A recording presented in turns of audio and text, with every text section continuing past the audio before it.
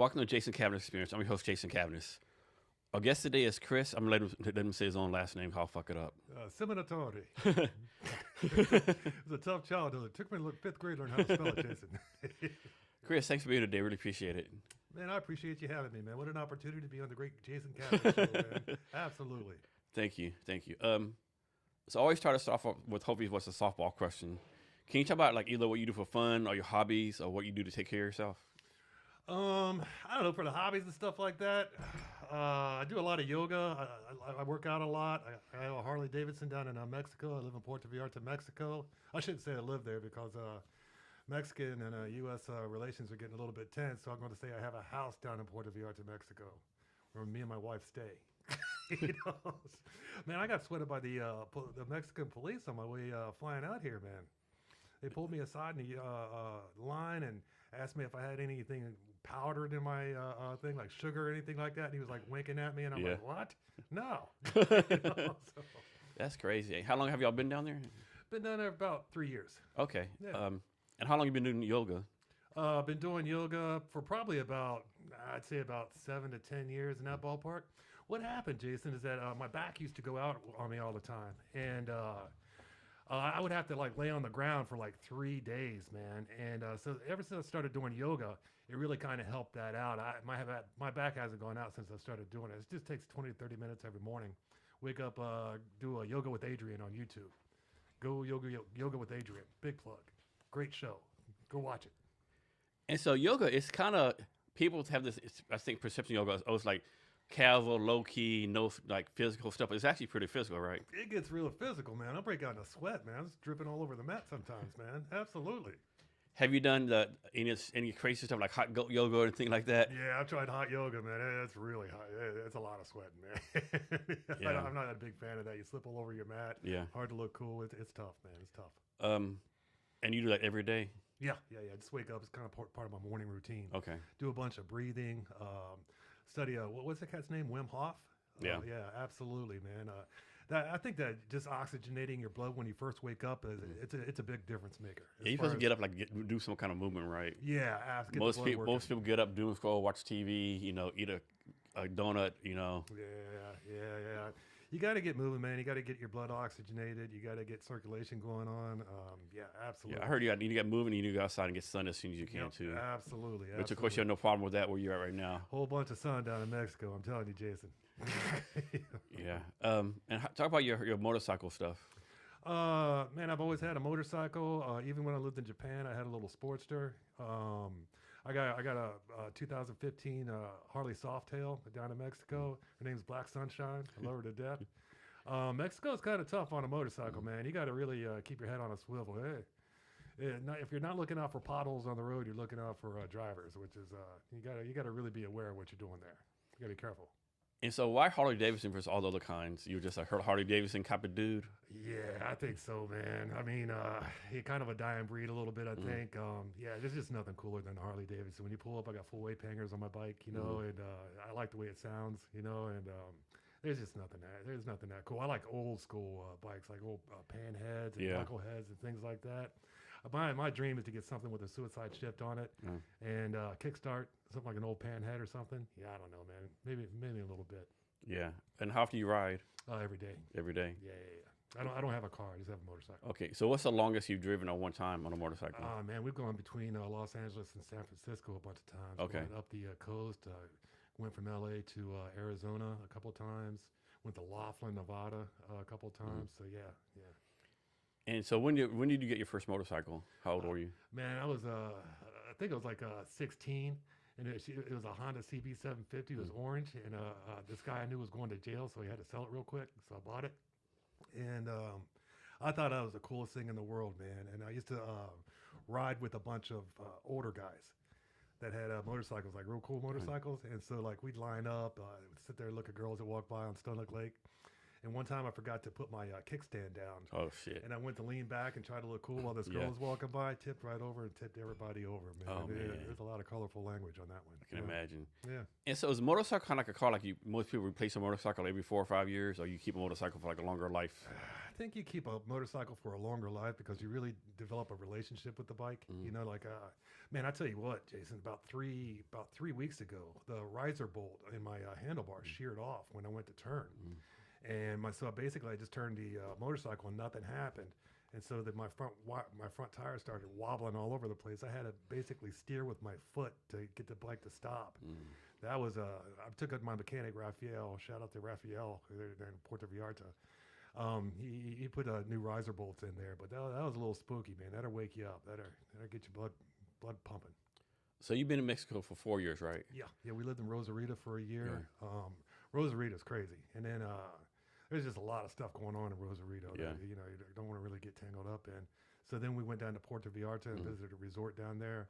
Loved it, and so we've been there for the last 3 years. Okay. What's something about Mexico you wish more Americans knew about? Something about Mexico that I wish more Americans knew about. Well, I tell you what, the thing that I kind of like about Mexico is that if you say you do a traffic infraction or something along those lines, you can kind of settle that matter right there in the road. It usually costs you about 500 to 1,000 pesos, depending upon the transaction. You don't have to go to traffic court. You don't have to do any of that other stuff. So it's kind of like, I like that a lot. It just kind of beats out the middleman. Yeah, definitely. And then you were big into art also, right? You were big to art museums and stuff like that. Oh, I love art. Yeah, absolutely. My favorite painting is the Raft of Medusa, and just the story behind the painting. That's the one in Amsterdam, right? Yeah, absolutely. And then at Guernica also, they had it up in the UN, and they had to put a sheet over it because it showed war and things like that. Yeah. I mean, the expression art is beautiful, man, and it's unlimited as well. So, what's some favorite museums you've been to? Probably the Louvre. The Louvre, Paris. okay. Yeah, that thing. I've gone there probably like 7 or 8 times. I've never made it all the way through. And what's so cool about the Louvre, it's like watching humanity unfold before you. And it goes through all the different stages of humanity. Did they ever catch those people that robbed the Louvre a while ago? I think they did, man. I'm not really quite sure. You might want to verify that, but I think they got one of them or something. I think what's kind of crazy, most people are rooting for the robbers, right? Yeah, absolutely. and they're rooting for them, not because they're, want to support that kind of behavior, but man, like the fact how they did it, right? Yeah. 9 a.m, pulled up a fucking ladder to the back door, pretending they're fucking maintenance men. That was balls out straight out of a movie. It truly was. That was like Ocean 13 shit, It was. Yeah, I mean, and then they knew exactly what they wanted, got it, and rolled out. It was crazy that they picked people videotaping them camera, they thought it was a maintenance man, right? Oh, they must be taking these paintings or or jewelry to another exhibit or something, Yeah, that was executed well. Oh, damn good, yeah. I'm gonna look in to see if they got caught or not because I think I just saw it glancing at a headline that they did get somebody, but I'm not sure. Yeah, I don't remember. That's pretty cool. And we talked earlier about how Amsterdam is such a great city, right? Amsterdam was a wonderful city. Yeah. The train station, the Bulldog Cafe. Man, Amsterdam's a bunch of fun. How many times have you been there? I was there for a couple months. I made a bunch of money and kind of lived in Amsterdam and Paris for a little bit. Yeah. So on your oats, so to speak. Yeah, absolutely. And that was an experience. Yeah. I didn't know you could run out of money at that age, though. You can. And especially about to run out of money when you're in a foreign country. Yeah, you can go through it pretty quickly. That's not a good thing. A lot of things to spend your money on in Amsterdam. There is a lot of things to spend your money on in Amsterdam. Now, this is before the laws they changed in the United States with the legalization of marijuana. Yeah. And man, I had this coffee shop that was right below my apartment, and the guy made these worms of opium, and I didn't know opium was related to heroin at all, and I really kind of like that a lot. Yeah. That's funny. Yeah. So let's talk about something crazy. Last night we had a conversation with a bartender at a club we went to, not a club, like a bar we went to, and we talked about have we actually gone to the moon? And we're going back and forth, right? And my thing is you hear the argument that we haven't been to the moon. My thing is man, there's no way 1,000 people have not said anything right. It's no way. I know, man. Everyone, through all these years, no one said anything right. But again, you have the good counter arguments, right? Like this thing Neil Armstrong said, the cryptic speech, like, yeah. The thin veil of truth will be revealed and all that. Absolutely. Yeah, I go back and forth on it because half my brain is like, there's no way in the world they could get 1,000 people to keep their mouth shut on something like that big of a conspiracy or a hoax. But then again, when you look at the production and all that, and then you take into account the technology that was available back then, and then you take into account that they lost all the data on the way to the moon, which kind of like a little fishy right there. And then you take into account that we haven't been to the moon since. And then I don't even want to talk about that big asteroid belt that goes around the Earth or something like that. It's tough to get through. There's a lot of things that you got to really kind of take into account. Then you look into the what the motive was. There was a big space race with Russia at that time. So there was definitely an incentive to fake a moon landing. And looking at the production values back in those days as well, I mean, it's supposed to have, 1/6 of the gravity that the Earth has. And then the way they were moving and stuff, it looks like they were pulled on wires. I mean, if you look at the movement of it, real closely, it doesn't kind of jive with from my understanding of what the atmosphere and whatnot is like there. So, man, I go back and forth on it all the time, Jason. Yeah, the gravity, a lack of gravity, they should be like jumping like 10 feet in the air, you would think, Yeah. Like supposedly there's no wind, but why is the flag waving with no wind, That one also got me too. Why, if there's no wind, why is that flag waving? And then they took the pictures, the moon, when Neil stepped on the moon, supposedly, his the prints on the moon don't match the bottom of his actual boot. I saw that too. Absolutely. I mean, it's just like, man, like. It's just kind of one go fuck after the other when it comes to the moon landing. I mean, there's a lot of different little inconsistencies, I guess, with the story. But man, all those all those people kept it to themselves, or I don't know, right? I'll go back to that, right? There's no way. Well, what's so wild is that the astronauts that have gotten back, they've really gone into seclusion and whatnot. And I mean, even Neil Armstrong, when he was talking with a bunch of gifted children, he said the thin veil of truth will drive you, or something along those lines. I forget the quote exactly. But it was very cryptic, and it wasn't like if I was Neil Armstrong, I'd been in the moon. I was in front of a bunch of kids. I'd be like, dude, I was on the moon. I'm it was him. crazy. Yeah. I was like, holy shit, I looked down, I saw the Earth. I mean, I'd still be talking about that today. And that just doesn't seem to be the case, and the behavior really doesn't match the event. Yeah, and that one the bartender we did, not the bartender, but the guy who took an order last night. He had an interesting take. He's like, supposedly, and really going down the rabbit hole now. He supposedly we went to the moon, and the aliens said, "Hey, don't bring your ass back here no more." I heard that too. Like, don't come back. Yeah, you had your little fun. But then again, people say we didn't go to the moon, but we've sent probes like Voyager, Hubble telescope out to the far reaches of space. So. Yeah. And of course, so that doesn't match up. Maybe we do go to the moon, because we do have tech. But then again, back in 1967 with the moon, I think we had cars with roll up windows, like you said, how did President Richard Nixon get a fucking call on the landline, It was on a landline. He picked up a phone on a landline and acted like he was talking to the astronauts. I mean, come on. Yeah. That's a little hokey right there, Yeah. Maybe it could be done. I mean, you brought up a good argument about how the transmission could have been relayed to a landline, and then, they talk like that. But still, I mean, I don't know. If people smarter than me could convince me of either side of the argument, to be honest. So you flip the coin right now? Absolutely. Like today we went to the moon, tomorrow we didn't go to the moon. I've got my suspicions. Whoever has a stronger argument that day. Absolutely.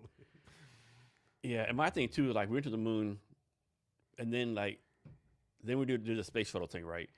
And my thing, the space shuttle actually takes less technology, right? As far as rocket power, because you need more rocket power to the moon versus going around the Earth 2 or 3 times, right? Right. So I think that's actually a step backwards for the space program. Okay, you've been to the moon, now you just want to fly around Earth several times, what's that? And suppose that came about because I don't know if it's true or not, but I've heard a few times went to the moon.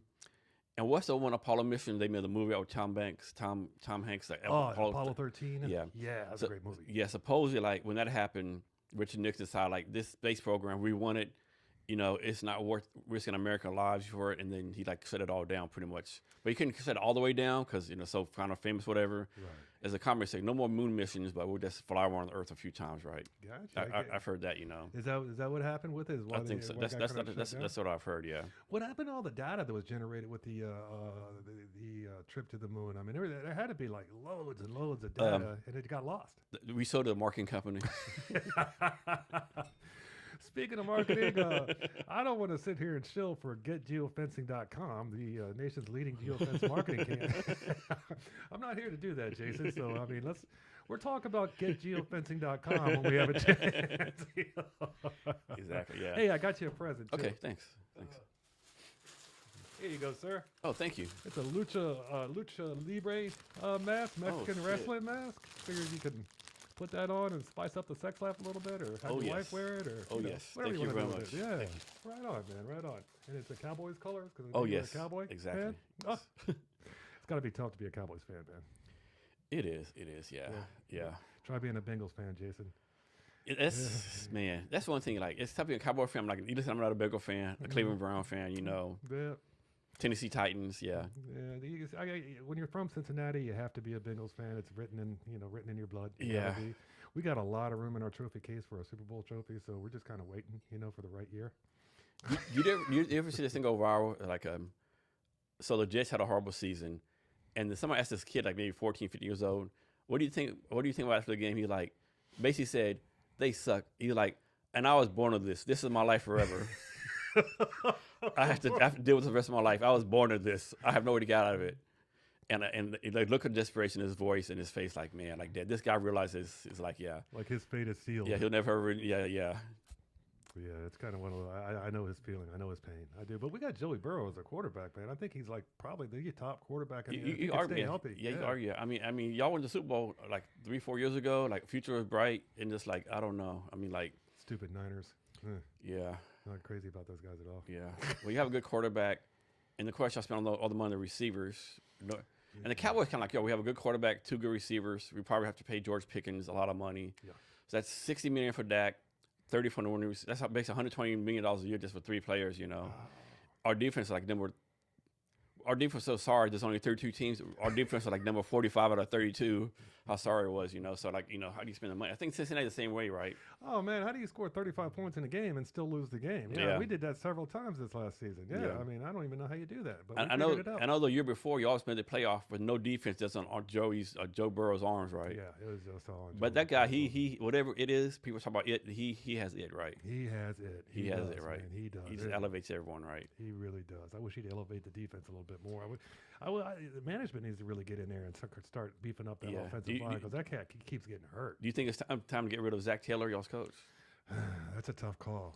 My thing would be like, last 5 years, y'all start like 0-2, 1-3. Y'all never start fast. And then you're in the hole out the bat, right? It's like he never has y'all prepared. That might be. I mean, the offensive coordinators and the defensive coordinators, they all need to be eyeballed at this point because, I mean, right now you've got some serious talent on the team with Joey Burrow, Lamar Chase, and all these other cats.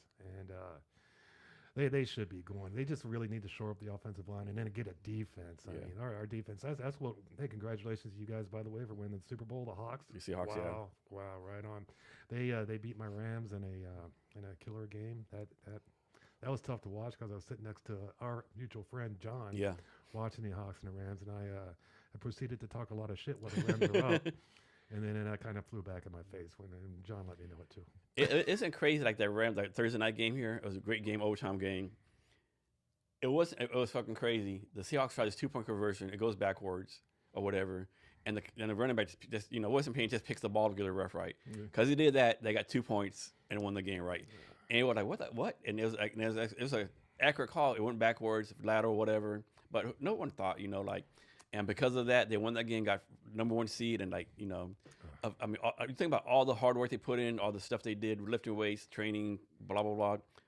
If that dude would just like left the ball alone, or if you he just like he say, hey, I saw the ball, I just gave the ref, I wasn't thinking nothing about it, But thank God I picked it up right because and something as random as that can affect a football game, man. Think about something as random that can affect your life too, right? Absolutely. I'm so glad that my bad days aren't nationally televised. I tell you, Jason. I've made a lot of stupid decisions in my life, and I just was glad there's no cameras or social media back in those days. Yeah. I think I told you last night. Actually, it was a Super Bowl parade. It was like 2 blocks from here. Dude, it was so much fun. Like, it was kind of messed up. So example, like when Philadelphia won the Super Bowl, they closed all the schools, right? Wow. Here in Seattle said, no, this is an excuse absence to go to school, right? Of course, pretty much all the kids, parents took them to the prairie, right? And I think, man, that's damn good parenting right there, right? Absolutely. Because this is maybe a once a lifetime event for someone, right? They go to a Super Bowl parade. Can you imagine being 6 or 7 years old and going to the Super Bowl parade and just, Yeah. But now, you know what, you're kind of a little bit spoiled because you think that you guys are going to win the Super Bowl every year. That's just Yeah. not going to be the case. You know what I mean? Yeah. You guys might have the beginning of a dynasty, though. I think You they do, really yeah. I mean, that defense that you've got is, they're a blackout The defense. dark side, yeah. The dark side. Remember the Legion of Boom Yeah. back in the day? Yeah. Oh, And people are saying this dark side is a way better defense than the Legion of Boom. wow. Yeah. But, who knows, right? And the parade was so much fun. All these kids were there, like, where I was at, like, a couple blocks from here. Of course, they had, like, the street blocks off, right? But there was, like, 2 or 3 footballs being thrown all over the place, And this one kid, he's like maybe 8, 9 years old. Like, of course, the ball can go all the way. So he'll jump in the middle of the street and throw the ball.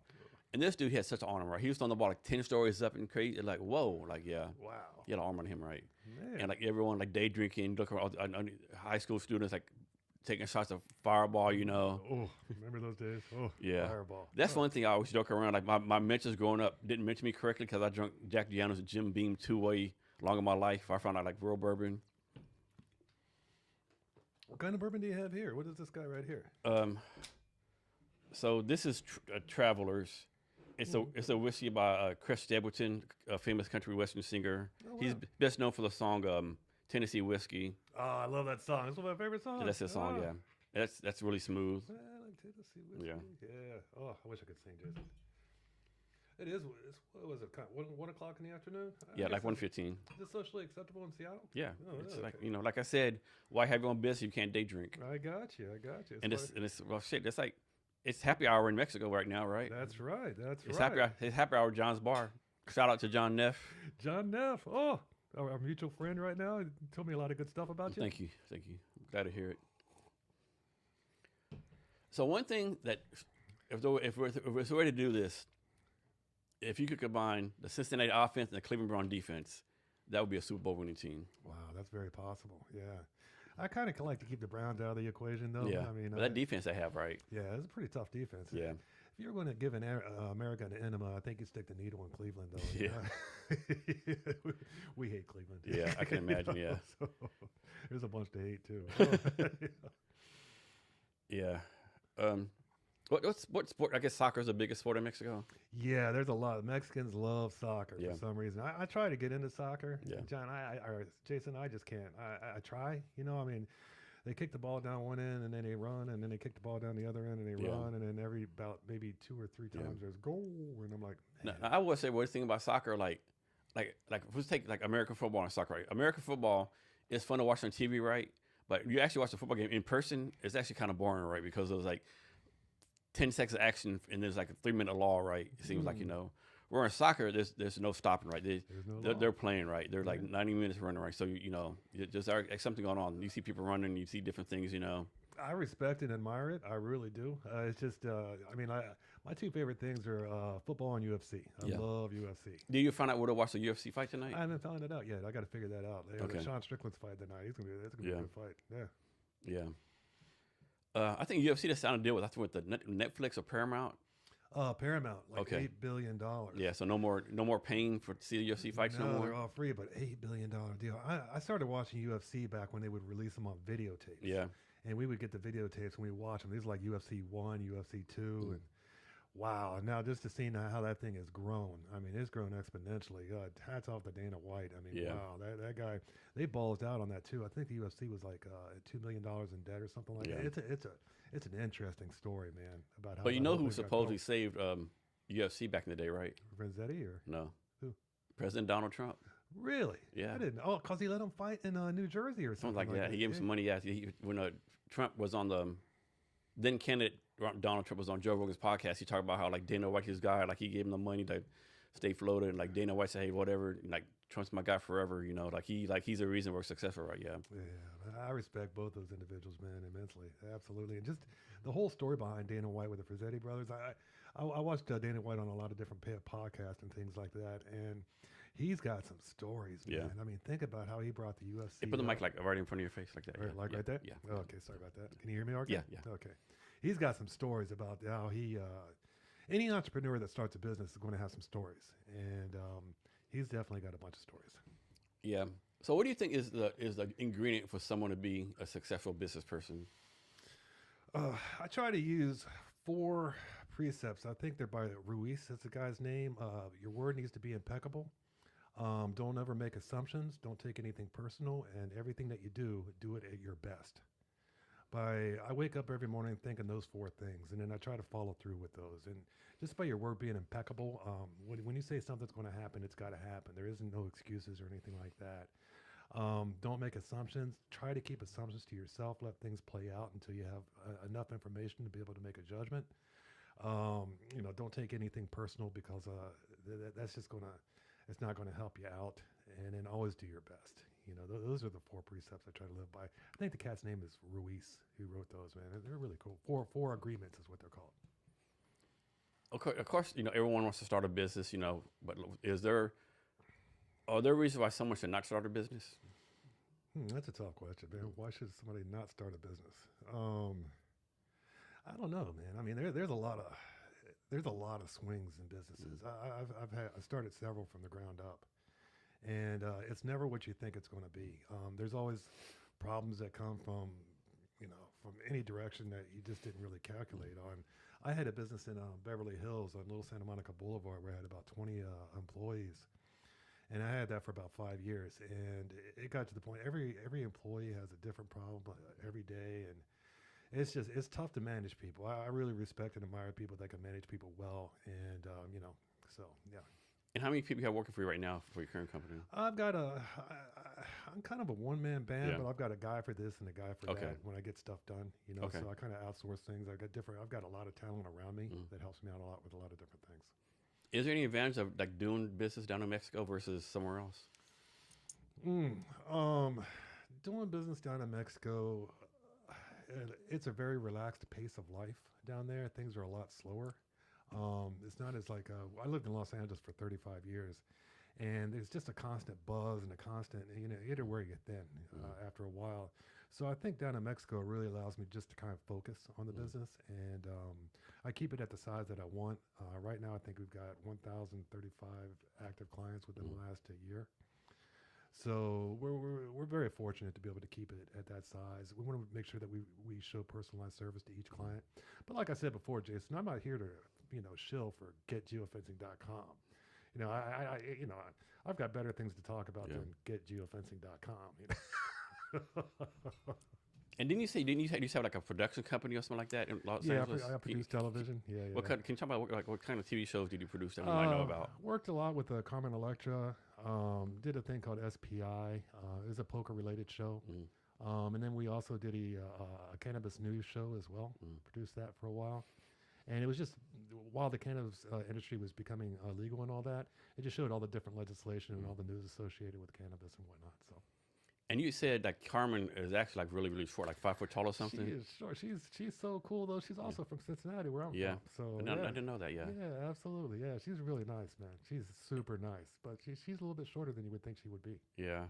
Yeah, she's really cool, though. Super down to earth, real friendly. Do you still keep in touch with that relationship? No, I don't. I wish, She was going through some, when I was working with her, I think she was it Dennis Rodman she was dating? Yeah, probably so, yeah. Yeah, I think so, yeah. And Dennis used to be your neighbor in California, I think you said, right? Yeah, when I lived down in Newport Beach. How was that? Like wild, crazy parties every night or something? Or? Yeah, he got in trouble for having a helicopter land on his front yard in Newport Beach. Yeah. He had a big Hummer with his face painted on the side of it, and I met him like 3 or 4 times, man. He was a character, man. He's really super nice. So, I mean, that's what everyone says, yeah. Yeah, down to earth. They said like he was a great teammate, great person. Like he said, you see all the crazy stuff he does, but they said like in the locker room, he was a guy like always there for you, always did what you want, I was at his bar, Rodman's, one time, and this girl reached over and I guess she had a bunch of hairspray in her hair because there was a candle, and her hair went up. And oh shit.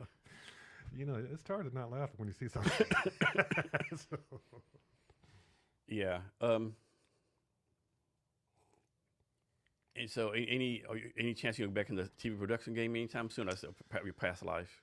That was a past life. Right now, production has changed so much with the advent of AI. Yeah. And we make video commercials for several different companies right now.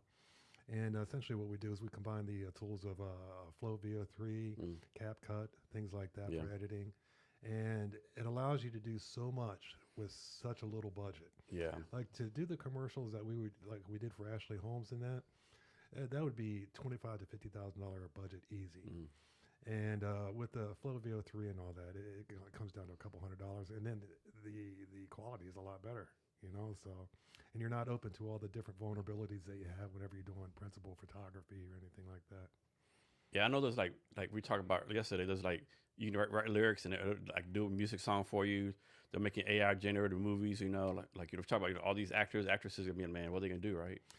Absolutely. I tell you what, I mean, maybe it's because I'm getting older, but I've just seen the music scene change. I can't even really name the last band in the last 5 years. You know, back when I was younger, we would know when any band was coming out with a new album, like, you know, the new Metallica album was dropping or the new Judas Priest was coming out or anything like that. And it was just something that you really kind of stayed on top of. But now, music kind of has gone into kind of like a background kind of thing, you know, like but I tell you what, that band we saw last night, those cats blew me away. I mean, they were damn good. They were damn good, man. They looked like a cross between Stone Temple Pilots and Alice in Chains. I mean, that guitarist and the singer, man, he looked a lot like Scott Weiland. He had a lot of the same mannerisms as well. I've seen Stone Temple Pilots in Los Angeles at the Disney Theater. Man, that was one of the best shows I've ever seen. He came out with the megaphone and all that. Just made the hair on my arm stand up, man. It's like I saw Chris Cornell at the Wiltern Theater in L.A. too. That cat can sing. I mean, there was just something about him. When he walked out, he had a black hoodie on and he started singing War Pigs, Black Sabbath. And when he lit that song up, man, it was just him and his voice and about 500 people in a small theater. And it was just like, wow. It was almost like a religious experience. It really was. So last night I gave Chris a kind of a tour of like downtown Seattle. Went to the Whiskey Bar, some different places, you know. Went to one place that me and John Nephew go to all the time. Can't remember the name of it. I think Pike Place Tavern. Yeah, Pike Place Tavern. Yeah, fucking like delicious old fashions.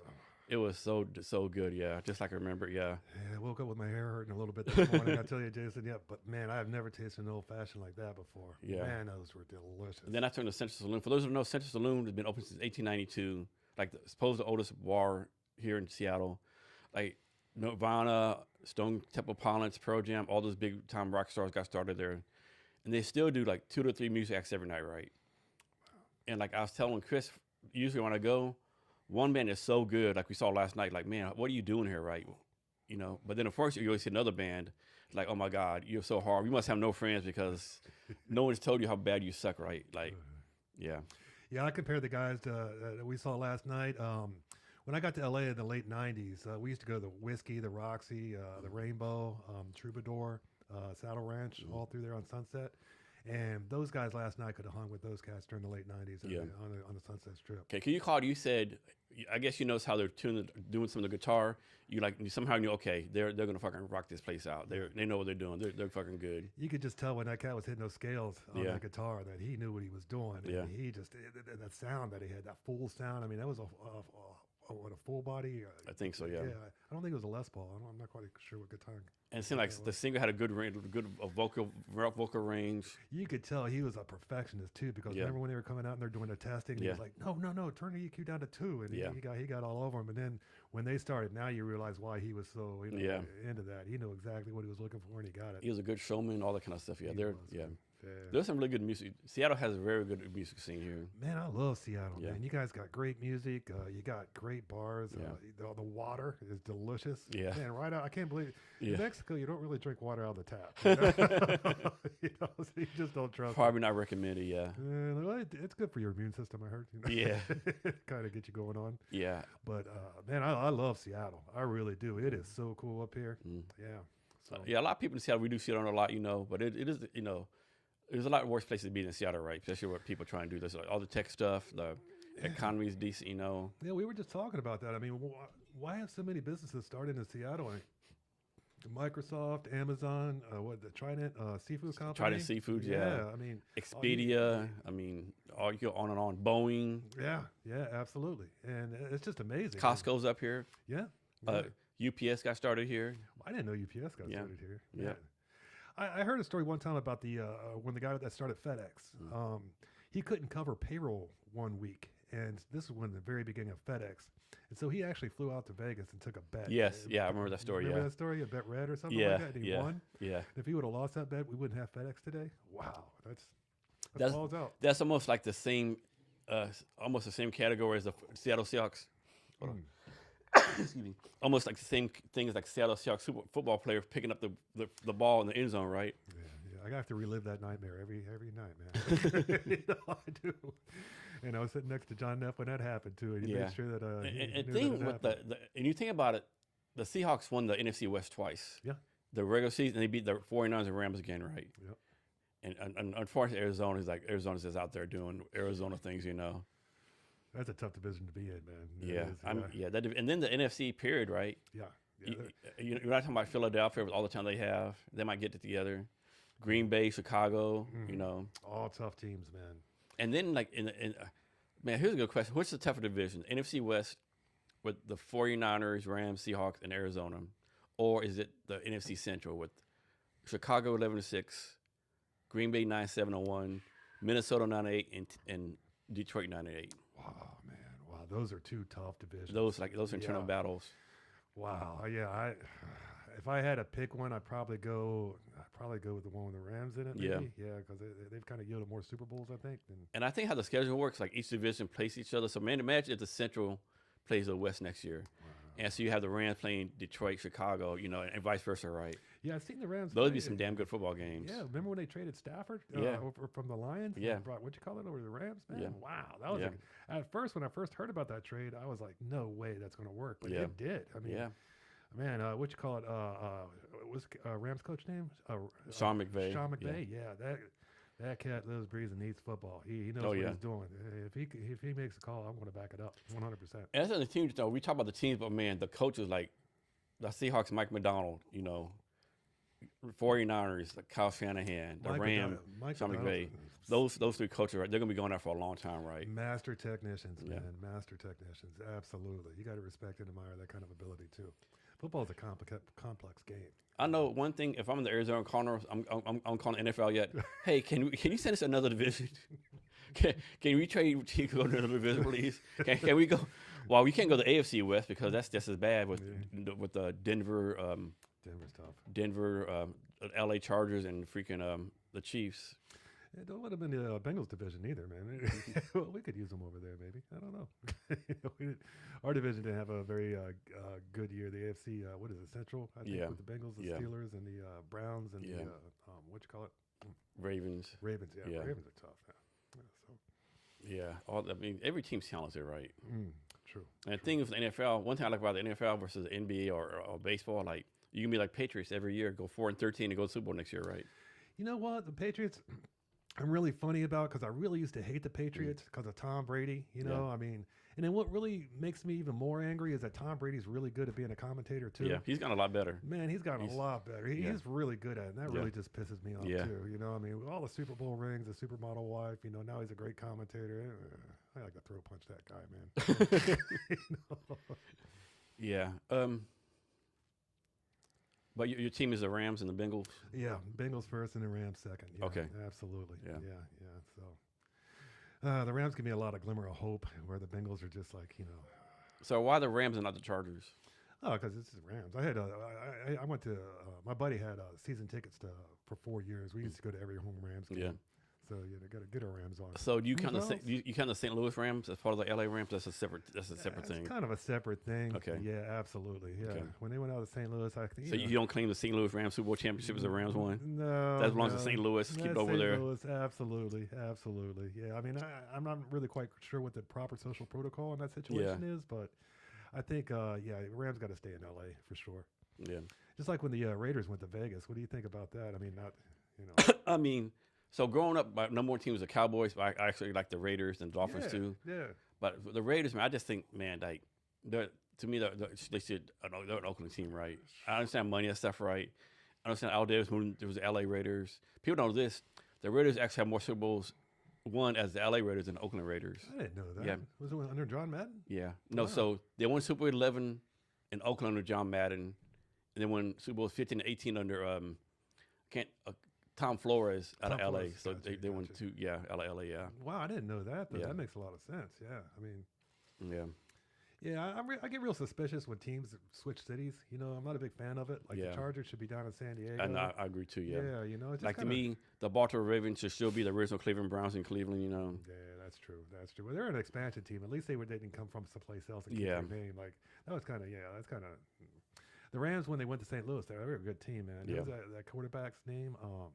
Kurt Warner. Kurt Warner. Yeah, Kurt Warner was a madman. yeah, And to think he went from a sack and groceries to Yep. an NFL quarterback. Yeah. That's wild. yeah. That'd be a wild trip. So I don't think the NFL is going to expand anytime soon because there's 32 teams. Each division has 4.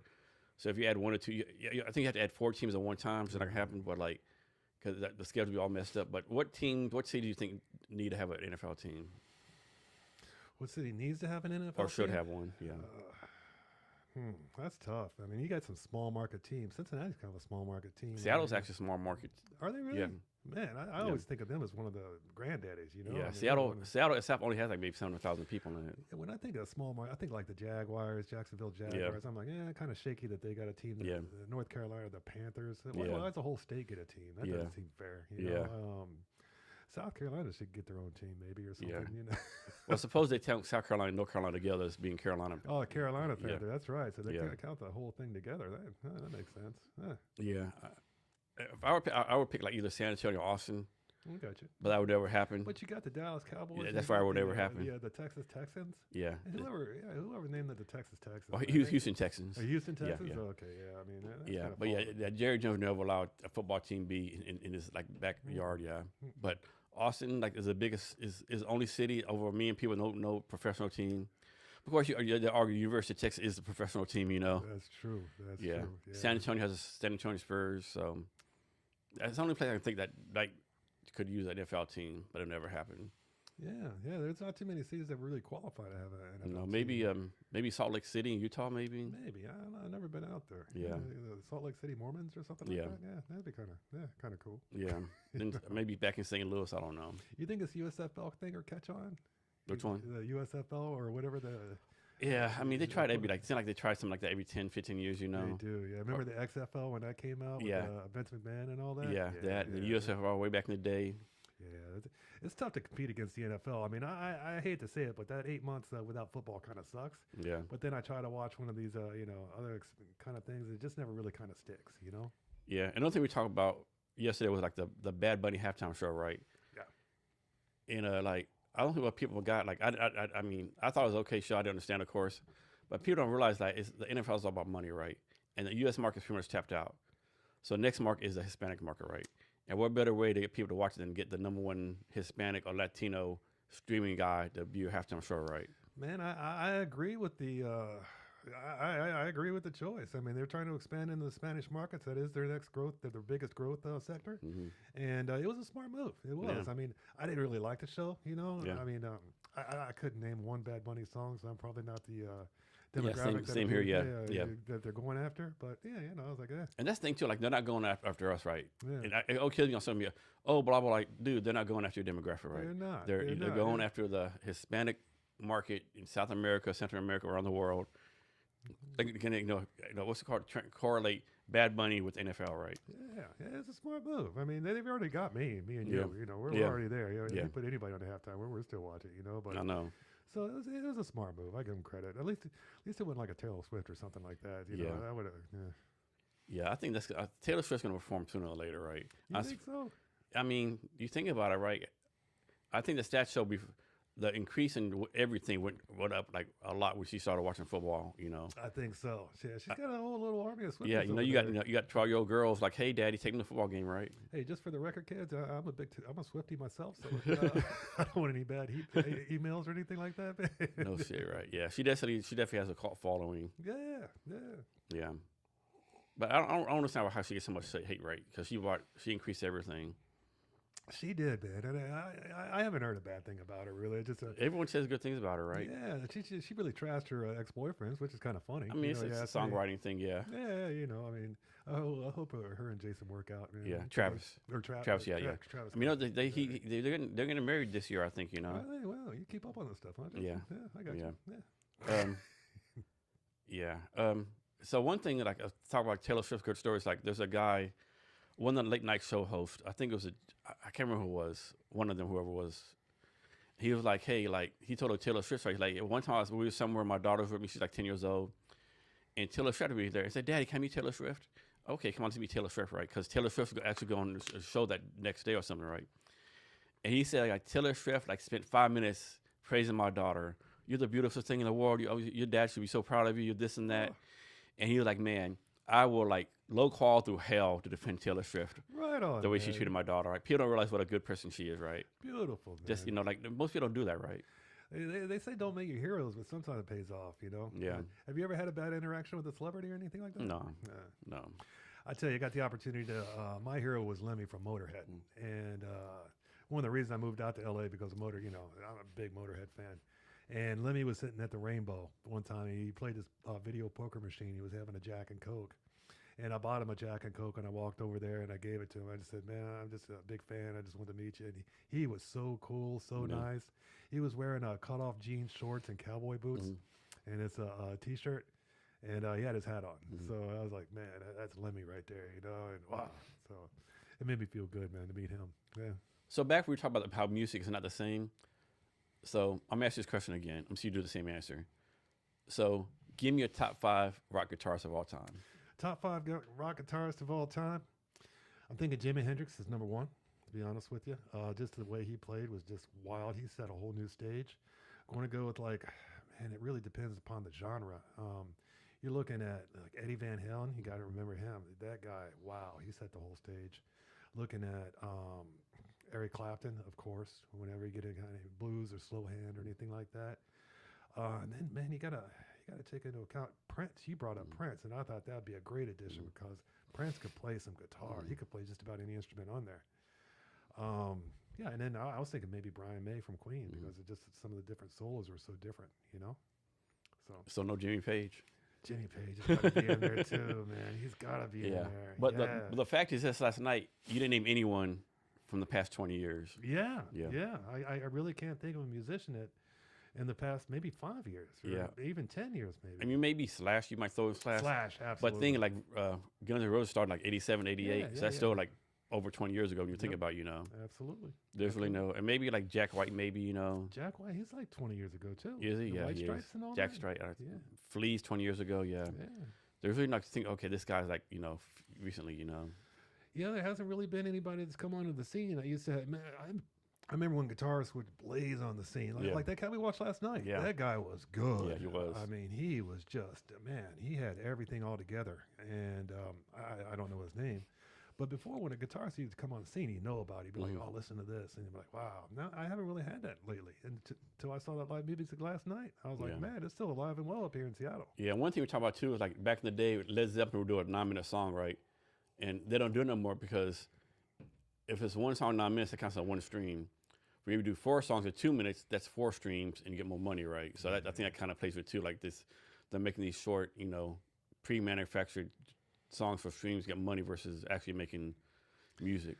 What was wild was that back in the day, genres of music were being developed too. Like, we went from heavy metal to the grunge because of the Seattle sound up here, and then you had like NWA and all that rap come out, gangster rap come out, and I can't really name a subgenre of music in the last 5 or 10 years, but it might just be me. That's a good point. Yeah, it might just be me. That's a good point. Yeah.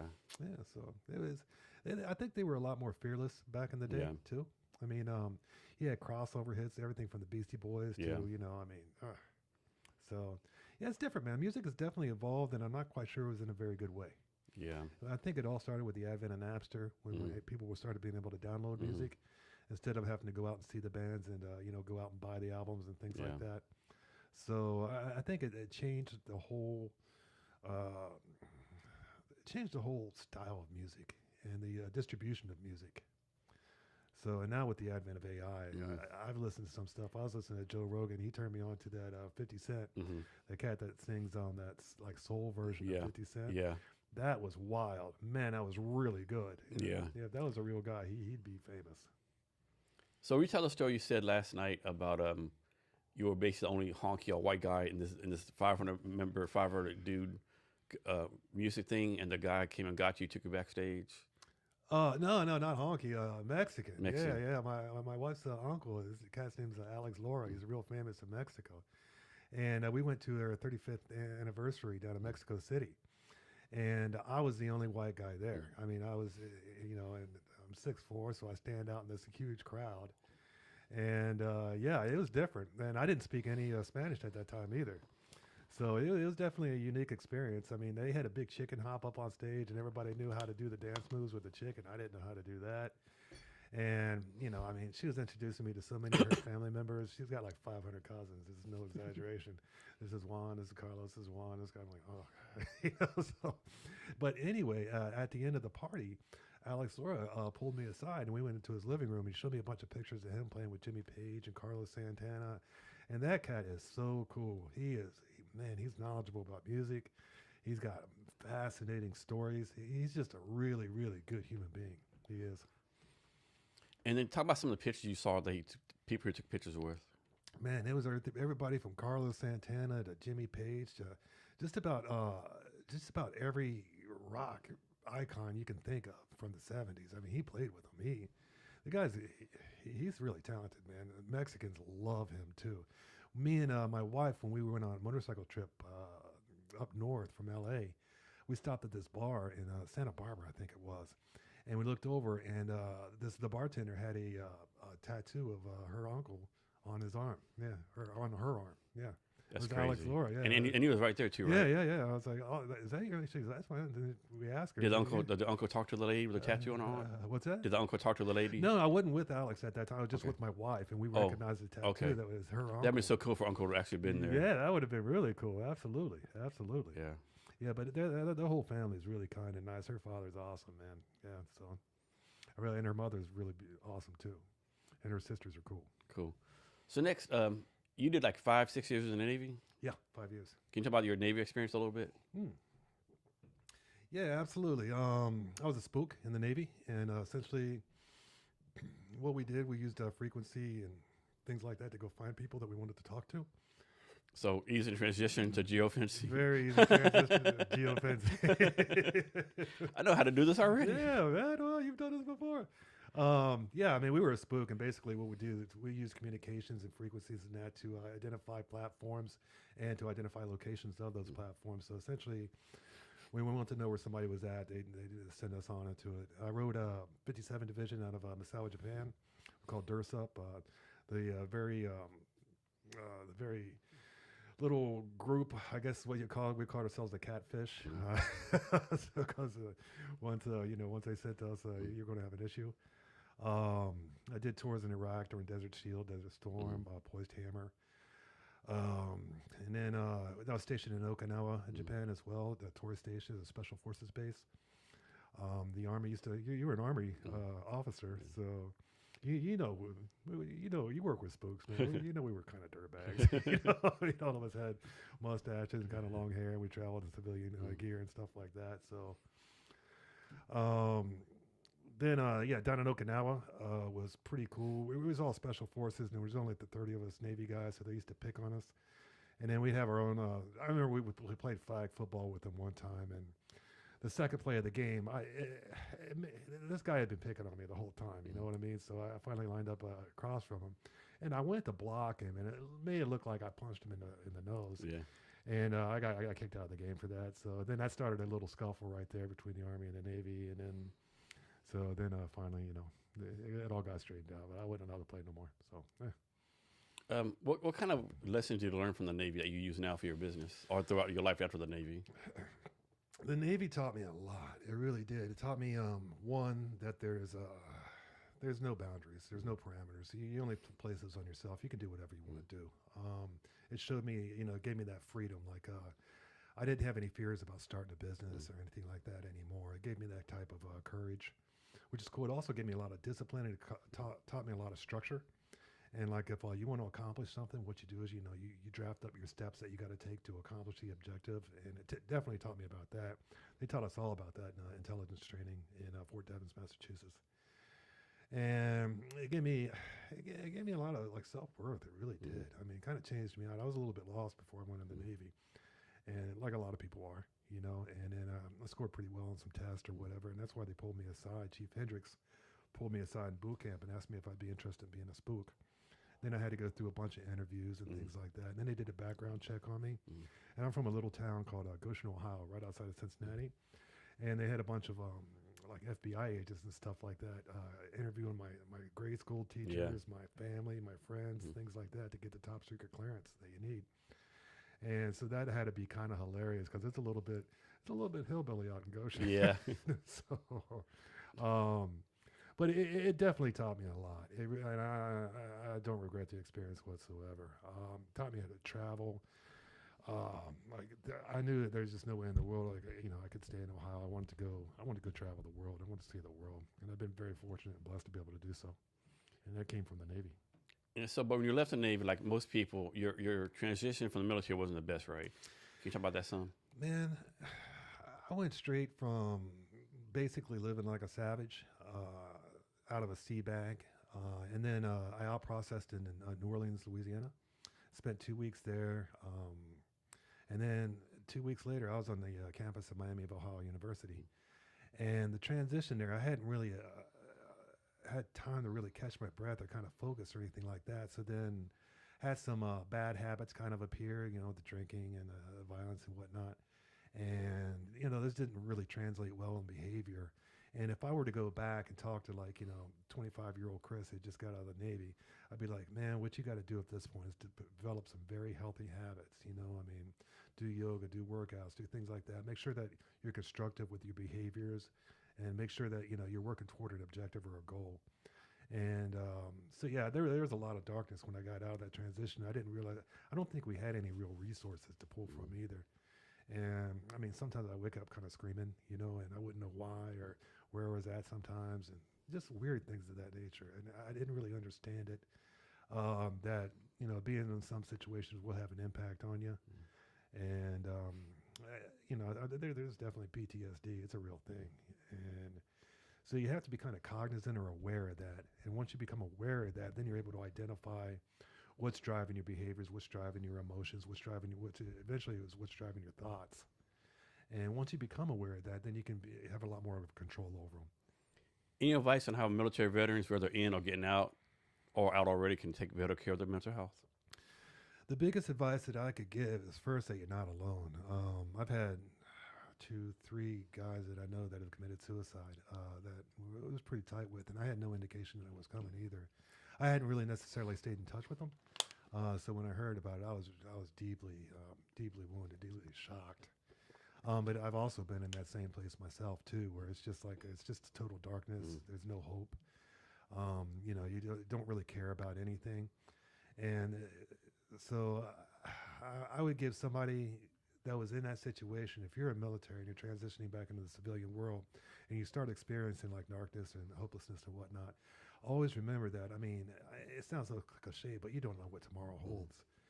And I think if you can that's actually saved me a couple of times because like if you have a bad day, I'll just kind of discount, hey, that was a bad day. I'm going to have those, and that just happens. And I still don't know what tomorrow holds or what I can do. So that's one thing is you got to kind of keep hope and believe that there is definitely something great could happen tomorrow. If you play even if you got to play the lottery, man, play the lottery so you can wait to see what the numbers are being called, whatever it takes to be able to get you through that hopelessness, I think is really important. And always reach out to your support system. If you got family, reach out to those guys. Don't, if you're having thoughts like that, go online and get a therapist online, somebody that you can talk to that's anonymous, and kind of explain how you're feeling toward them, and then they'll be able to guide you a little bit, because sometimes we do take our hands off the wheel and we just kind of let the car drive itself, and that's where you kind of end up into a tree.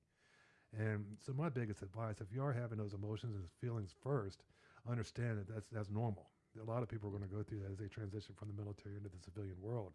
Now, once you realize and become aware that that's normal, then realize that you do have resources that you can reach out to.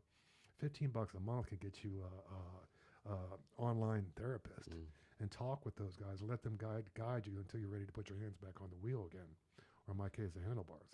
So. Yeah, I think most people have dark days. I think I remember today might be dark, but say you don't know what tomorrow's going to bring, right? What kind of opportunity, right? Maybe like the next day might be a great sunset, or maybe someone reaches out with a multi-million-dollar opportunity that you don't know about that you would not have gotten without that. Might walk into a bar and some pretty girl smiles at you. Mhm. You know, I mean, it's just a little dash of a moment can change the trajectory of everything. That's it's a good amazing. point. You'd be amazed like how you just saying good morning to a random stranger might Yeah, that dude might have been in the darkest place, and like you just because you said good morning and like, oh shit, okay, yeah. you might knock him out. You just never know, right? I say be kind to everybody that you meet. I mean, Yeah. truly, absolutely. Always Except for people in Cleveland, right? except for people in Cleveland and Tom Brady too. You know? If you get an opportunity to be mean to Tom Brady, do it. You know?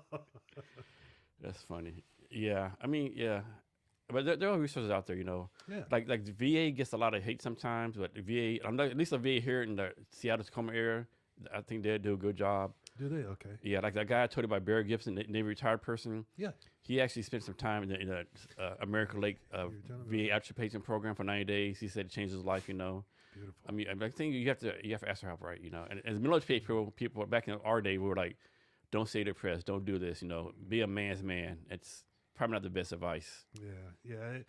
I mean, definitely the generation before us. My dad was always like, rub some dirt on it and keep it going. Yeah. Absolutely. And I understand that mentality. I do, because you have to have that little bit to, be tough. You have to. But then there comes to a point where if you become aware that your thoughts are just kind of spiraling down and you're starting to head towards some territory that you don't necessarily want to see, then change the trajectory of that trajectory. Yeah, close enough. Yeah, there you go, man. I think your whiskey's already getting to me, man. I feel kind of wow, dude. I like it. This is delicious, by the way. Thank you. Yeah. One thing like each generation gets a lot of shit. I think it's Gen Z. One thing I like about them, they like pretty much made society do like mental health day, right? Yeah. But I would say like you can't do a mental health every day, right? Like there's some goodness in building resilience. There's some goodness in building like thickness of character, right? So it has to be like you can't. If something's really going wrong with you, like you have a dark time, like man, do your mental health day if you're allowed to, right? Yeah. But man, just because I don't know, someone called you the wrong pronoun, you don't take a mental health day, right?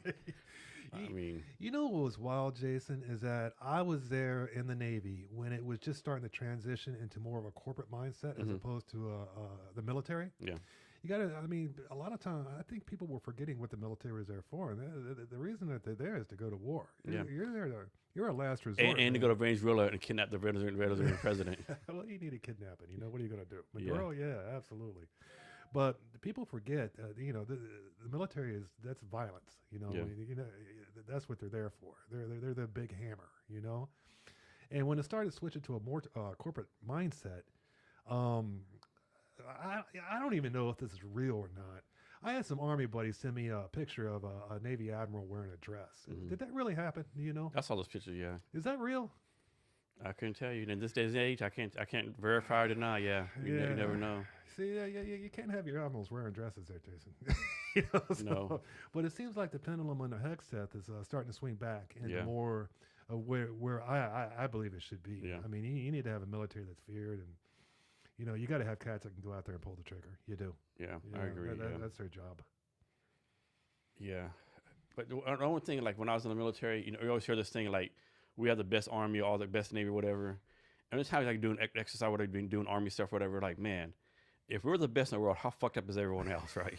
Like, good Lord. Like, we can't even do the simple maneuver or whatever. Like, damn, I used to say naval intelligence, man. Those two words should be in the same sentence, like Yeah, jumbo shrimp. Yeah, Army intelligence. Yeah, no, how is this? That's Absolutely. about oxymoron, right? Man, I know it. Like, man, like, how do we do so well? Like, it's like, man, that's so fucked up, right? Get it done, though. Absolutely. I mean, whatever they got some systems in there that they're very effective. Yeah. One of the things that I did notice is that there's a lot of brainwashing techniques that go in to the military. I mean, it stems all the way back to our school system. Mhm. I don't know about you guys, but we'd have to stand and say the Pledge of Allegiance every morning when we. I got one better. In Texas, you say the Pledge of Allegiance and the Pledge of Allegiance to the state of Texas. No, okay, I didn't know that. Yeah. Wow. Yeah. Oh. I remember I'm in elementary school because I'm in Texas. You have to say the state pledge, the national pledge, and then every day each kid would have to go up to the front of class and read a verse out of the Bible. Wow, Yeah. right on, man. That's not Yeah. necessarily a bad thing at all. Yeah. Yeah, These are the same people that said whenever there was a nuclear bomb to get under your desk. Yeah. Yeah. Yeah. Brought to you by. Yeah.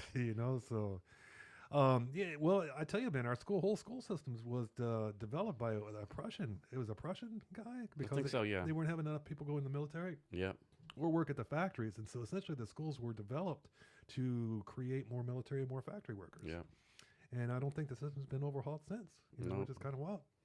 So you don't have no kids, right? I don't. I got 11 cats and 2 dogs. Yeah. 11 cats, Jason. My thing is 11 like, cats. if I could afford it, like, there's no way I would put my kid in a public school if I couldn't, right? Right. It'd be private school or homeschool, right? Wow, really? Yeah. There's public schools. They're just so like, especially in the state of Washington, like this one school at an elementary school, they're teaching the kids like the fucking gender wheel, you know, like each day you're different gender. They're teaching that kind of stuff, you know. Really? Yeah. I didn't know any of that. Yeah, I mean, we went to school. I mean, yeah, that's another thing that's kind of wild is that I think everything that we were taught in school is wrong. I really do. They say history was written by those who hung their enemies, right? Yeah. And I don't think anything that we're getting is correct. I mean, I remember seeing pictures of the Pilgrims and the Indians hanging out together eating, you know, and we're like, hey, look at that. That's kind of nice. You know, Yeah. that ain't what happened. No. You know, that's Nowhere not what close. I know. All part of marketing, right? Absolutely. Absolutely. They've sold us a lot of wolf tickets in those history books, man. They have. They definitely have, yeah. I'd like to find out the real thing that happened. And this whole thing that I think civilization's been reset maybe every 12,000 years or something like Yeah. that. I mean, it's pretty wild some of the things that we are finding out now, man, with the advent of the internet and the different technologies and whatnot that allow us to look back in the past, like LiDAR. Look at all the different civilizations that they're discovering in Peru that have been overgrown by the jungle. Yeah. And that's amazing. I mean, there's a lot of stuff. They got seashells. They found seashells up in Lake Titicaca in Peru. That's 13,000 feet above sea level. What are seashells doing up there, man? And we were talking about something yesterday. They found something underneath the pyramids or something. Yeah, the Tigris Euphrates River. I don't know much about this, but it's supposed to be like a metal plate that is supposed to be the size of 4 football fields. I may be getting this completely wrong, but anyway, it shouldn't be there. And they don't really know what's underneath it, and they don't know how it got there. And there's a lot of theory or speculation that it may be a spaceship. So I mean, there's all kinds of wild stuff, man. You told me today about how Seattle was built. You said the underground tours that they have here, and Seattle was essentially built over the Seattle that burned down. The original Seattle, yeah. Wow, that's pretty crazy, man. Yeah. I didn't know any of that about Seattle. Here's something crazy for you. So we're maybe like, I don't know, 200 feet, 300 feet. I'm totally making this up. Like 300 feet from like from the water, right? Mm-hmm. What's it called when the water comes on land? The tide, whatever. Yeah, tide, the waves. The tide comes underneath all these buildings. What? Yeah. What do you mean? So my friend, she's gonna get a building like 2 blocks from here, and they took her downstairs. It was all filled with water, because the water from the ocean comes all the way up here, underneath the buildings. Wow. Yeah. That's pretty crazy. I didn't know that at all, Yeah. man. That's pretty interesting. So there's when there's high tide, there's water underneath these buildings. Wow. Yeah. That doesn't make me feel any more secure. You know?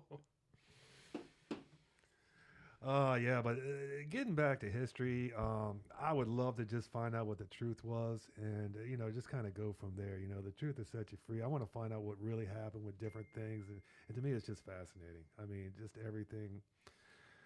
I know that everything I've been taught is probably wrong. Yeah. And, I mean, the Spanish conquistadors weren't the friends of the Incans or the Mayans. I mean, you had whole civilizations just simply disappear one day, and there's no explanation as to what happened to them. And stuff like that really fascinates me, man. A search for truth. Yeah. Supposedly like in the Incas, like their holy stuff, the gods are like blonde-haired dudes, so we come on a boat. And so the blonde-haired dudes came on a boat. That's our gods, right? And then easy peasy, right? Wow. And that's how I think aliens going to take us over, right? You think so? And one alien's going to come and he's going to say, I'm your God of Abraham, whatever. Half of us going to believe him, half of us going to call bullshit. Wow. I think about half of us were like, okay, yeah, he must be God, yeah. Wow. Man, that's an interesting little theory right there. Yeah, it could happen. I mean, just now with the finding out that there's different dimensions and whatnot, and possibly the ability to be able to travel through them. I mean, what's the one thing that they've just done recently where they have an atom in one place and an atom another, and then if you manipulate this atom over here, it'll affect the atom over here, and they're affected by it. It doesn't matter how far apart they Yeah, are. I know you're talking about, yeah. What do they call that, man? That's I can't remember. something.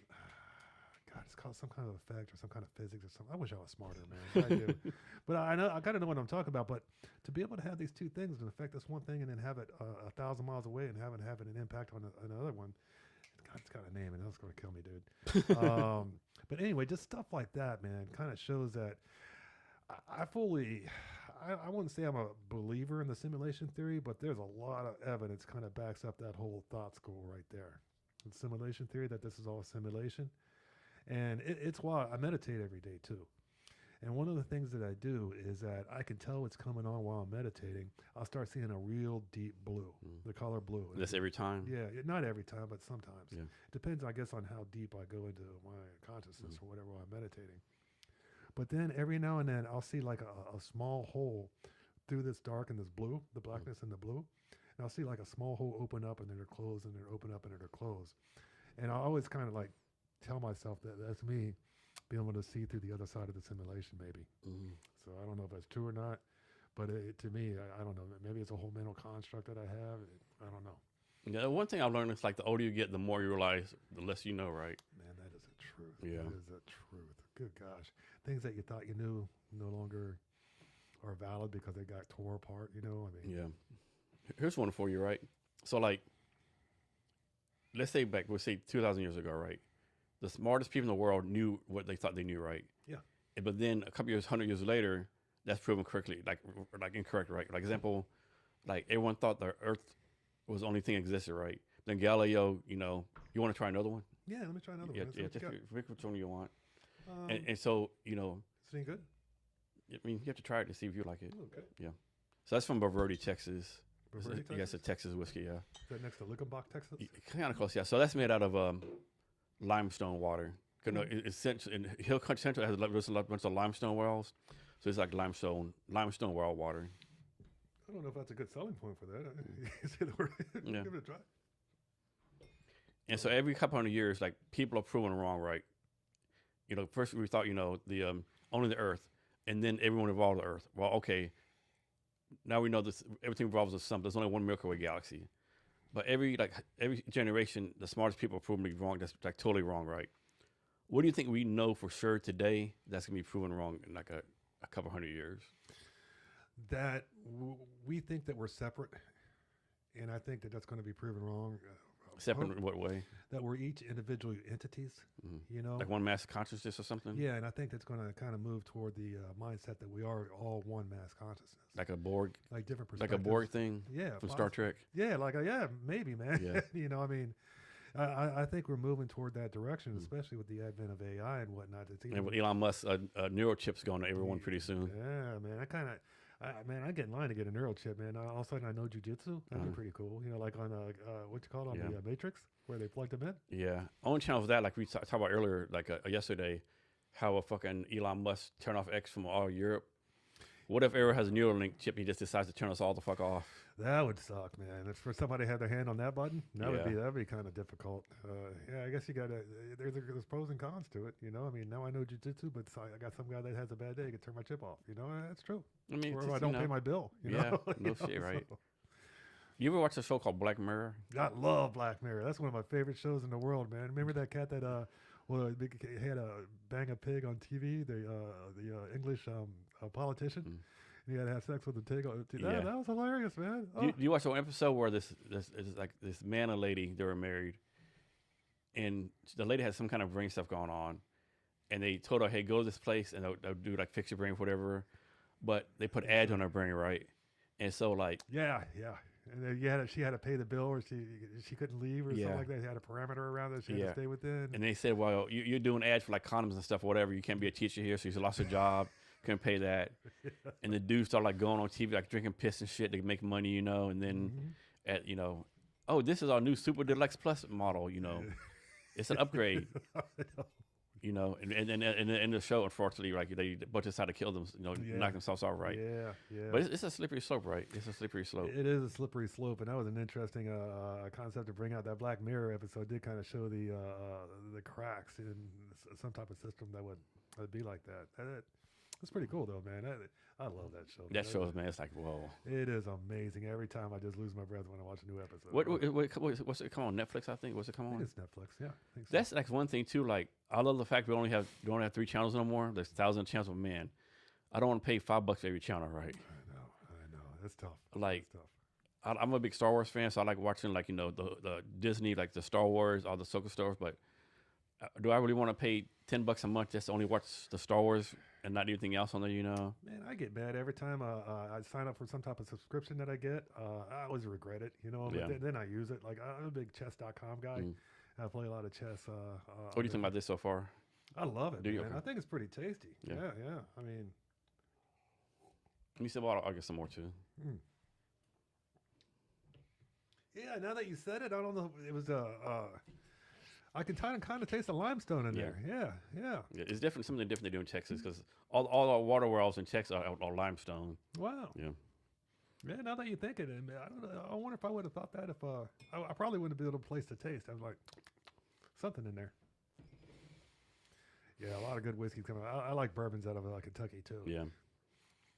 Drinking bourbon by the batch down there, man. Kentucky's a bunch of fun. Yeah. But you're a big Scotch guy, right? Well, kind of all the above. All above. Yeah, absolutely. I'm not really quite sure if I have any preferences. in Yeah. that. So you're like a alcohol as far as like beer, wine, liquor, or just all the above? Kind of all the above. Yeah. A lot of tequila. Yeah. My favorite tequila is Siete Legua. Hmm. I love that tequila, man. Yeah. It is just tasty. I think it's the best tequila in Mexico, Yeah. to be honest with you. If I had to go with favorite whiskey, probably Buffalo Trace. Buffalo Trace. I used to have a bottle of Buffalo Trace. Buffalo Trace is damn tasty. It's a good price point, Yeah. Like you get like $35 a bottle, Yeah, and it's just a good tasting whiskey, favorite beer, probably Corona Light, Yeah. on a daily basis. Yeah. I like Guinness too, though. Yeah. Guinness is pretty tasty, but Guinness gives me a little bit of a hangover, man. Yeah. So I gotta slow down on my drinking a little bit. Yeah. Well, it's not now, but Yeah, not now. Yeah, I was not now. Yeah, not now. Yeah. So on the your talking points that your person sent me, I think on here it says like from 0 to 350 clients without a single cold call. yeah. Can you talk about that? Like no cold calling at all? No, I never did cold call. I don't like cold calling. Why not? When so many people still first the thing to do, the cold calling. Yeah, I think it's kind of outdated. Yeah. I hate when I get cold calls. As a business owner, I get a lot of them. And I'll give everybody I used to be a stockbroker at a Morgan Stanley in Beverly Hills. And so we had to do like 200 cold calls a day. And so I've got kind of a soft spot in my heart for Yeah. cold callers, the guys Yeah. that actually get on the phone and Yeah. smile and dial. And so I listen to a little bit of their pitch. And if it's at all interesting, then I'll listen to a little bit more. But if it's not, I'll kind of shut them down real quick. Yeah. I think it's kind of a lost art, though. I mean, now it seems like all the cold calling is being done by these robo. Yeah. Either it's an Indian guy trying to sell me Viagra, or Yeah. So So off topic a little bit, not really like talking about mental health. Like I had to wonder like how much does you miss for your mental health? Like you call 300 people a day, and everyone says basically get the fuck out of here. Like that's got to be tough on yeah. you. Yeah, you got to be able to handle rejection. I tell you. Oh. That's a skill I think most people don't have anymore, right? Yeah, they don't, man. There's a low tolerance for rejection. If you're going to be an entrepreneur and you're going to start a business, you better get used to it. You better understand it and try to improve every single time that you get one. Try to use every lesson. So how did you get 350 clients without cold calling? Started out a little bit. Used a little bit of pay-per-click with Google when we just started out. That brought us a little bit of business, and it became word of mouth.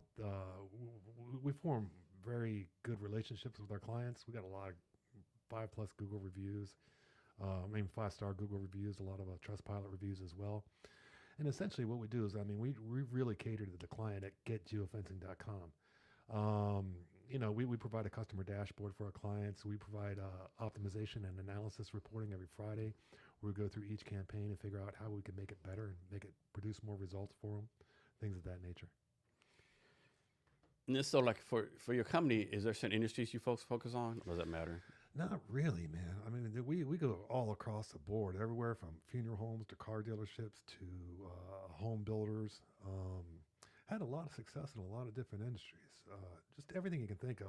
I'll tell you, one of the stranger accounts we had was out of Texas. And it was a guy that represented human traffickers. And so if you got busted for human trafficker, you wanted to call this attorney. and it kind of creeped me out a little bit. You know, I was just Yeah. like, yeah, that was a weird one. And he had us geofence this. It was a truck stop out in the middle of nowhere in northern Texas. Mm. And one of the things about geofencing is that we can set up a target zone, and then we can set up what they call a conversion zone. And it's essentially it's a digital parameter we put around our client's business if they got a brick and mortar business. And then we can track that. You know, we can tell, okay, this guy's receiving ads, went to this target zone, and we can tell when he pops up in a conversion zone. And for some reason, this guy had this truck stop out in the middle of nowhere. And then we were watching people go from that truck stop in, northern Texas all the way down to his offices down in Houston. And it was just it was strange. It was one of the weirder ones we had. So do like I don't know Google what he knew. Yeah, I don't know what he knew about that truck stop. Yeah. He knew something about that truck stop, though. do like Google ads, Facebook ads, LinkedIn ads? Those things still work, or they're like outdated? No, they still work to some extent. I mean, it really depends upon your business. It really does. It depends upon the offer that you show in the ad. Like Google is just one of the SSPs we use. An SSP is a supply side provider. And essentially, those are the guys that show the ads on the websites. Like Google has a big network of websites. There's a bunch of other ones. I think we use 131 SSPs. And we've got reach to about 94% of the internet. As far as websites and apps, we don't have any reach to social. Social is what they call walled gardens. And if you want to buy an ad on Facebook, you got to go to Facebook to buy it, essentially. And but anything else, everything from Fox News to Bob's House of BaseballCards.com, we can show ads on that. There's a lot of ingredients that go into having a successful campaign. One of them is picking locations where you know your clients are at. Like say you're at you have a restaurant, right? You want to geofence very competitor restaurants that are in close proximity to your restaurants. And you're going to see a lot of success with that, especially if you're driving a really good offer and you have a good restaurant. A lot of it really depends upon the fabric of the business, though. It really does. And does this work for every type of business? Just about every type of business, yeah. Okay. Yeah, I mean, we do everything. Real estate is big. Funeral services is big. Automotive dealers is big. Things of that nature. Right now, geofencing, for people that don't know, geofencing is when we put a digital parameter around a physical location, and then we capture the information from the location reader on people's cell phones. So if you can order an Uber, that means your location reader is on. And we use the exact same backbone that Uber uses. The technology is accurate within about 13 inches. So you can draw a very tight geofence around. I could geofence that doorway if I wanted to. That's crazy. Yeah, what's the biggest you can geofence? You don't want to go too big, Yeah. Because you want to really target. Like say you're running a funeral services business. Well, we geofence hospice centers and senior citizen living facilities, things like that. That are people that are looking for at that transition, things like that, and provide information to them through different ads. And you pretty much bootstrap your company, right? There's no outbound funding. Talk about the challenges of being bootstrapped. Bootstrapping is tough, man. It's a tough way to go. You better be tough if you're going to bootstrap. Essentially, what we did is we just, like I said, we grew every client that we got. We just cherished, and the technology that we have. Our company is about 7 years old now, and so just dealing with that, really caring about the client, trying to do everything that you can to make sure that they have successful campaigns. Using a lot of experience, seeing a lot of, like I said before, we got 1,035 active clients right now.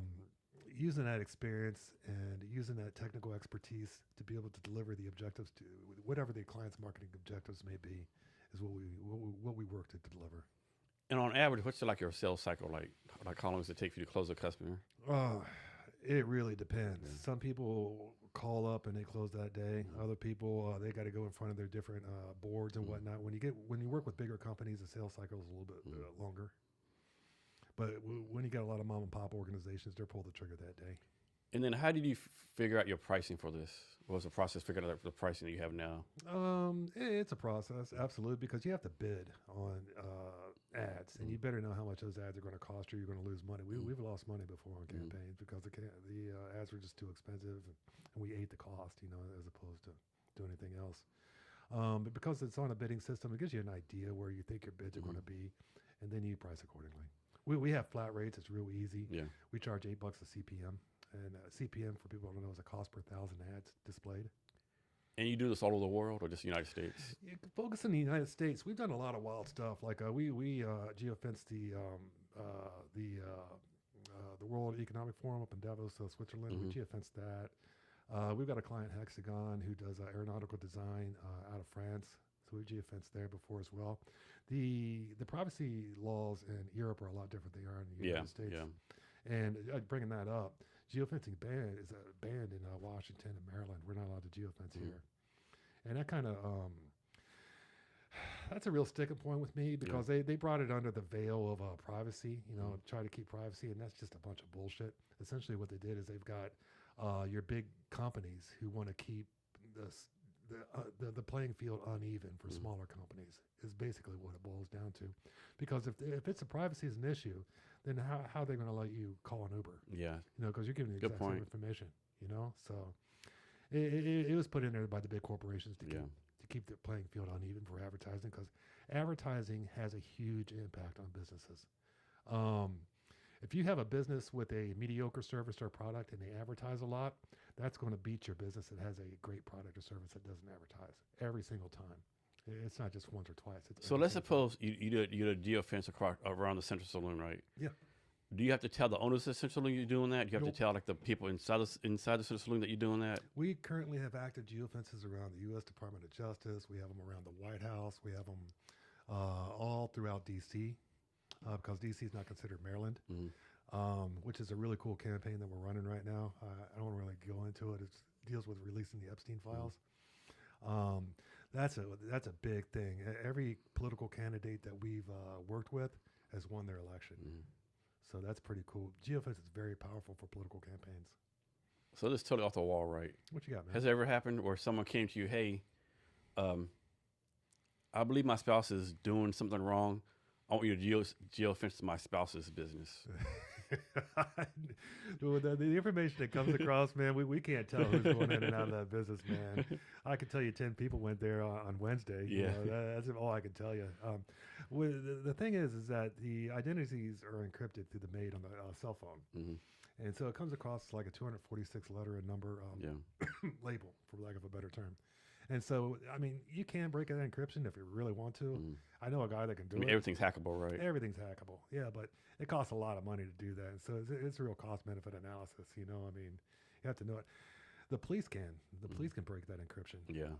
Military can too, as well. So, but we can't. Is there a minimum or maximum amount of time you recommend somebody do be geofenced? We go month to month, man. We don't tie people into contracts. Okay. And if I had a recommendation, stick with us for 3 months. We'll show you, because that gives us a lot of data that we can take a look at and then start optimizing to go after the marketing objectives that you want to achieve. The more data that we get in, the smarter and the stronger that we get on the campaigns. Another cool thing is that we got AI operating in the background. And essentially what it does is it identifies a profile and the behavior of that profile. And by doing that, it can go out through the entire available audience and find profiles that are similar to the one that had the positive behavioral response that you wanted, like went to your business or clicked on an ad or things like that. Yeah. So you see the campaigns get stronger and stronger as they go. And what is it done with data? Like you store it somewhere, you sell it, you like delete it? No, we don't do anything with the data, man. Okay. Yeah, we just analyze it. That's it. Can you do anything with the data? I don't think so, man. No. I wouldn't really want to. Yeah. Yeah. I look at it and I figured out where the data helps us out is when we get like somebody in an industry that we've been working in before. Then we have like experience working with that industry, and we'll go, okay, this worked, that worked, that worked, that worked, okay. And then what we'll do is we present that to the clients. Hey, and I'll even show them the reporting from that similar business. What's industry you're not working with yet, but you want to work with this industry? Industry that I'm not working with yet that I want to work with. Man, every business to me is a story, and there's people behind that story, and that's what makes it so fascinating to me, because you get to meet the people, and a lot of times I'm working with the owners of the business, and it's just cool. As far as the industry goes, we've worked with damn near every industry there is, man. Everything from attorneys to car dealerships to aeronautic design firms to architects to home builders.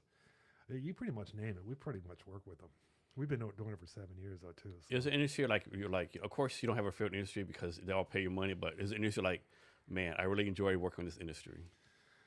Well, Either because they pay more money or like it's more fun to be with. man, there's characters in every industry. Eh, I hate to say this, man, but I like to work more with the pharmaceutical industries if I could, just because they got a lot of money. That's one. And two, the campaigns that we've done for different pharmaceutical industries have really gone through the roof because we're able to, target through location.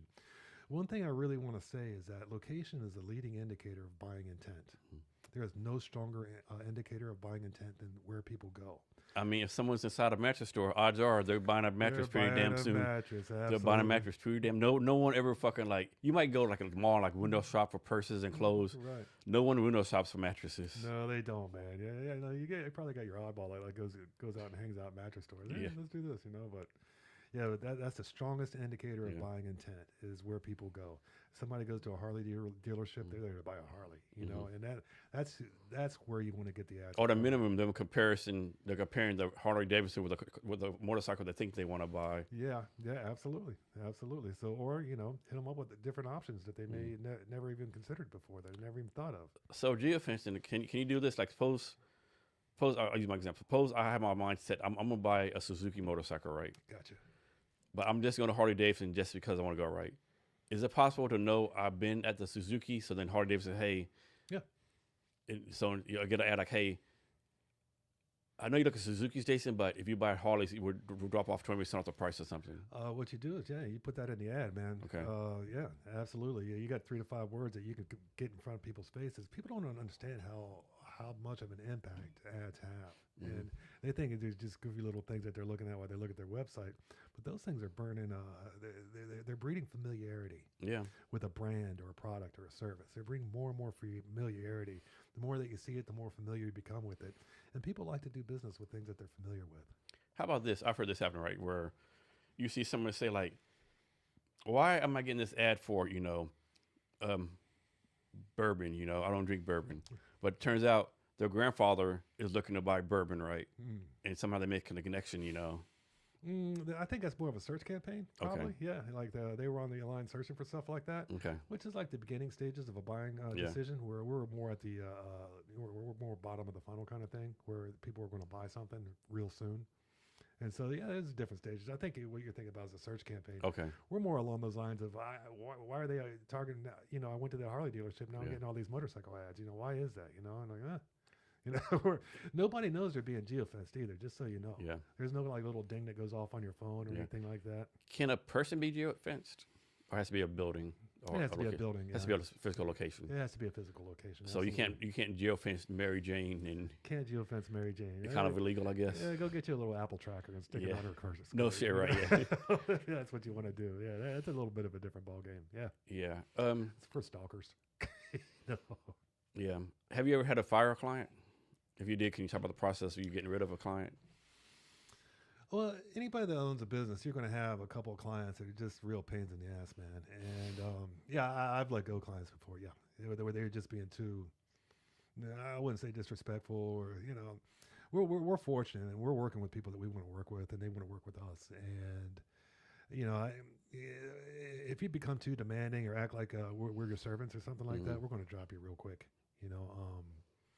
We're there to work with you shoulder to shoulder. I'm not your butler. I'm not your therapist or anything like that either. So with over 1,000 clients, how do you manage them all, right? How do you make sure they all deserve or get the treatment or attention from you that they need?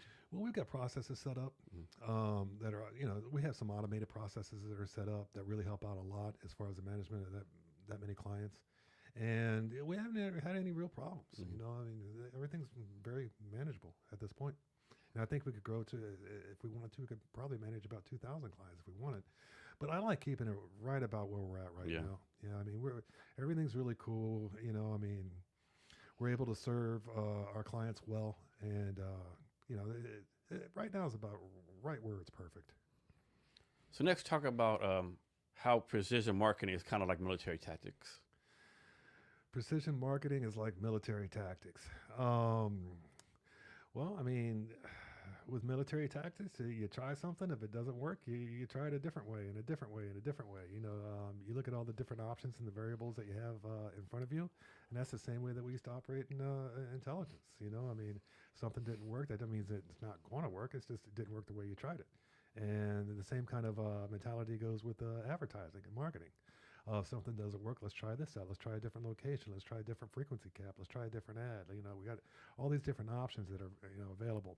Advertising does work if you do it correctly, and there's no doubt about it. I mean, it's a $243 billion industry in the United States. That's for a reason. We work on a $1.9 billion platform. It's owned by BlackRock. Yeah, shout out to Larry Fink. So back to being bootstrapped. Why did you decide to bootstrap? Why did you decide to do it alone, so to speak? I didn't want the hassle of having employees. I wanted to make sure that the clients got the getgeofencing.com experience, that we could focus on them, and I wanted to do it in a way that I want to be personally responsible for all the actions of our business. And before, like when I had like 15 to 20 employees, an employee was having a bad day or whatever, I mean, they don't have the vested interest that you do for the success of your business that you do personally. And we really wanted to take this thing up a notch, and we wanted to keep it small and want to make sure that we're the best at it. And I truly believe we are. I think we're the #1 geofencing agency in the United States. And so your domain is geofencing.com? Getgeofencing.com. Do you have to pay a lot for that domain? No, man. It was free? I think it got like $1.99 or That's something. it? Yeah. I would have thought something like that would have like a lot of money on it. Well, this is 7 years ago, man. I mean, true, yeah. But still, I still thought maybe like, yeah. Yeah, no, we got it on GoDaddy. We were kicking around a bunch of different names, man. And that one, I was like, oh, that's available. We smashed it. Do you hear like supposedly how much money the AI.com domain went for recently? Wow, how much? Like 70 million, supposedly, yeah. Wow. My thing is like no one had AI.com, like damn, Man, I know. Of course, is that true or not? I mean, who knows these days, right? $70 million is a lot to pay. There's somebody with some deep pockets that wanted that domain, man. Wow. Next, talk about you said before like how the military like killed your imposter syndrome.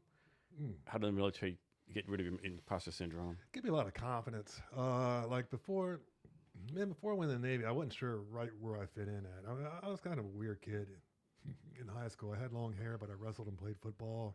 I didn't really get along with the jocks. I didn't really get along with the hoods because I wrestled and played football, and I just never really fit in anywhere. And then with the military, I finally found a place that I fit in. That I was pretty good at what I was doing, and I believed in what I was doing as well.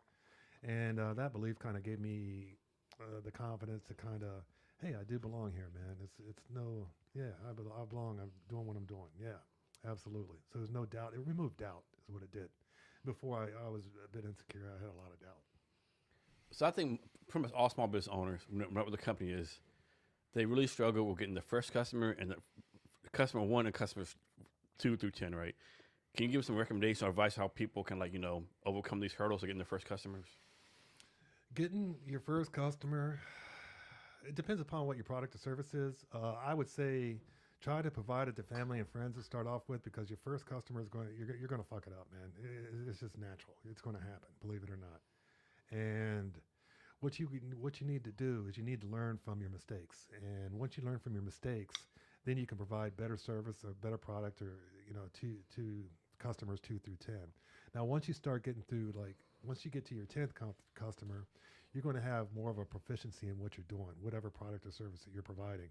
You're starting to become an expert. And that's another thing, man, is that whatever product or service or business that you do, make sure you're passionate about it, that you really dig it, that you love it. Because when I read about stuff now, with the technical aspects of what I do, I'm fascinated by it, man. I love it. And not only that, but I love waking up in the morning. I love going into my office, man. I love, putting on my music, going through my email. I love everything about it. And so that's what I would say. Have a huge passion about it. Realize that in the beginning, it's not going to be anywhere near where you're going to be developed, a couple years down the road. It's going to be a completely different ball game. And try to develop proficiency in what you're doing. And the key to developing proficiency in what you're doing is having a passion for what you do. Because that passion people can tell when, I can tell when people really love what they're doing and when they're not. I can tell you love podcasting, but I do, man. This is a fascinating conversation as well. So of course, this would be dependent each different time, but how long should someone go with not finding customers when they say, okay, I've been selling shot glasses for 6 weeks. I have no sales, right? When someone says, you know what, maybe this isn't for me. I'm not able to get this off the ground. Man, that's a tough question, and it's just like what's that old adage? You don't lose money on a stock if you don't sell it. Mm-hmm. You know? Yeah. So you keep going, man. Yeah. If you believe in what you're doing and whatever product or service that you're providing, and you believe in it, and you can tell when you believe in something, keep going, man. Don't let 6 weeks goes by. So what? I got a great shot glass, man. This thing is going to sell when it hits. Mm-hmm. And just keep going. Just keep going. Because it's not easy, man. It is not supposed to be easy. Because if it was easy, everybody would do it. Yeah. So you just got to keep chugging along, man. What's the next thing I can do? What's the next thing I can do? What's the next thing I can do? That's a cool thing about ChatGPT, man. You can go in there and say, hey, what's my next step? What should I do? And it gives you a lot of guidance. Man, that thing is smart, too. It is. I'll sit there and write an email, man, and I'll think, this is a great email, man. And I just, for a second, thought I'll copy and paste it and put my ChatGPT. And then fucking makes Destroys it so much it, better. yeah. It destroys me. Yeah. Dude. I'm like, man. But then I'm glad because then I sound smarter when I copy and paste the ChatGPT and put it in there. So what are some things that kind of like, kind of almost like cause you to stop in the early days, like some challenges? Oh, man. Financial castration was one of them. They try this one next. Oh, yeah? What was this guy right here? Frank August. To me, that's the best one. Gotcha.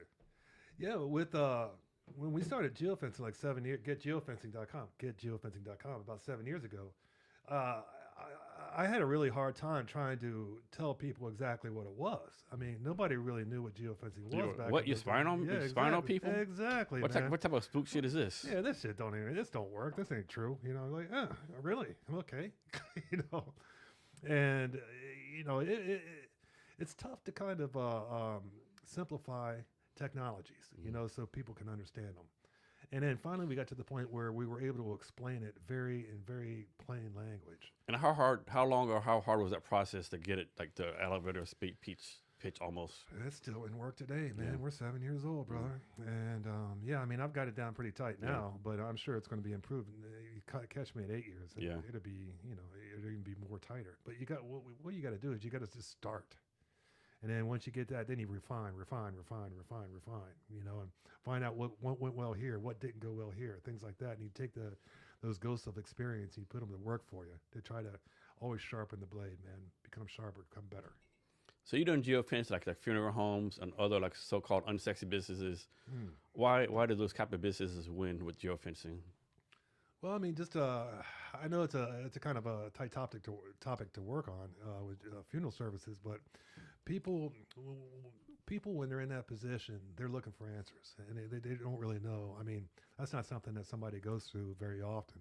When my mom passed, when my father got sick, and I went to take care of him, I didn't really know anything what to do, so I was kind of looking for information. And what this does, it gives us the ability to be able to put an ad in front of someone, and that provides information, and that kind of goes across the board for any industry. It really does. So, I mean, what you're doing is you're finding people that are using location to be able to determine what their intent is. Like say a hospice. I'm just using this as an example. People there, they know that the transition is coming, and they probably aren't familiar with it, and they're looking for information on how to be able to get to the other side of that transition.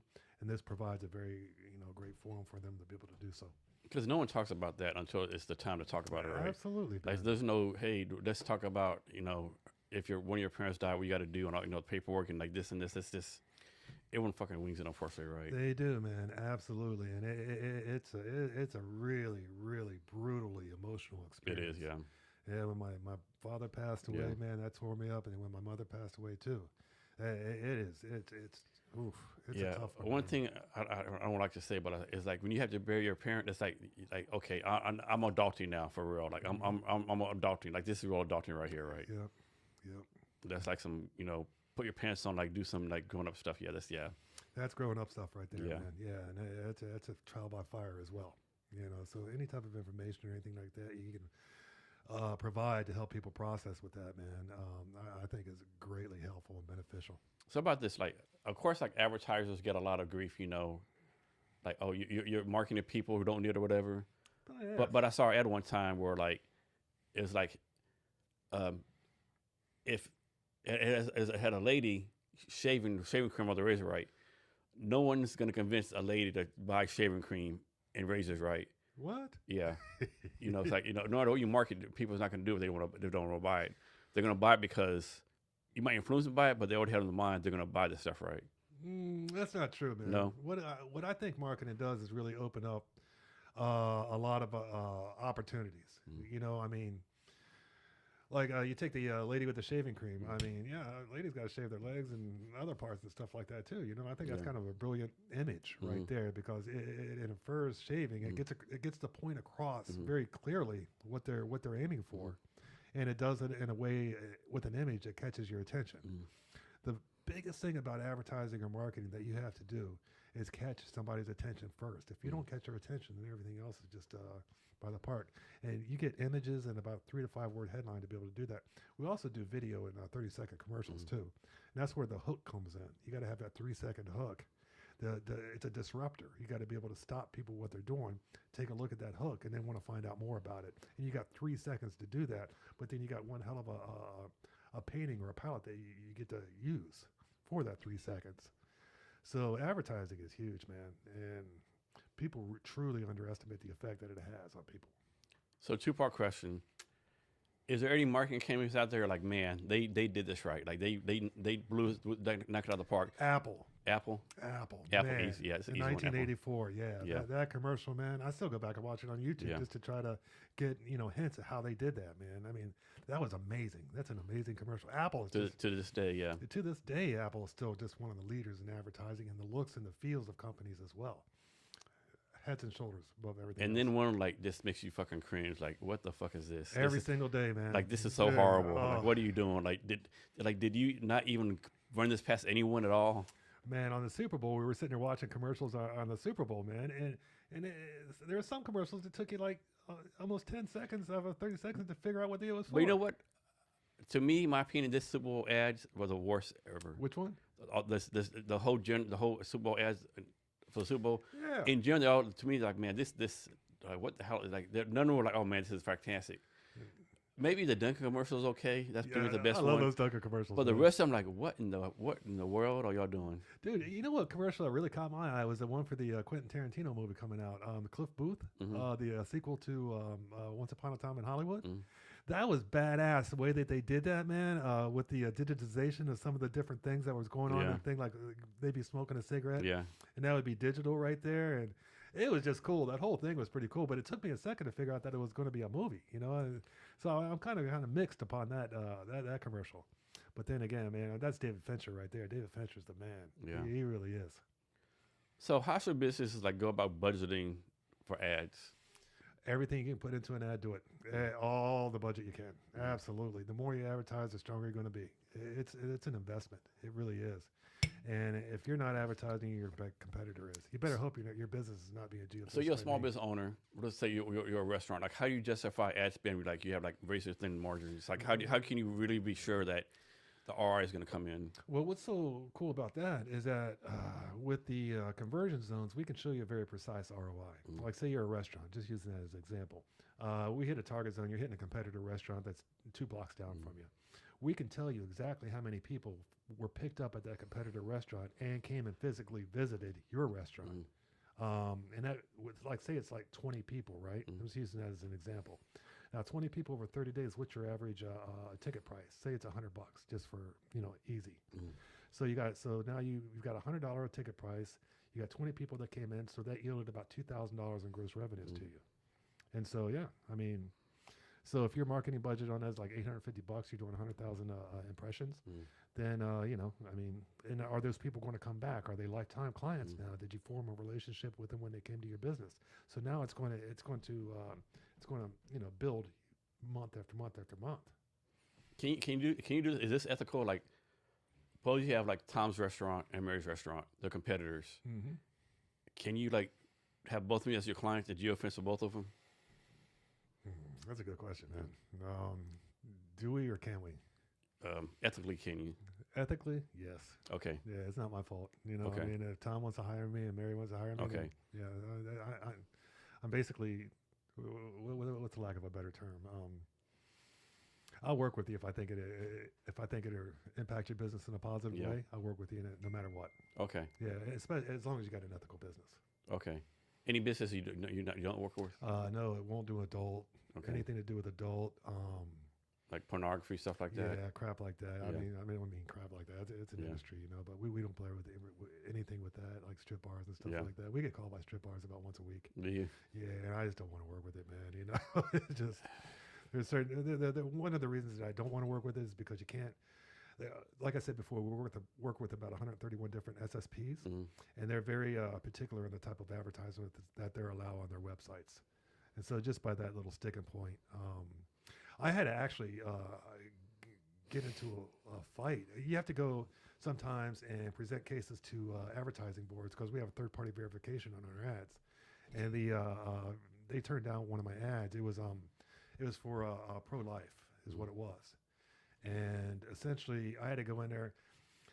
Jason, this is one of the weirdest moments I ever had in my life. But the guy that was a third-party verification, he was clearly a guy wearing a dress. And so I had to sit there and argue with this guy on a Zoom call. And I'm looking at this guy wearing a dress, and I'm like, this is not, blah, blah, blah, blah, blah. These are the points here, blah, blah, blah. This deserves to be put over. There's nothing offensive about this ad, blah, blah, blah, blah, blah, blah. So I had to sit there and argue with this guy for about 30 minutes while he's wearing a dress. And I just kept thinking to myself, I'm arguing with a guy wearing a dress. Who wears a dress that goes to work and has to, knows he's going on a Zoom call to, present a case, man. So it was just strange, man. Anyway. Yeah, that is crazy. Yeah. So in marketing in general, what do you think most people get wrong about marketing? Getting the message across, being very clear and transparent about exactly the product or service that you offer. That's the messaging is the biggest mistake that people make with the marketing. They try to be too cute or too clever or anything like that, and they forget, I'm selling shot glasses. You know what I mean? So if you're selling a shot glass, make it very clear that you're selling shot glasses. So be very direct and work on an 8th grade writing level. Yeah, sometimes 5th grade, right? Sometimes 5th grade. Absolutely. Hey, if you're in Cleveland, Ohio, if it's Cleveland, Ohio, do the 5th grade. If it's Cleveland, Ohio, do 5th grade level in Cleveland, Ohio, right? Absolutely, man. Absolutely. Make them very simple, very easy to understand, direct. Make sure that the image image or commercial video relates specifically to your. Make there no questions. You don't want to breed any confusion to people, because once people get confused, their attention goes elsewhere. Talk about this. I'm talking about so I have 2 examples, right? One I think was a horrible example. One I think a good example, right? What do you think when companies remember when Cracker Barrel? Yeah. They changed their logo or whatever, man. Change the logo, change the aesthetics. What do you think when the companies you have this, you have a brand, you have this whatever it is, right? And just like that, you change it to a fucking IHOP, right? And the backlash they got. What do you think when the companies do that? We call that the New Coke syndrome, man. Remember when New Coke brought out the New Coca-Cola, and everybody loves the classic Coke? And man, this tastes just like Pepsi. It does, man. Damn, this tastes just like Pepsi. What the fuck? Boy, they chopped it in the. They took it between the eyes. And that one, I tell you, one of the funniest advertising commercials I seen when I was in the Middle East was it was a Pepsi commercial, and it showed this is in the Middle East, man, like Abu Dhabi, Dubai, Bahrain, Jebel Ali, and they showed evolution of the guy was an ape, and then it showed the different things, and then it showed a guy drinking Pepsi. Now in the Middle East, they don't believe in evolution. Yeah. So nobody really got the campaign. I'm like, what the fuck is this? So it was one of the weirdest. And then it started getting backlash. Oh, now you're trying to teach us about this other thing that didn't exist. Yeah. And it really got hairy, man, real quick. Yeah, I think so many examples like that, like Cracker Barrel, you just told your existing customer base, fuck you. Yeah, absolutely, man. Absolutely. It happens all the time. You go to Cracker Barrel, it's good food. You get in there, get out. It's dusty. It's a can't think of the word. It's not atmosphere, but I can't think of the word. It's maybe it's atmosphere, the vibe, whatever, right? And then it's this is my thing, right? The name of the restaurant is Cracker Barrel. It's that old white dude in a barrel. Yeah. They got rid of both of the logo. There's no cracker, no barrel in the logo. Man, I know, man. So basically, you're like IHOP Junior now. You know what I love is when I see brands kind of lean into stuff like Waffle House. You want to go to Waffle House, you go there for a fight. Get there, get ready for a fight, man. Yeah. Absolutely, man. They lean into it, They lean into it. Yeah, man. and Waffle House, if your Waffle House closed, the end of Something. times has come. They used to open their hurricanes, tornadoes, fires, earthquakes. Yeah, we're open. Like Absolutely, man. you just had a wreck at your house. Come get some fucking hash browns and grits. Big fan of the Waffle House, man. Absolutely, dude. Those are my people. Yeah, yeah. Unfortunately, they don't have no Waffle Houses up here. They don't? Oh, I'm sorry, No. man. Yeah. I didn't know. And the closest Cracker Barrel is down in Portland, I think. Yeah. Are they? Oh, okay. Yeah, we don't have any Waffle Houses in Mexico. Yeah. We don't have any Cracker Barrels in Mexico either. Huh. Yeah. Not that I know of. Maybe. Yeah, and Cracker Barrel. So a company I think got it right was Red Lobster. Red Lobster, man. Yeah, have you heard of the rebrand they did? I heard something about it. Yeah. So basically, they had a new CEO. This black guy took over CEO. He basically said, "Hey, we're gonna listen to you. What do you want? Oh, you want this?" And they just, I think Red Lobster just did a good job. Is like going back to the basics. You're like, we used to have this, just have that. You love our biscuits. More biscuits. Yeah. Boils. Like I think Red Lobster. I think they did it right. Good, man. Absolutely. Yeah, I knew that they got bought out by a huge corporation, Yeah. and then their sales went down through the basement. Yeah, They had to close down a bunch of locations. yeah, because they got bought by private equity, and they were forced to buy Thailand shrimp, which like fucked up their other things. Oh, it was a Chinese thing. Yeah. And then somehow someone else bought him out. This young, and he looks young as fuck. Like he's like he's 35, 40. He looks really young, right? Man. Really charismatic. Hey, I'm the new CEO of Red Lobster. Here's my email. I can't promise to answer all your emails, but like, give me your ideas. What do you want as a customer, right? And he started fucking doing it, right? Man. And he fucking, I think Red Lobster killed it. Turned it around, man. Absolutely. Yeah, they were on their last dying breath, man. And Yeah. that's a cherished logo. Yeah. People don't understand how hard it is to make somebody's name a household, something they say in the household. Yeah. Like Kleenex. Yeah. That's a company, man. That's not a Yeah, that's not a product. it's not the tissue. Yeah, it's not the tissue, but yeah. everybody calls it Kleenex. Kleenex, yeah. Man. Absolutely, man. I mean, it's amazing. If you can get that transition onto your business, man, you just batted 1,000, man. If you can get where everybody knows what your business is by the name, Yeah. huge. It's called brand awareness. Another business, brand awareness is it. Another business I think could like really turn around easily is Pizza Hut. But back in the day, you went to Pizza Hut like at Friday nights, high school. You had the big tables, the glasses. With the Gallica and all that. Yeah. I think if they went back to that, they would kill it.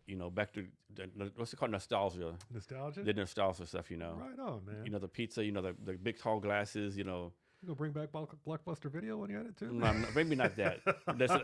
Let's not talk too fucking crazy. Let's not too crazy. Blockbuster. You talking about a company that had a lead in an industry, man, and then just blew it through bad decisions. And Netflix, like, buy us for like cents on the dollar. Yep. They made bad decisions all the way through, man. So many companies make bad decisions. Man, they do, man, and they pay for them, man. They pay for them. Dude. Oh, Do you know where the only Blockbuster still is? Alaska? Bend, Oregon. I didn't know that. Bend, Oregon. Wow. Last Blockbuster, yeah.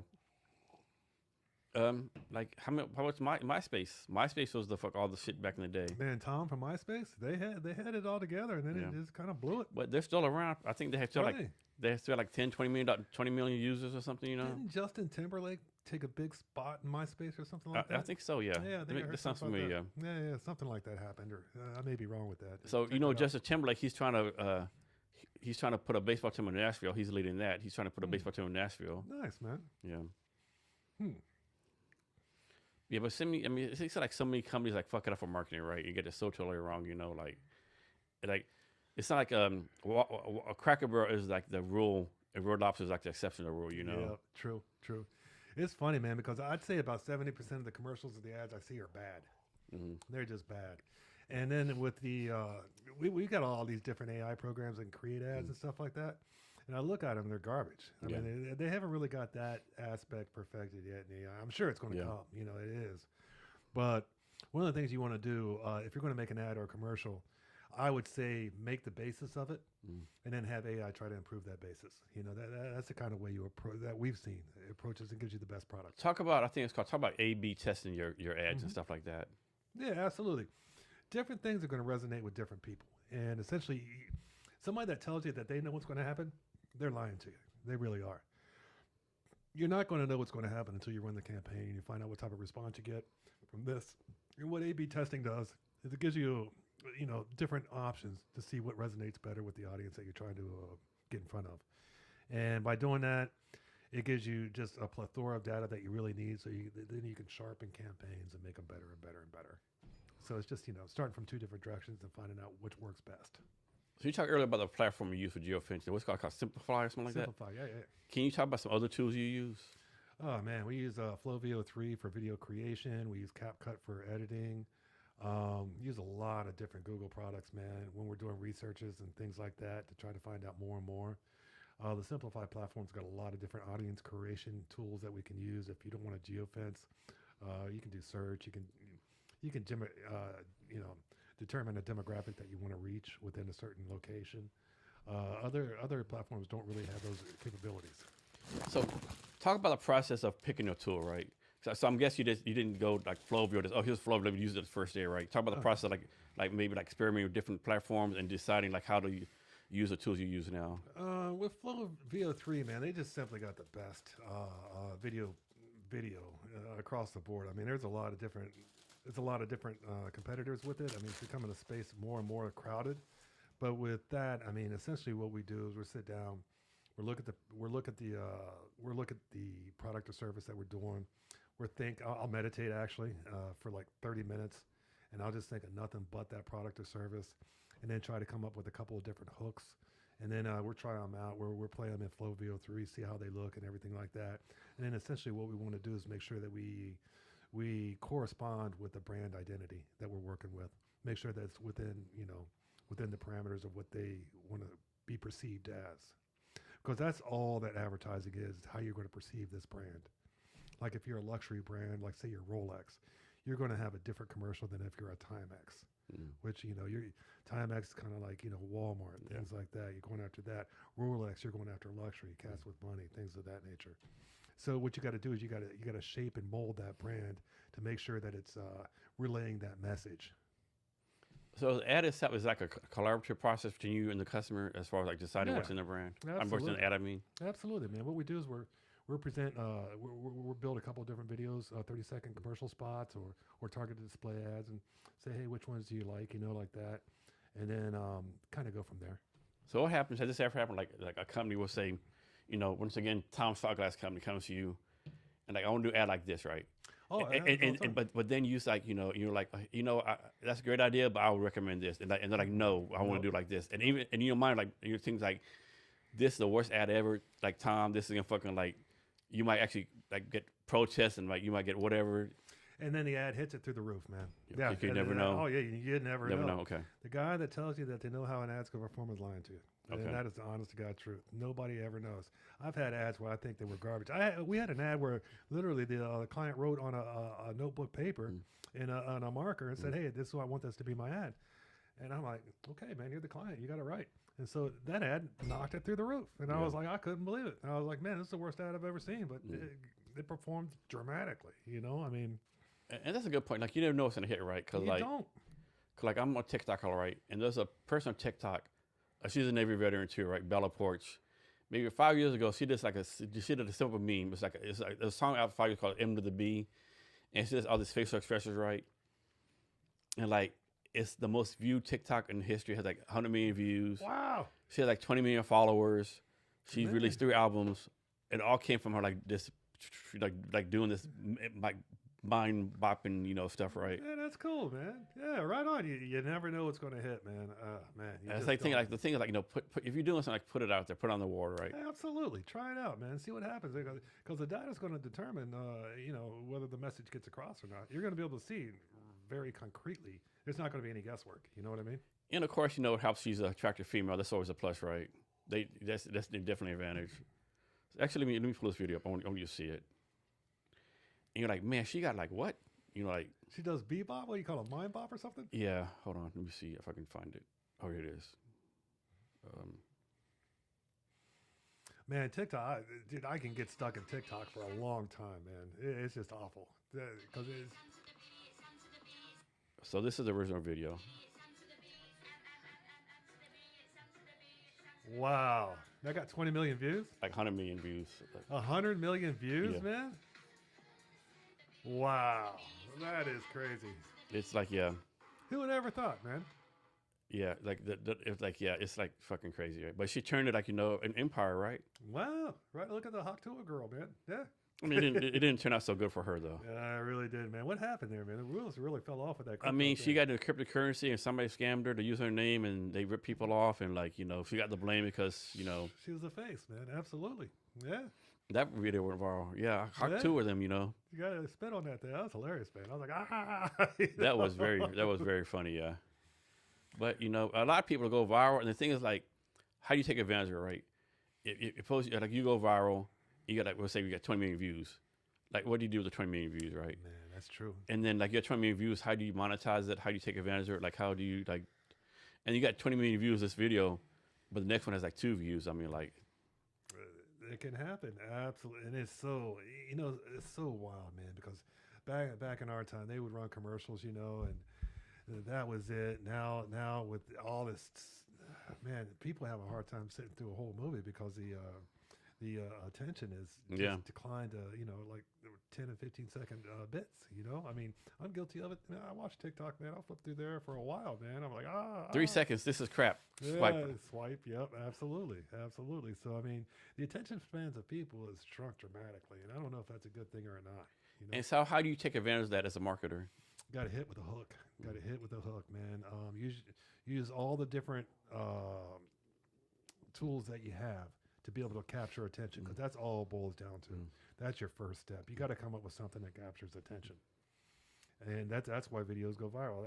That was pretty cool. That was kind of catchy. I was sitting there, she has all these videos she has all these type of videos like that. Just catchy things. Bebop. Yeah, but she actually is a pretty good singer, right? Is she? Yeah, she had some top 10 hits back in the Man, it's the first time I've ever seen it, man. Especially Navy veteran. Yeah.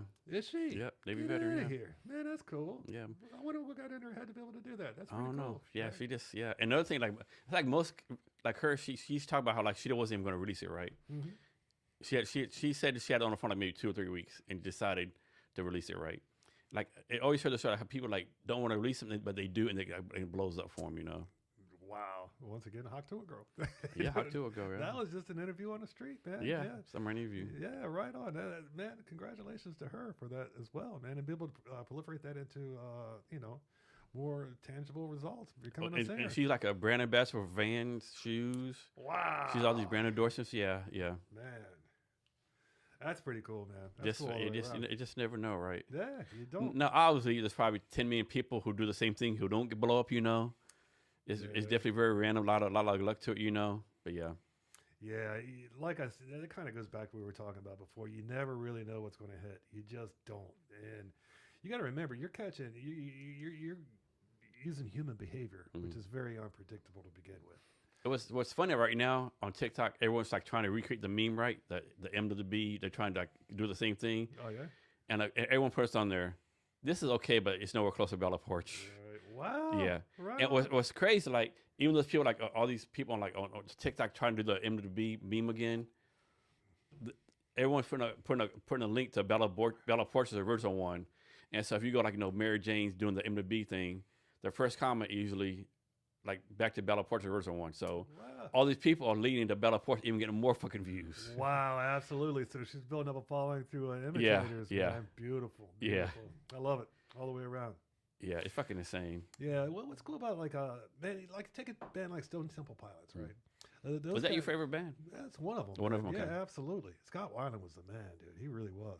But when they came out, everybody thought they were just a copy of Pearl Jam, and they had to kind of play in that show. I mean, a lot of Seattle bands, they were like, "Oh, this is a copy of like I think Creed was a copy of Nirvana." Right. A lot of these Seattle bands that came after Nirvana and Pearl Jam, oh, you're just a copy of this other band, right? Right. Like Alice in Chains had their own voice. Soundgarden had their own voice. Yeah. Chris Cornell, absolutely, man. Yeah. So I mean, one thing, like not to interrupt you, like people don't realize how much music was in the '90s as far as grunge, right?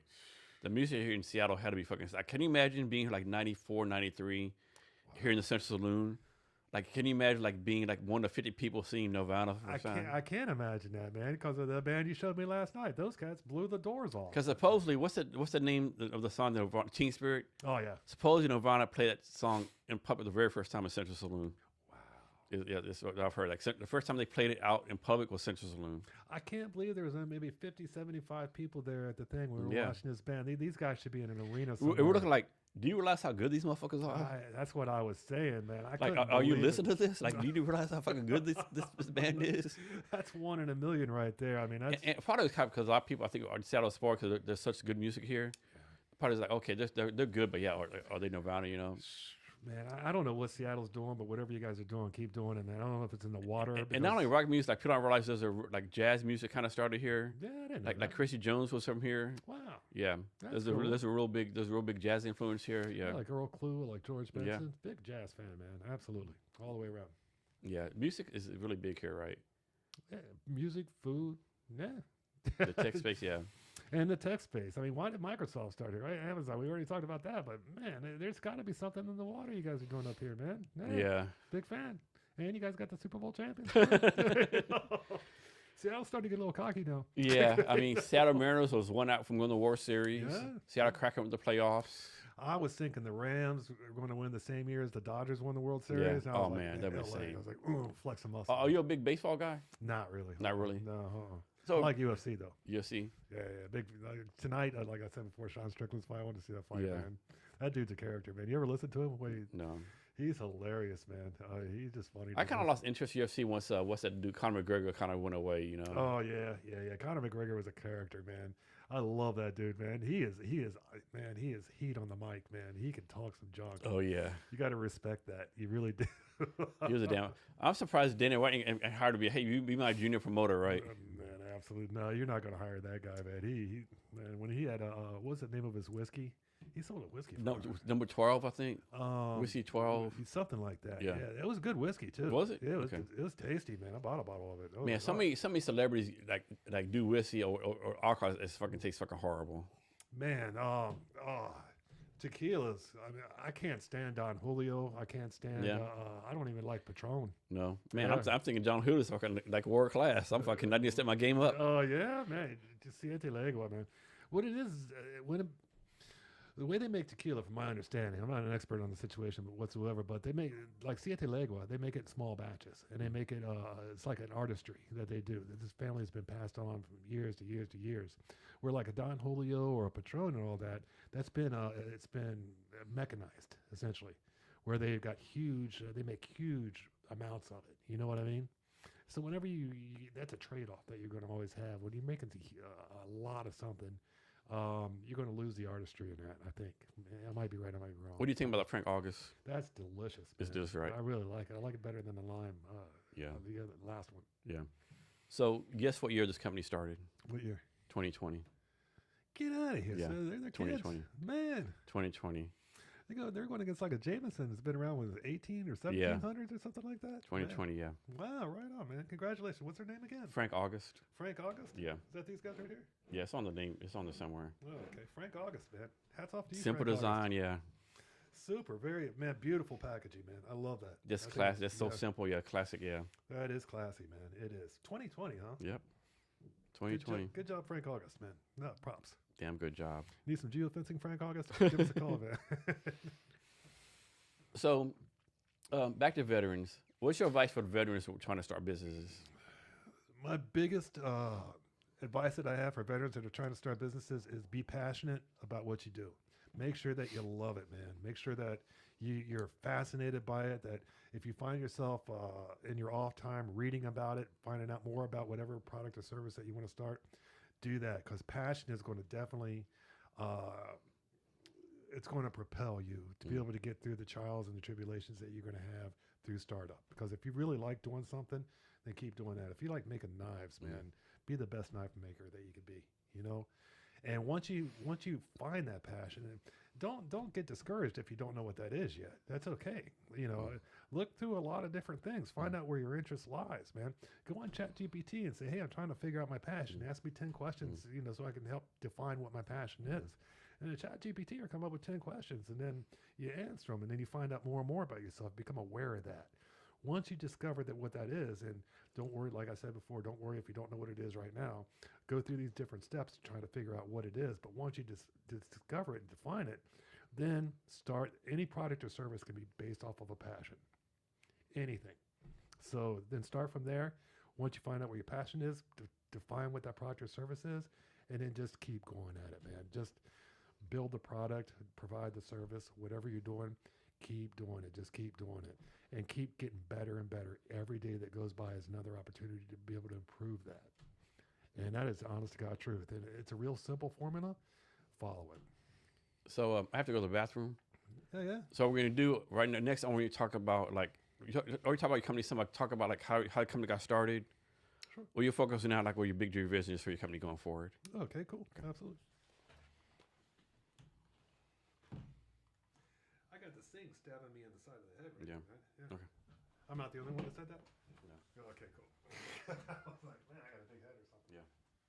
But you can keep on talking though. Oh, shit. You want me to keep Yeah. talking? Yeah. Oh, shit. Yeah. What do you want me to talk about?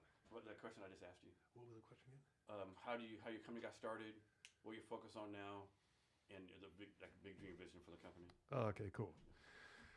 The way the company got started was, like I said before, I'm an ex-Navy spook, so I'm very familiar with the technology. Learned a lot about it back in 89 and 90 when I went to intelligence training at Fort Devens, Massachusetts.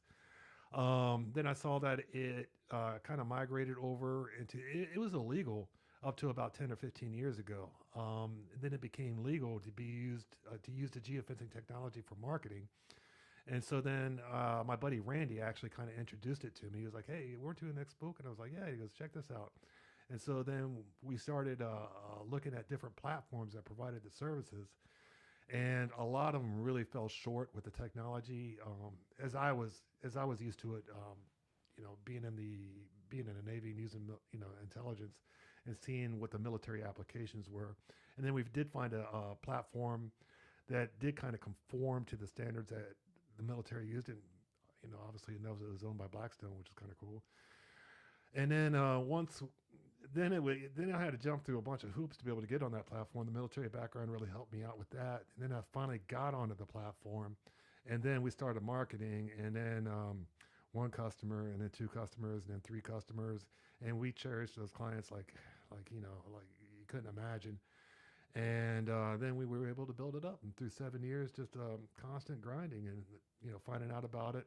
The passion for it really kind of played through. I love advertising. I love being creative. I love drafting up targeted display ads. I love making commercials, things like that. It's like you get to be an artist in a kind of shorthanded manner. And once we did that, then we were good to go, man. Every day, I love getting up, love going to work, love working with people, and I love helping businesses. And that's kind of what everything boils down to. And the second thing, or the third thing you asked me, I forgot about it, and so I don't know. We're gonna have to edit this out, Jason. I talked for a little bit, and then I kind of lost my train of thought. So. No worries. Okay. Basically, what I did was I talked about, how we started geofencing and kind of went through that whole process right there. So the name geofence is this a basic name? Why geofencing versus I don't know like Chris's marketing company or like tequila.com or like why just something so basic? Well, we named it getgeofencing.com because we wanted to make sure it was clear what we did. And also a big deal back 7 years ago was to have the name of what you do in the title and the URL.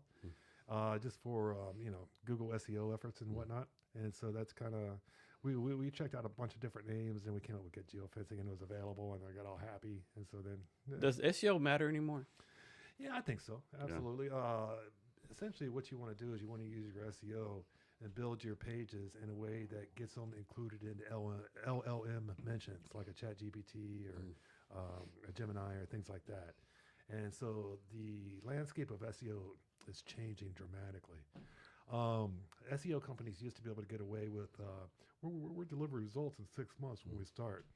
And now it's a bunch of crap because it is so quick to respond right now. So if someone tells you that, that's a red flag. It's a complete red flag. Yeah. Run, man. Yeah. Run the other way. Yeah. My buddy just put up a page about 4 days ago.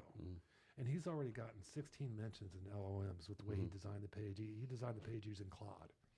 And that's amazing. That's how quickly this technology is scouring the internet and being able to provide, mentions. Do you think ChatGPT is going to replace Google? Like for me, I use ChatGPT for my search now. I don't even have Google. My thing is ChatGPT. 100%. Yeah, it's going to replace it 100%. And what was wild, man, is that if you look back, what Google had originally intended to do, they said when somebody asks a question, we want to provide one answer. That was their original intention back when they started Google with not Jerry Yang, but who was the guy? Sergio. Yeah, I think it's Sergio something. Yeah, Yeah. When they started Google, that was their original intention, and now it's come, full circle, and they're able to get to that type of format where they can provide one answer to a question, and that's what the LLMs And are. what's horrible about Google is like you type in like how to buy a shot glass. The first 10 are like ads, right? Yeah, I absolutely. understand that you have to make money or whatever, but man, like fuck. Yeah, they were definitely, and it's getting away from now. You're gonna start seeing ads on ChatGPT now. Yeah, They're gonna start monetizing but that. that's only if you have the free version, I think. Is it the free version? Yeah, free Okay. version. Yeah. Yeah. So yeah. Because I tell you what, I pay $20 a month for ChatGPT. If I start seeing ads, I'm gonna have to go to Claude or something, right? I'm not paying $20 a month and fucking getting ads, Yeah, what a snob, man. Yeah, I mean, yeah, But you think about the stuff ChatGPT does for $20 a month is fucking amazing. Amazing. That's incredible. It's the like- best $20 I spend every month. I mean, for man, sure. all the information they gave me, I should be paying like people like $10 million a month for that shit, I think the same thing. I do. And getting expert advice, man. Like that pitch deck I showed you. Huh? That'd be like was cool. easy couple $1,000s for someone to design that deck for me, right? I think so. Or at least $2,000 for my time doing it, right? To be able to put it together and have the continuity and whatnot between each subject you're going to be touched on. Yeah, amazing. Man. And it gives the talking points, Of course, you got to. I think one thing that people get wrong about AI, you just can't copy and paste, right? You gotta still refine it. You gotta go, hey, ChatGPT, like explain. I do all the time. I put a question in there. I get an answer. I always like assess, analyze this one more time, or explain your logic to me, right? Man, beautiful. Yeah. Well, the way I use it is like I'll go on Google Docs and I'll just kind of free write everything. Any kind of thought that comes into my head on whatever I'm trying to accomplish. And sometimes I'll have a paragraph, sometimes I'll have a page. And then I'll take that page and I'll copy and paste it and put in ChatGPT and I'll tell it what my objective is. And so that way it can take my ideas into account. It can kind of meld them with wherever AI gets its ideas from, and then kind of put it together in a very coherent presentation. Have you done this? Go to ChatGPT and say, hey, ChatGPT, based on what you know about me, what's something about myself I don't know? Wow, I have done that. Yeah, that's kind of funny. Yeah, absolutely, I have done that. Yeah, and that's why I say ChatGPT is a really cool tool that you can be used to try to define what your passions are. On the development of a business or a product or a service. One thing I do too, so every day I put in there what I've done that day, and so like it'll tell me what to focus on the next day. Oh, okay. Of course, it's like you got guidelines, right? But what's really cool is like once a month I'll go and I'll say, hey, ChatGPT, break down by percentage what I worked on this month, right? And it's like 50% podcast, 20% tech bank, 30%. So it breaks it down. Okay, man, I didn't realize I spent so much time fucking doing this, right? That's not really moving the needle forward. I need to fucking readjust that, right? Nice, man. Yeah. So it does time management for you too as well, huh? That's a pretty cool way to use it, man. I've never thought about that. Yeah. That's really cool. I definitely use it like a personal assistant, right? Yeah. What's so cool is that ChatGPT knows more about my business probably than I do. Yeah. I've had to go through scan all my websites. I have to go through, the different Google searches and whatnot that were being shown for. And so it gives a very comprehensive. But it does hallucinate. View. It does hallucinate. It does make mistakes. So yeah, it makes mistakes. That's why you got to be, you got to be the human in the loop, so to speak, right? Yeah. You just can't put, hey, ChatGPT, tell me the best way to sell shot glasses, right? You got to at least do a scan, right? Yeah. Because it says like, if it says the plan to sell shot glasses to fucking elementary schools, right? And it does stuff like that, right? Yeah. Oh, yeah. Yeah, it does stuff like that, It's getting better though. Have you seen Have you seen how ChatGPT has gone from? I think I started using it like version 3 or something like that. Where's that? It's like 5.2 now, 5.3. Yeah, 5.3. Yeah, I mean, in every version, it's just been a dramatic increase in accuracy. It really has. And you got what's it called? The one for Claude, Anthropic. Yeah. Guac's good. I mean, there's so many. I haven't used Perplexity yet. I haven't used Perplexity yet. Have you used Notebook LM? I haven't. Notebook LM is batshit crazy. Notebook LM? Notebook LM, right? What is it? So I think it's from Google. So you can go Notebook LM and upload like a 30-page document, right? It'll make a podcast out of those 30 pages, right?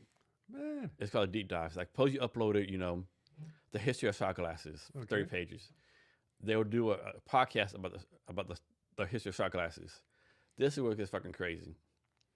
You can push a button, and they'll say, "We have a listener. What's your question?" Hey, you talk about shot glasses started in 1821, but when did the current version of shot glasses come about? And an answer like that. Wow, that's fucking batshit crazy, dude. That is batshit crazy, man. Oh. Yeah. It really kind of makes me wonder. I wonder this all the time, man, and my brain gets a little bit flip flopped when I do it. About what consciousness is. What determines consciousness? Where is that fine line? Where does it start? Is a dog conscious? Is a plant conscious? And think like people talk intelligence, right?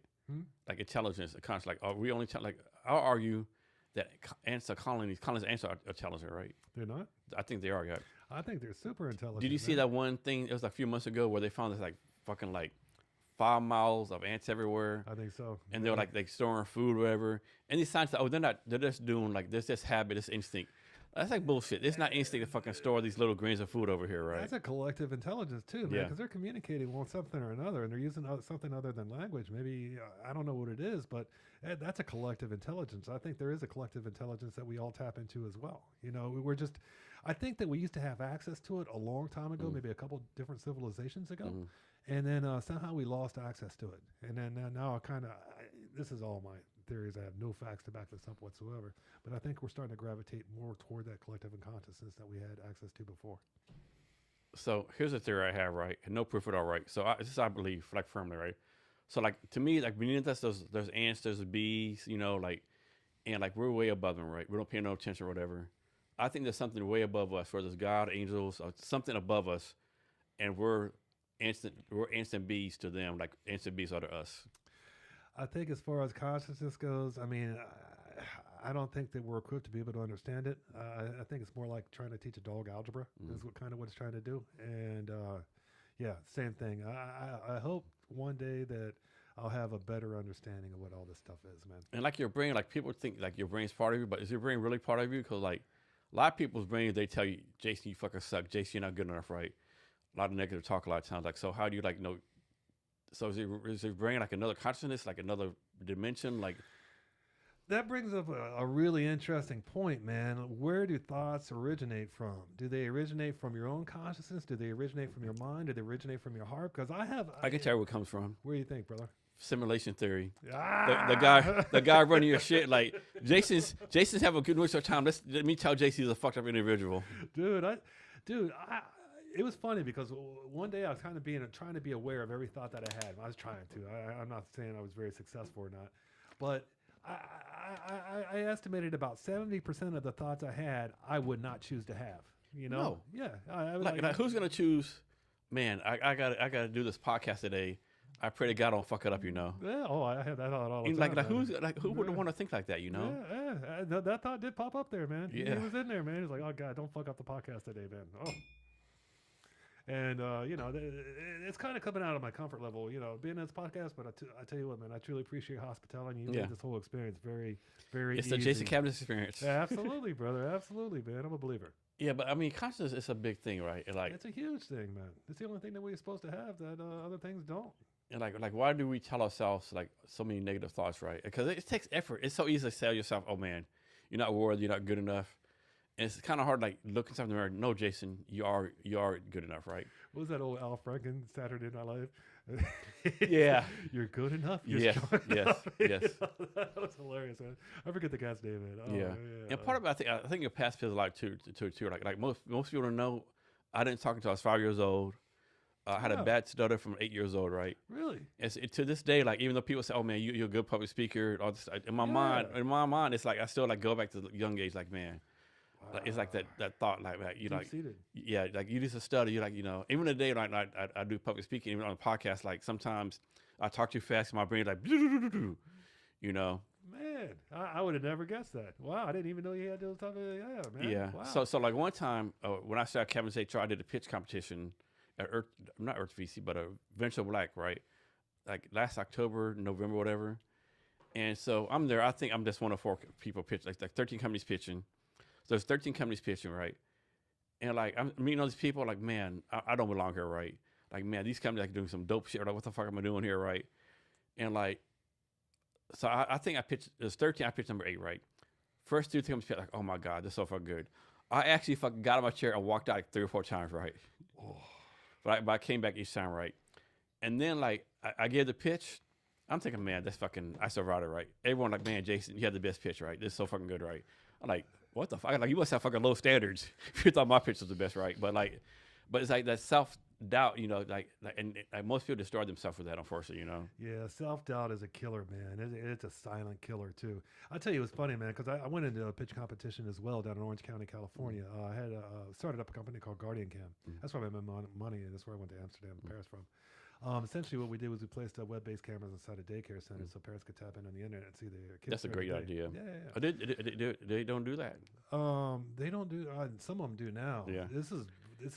I would think that had to be mandatory. I think so too, man. This is back when they were only doing 13 to 15 frames per second on the internet. Okay. Now it's about 30 frames per second.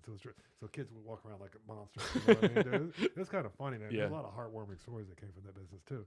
But anyway, getting back to the pitch, I was at this big pitch competition down there, and I didn't know when anybody else was pitching.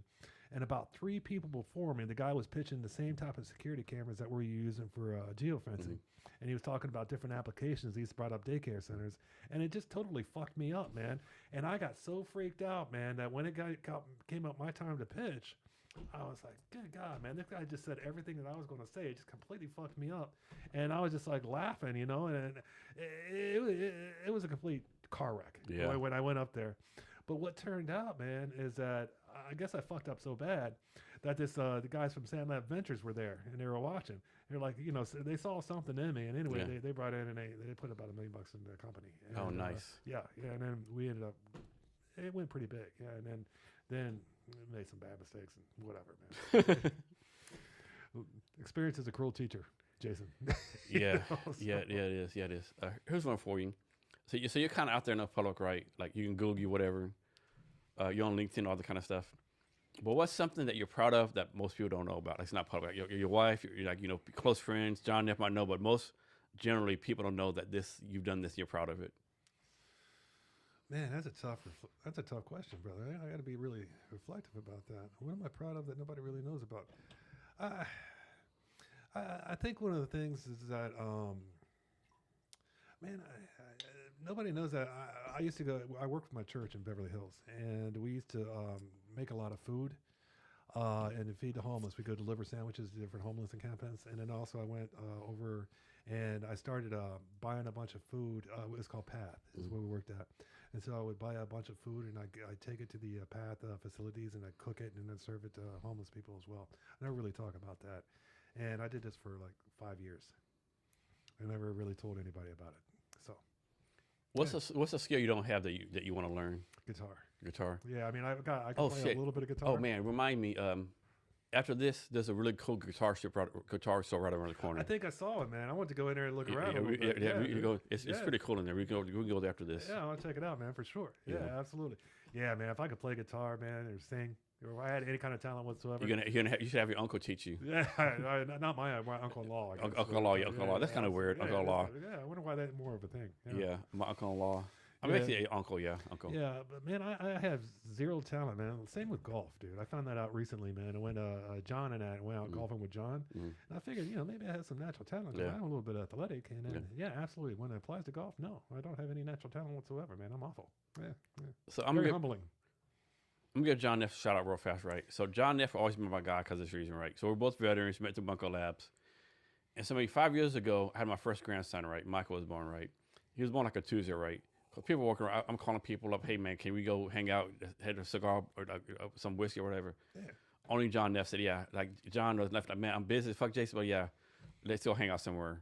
And so we went to WeWork in Ballard, like a big ass balcony. Obviously not supposed to smoke cigars there. Went to the fucking corner, smoked a cigar each, and drunk like half a bottle of Buffalo Trace. Oh. And to me, like John, yeah, that's my guy, John. Beautiful, just that reason right there, yeah. Yeah, I don't care what everybody says, man. I like him. Yeah. I think he's all right. John's a good guy. Let's give a shout out to Puerto Vallarta Beer Company. Yeah. What's it? Beer Garden. Yeah. Puerto Vallarta Beer Garden in Puerto Vallarta, or actually Nagarite. Yeah. Or Puerto Nuevo. Yeah. So I told you this yesterday. So I went to visit John maybe a couple years ago. And I told John and Belinda, his wife, superstar wife. I'm like, I had no idea there's so many fucking old ass white motherfuckers here, right? I knew it was a tourist town. I'm actually like a young people, goddamn, like this to me, like I didn't come like see a bunch of people older than me, right? Yeah, when they start wearing Speedos, man, that's a real spooky, man. It really kind of gets to you. And they were everywhere, right? And you can't unsee it either, man. You're like, oh. you know? No. I hope when I'm 70 or 80, I've got the balls to put on Speedos, man. I do, man. Or maybe it's dementia. Yeah, maybe. I think it's more dementia and Alzheimer's. Like granddad, when have you changed your fucking Speedos? Oh, I don't know. I've been on for 10 days. It's fine. Absolutely. You need me to go to the store or anything? You need anything? Oh, man. Well, yeah, that's one cool thing about Mexico. You pretty much do whatever you want, man. And Vietnam's like the same way, yeah. Is it really? Vietnam's cool, the same way, yeah. Cool. Good deal, man. Good deal. Yeah.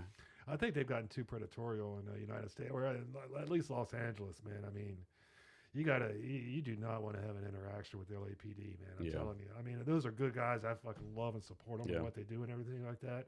They're, basically human trash collectors is what they are. But you do not want to get on the other end of a transaction with those cats, man, because it's going to cost you a lot of money and a lot of time. And Vietnam police are a lot like Mexico police. Like if you do something, like I have a friend there.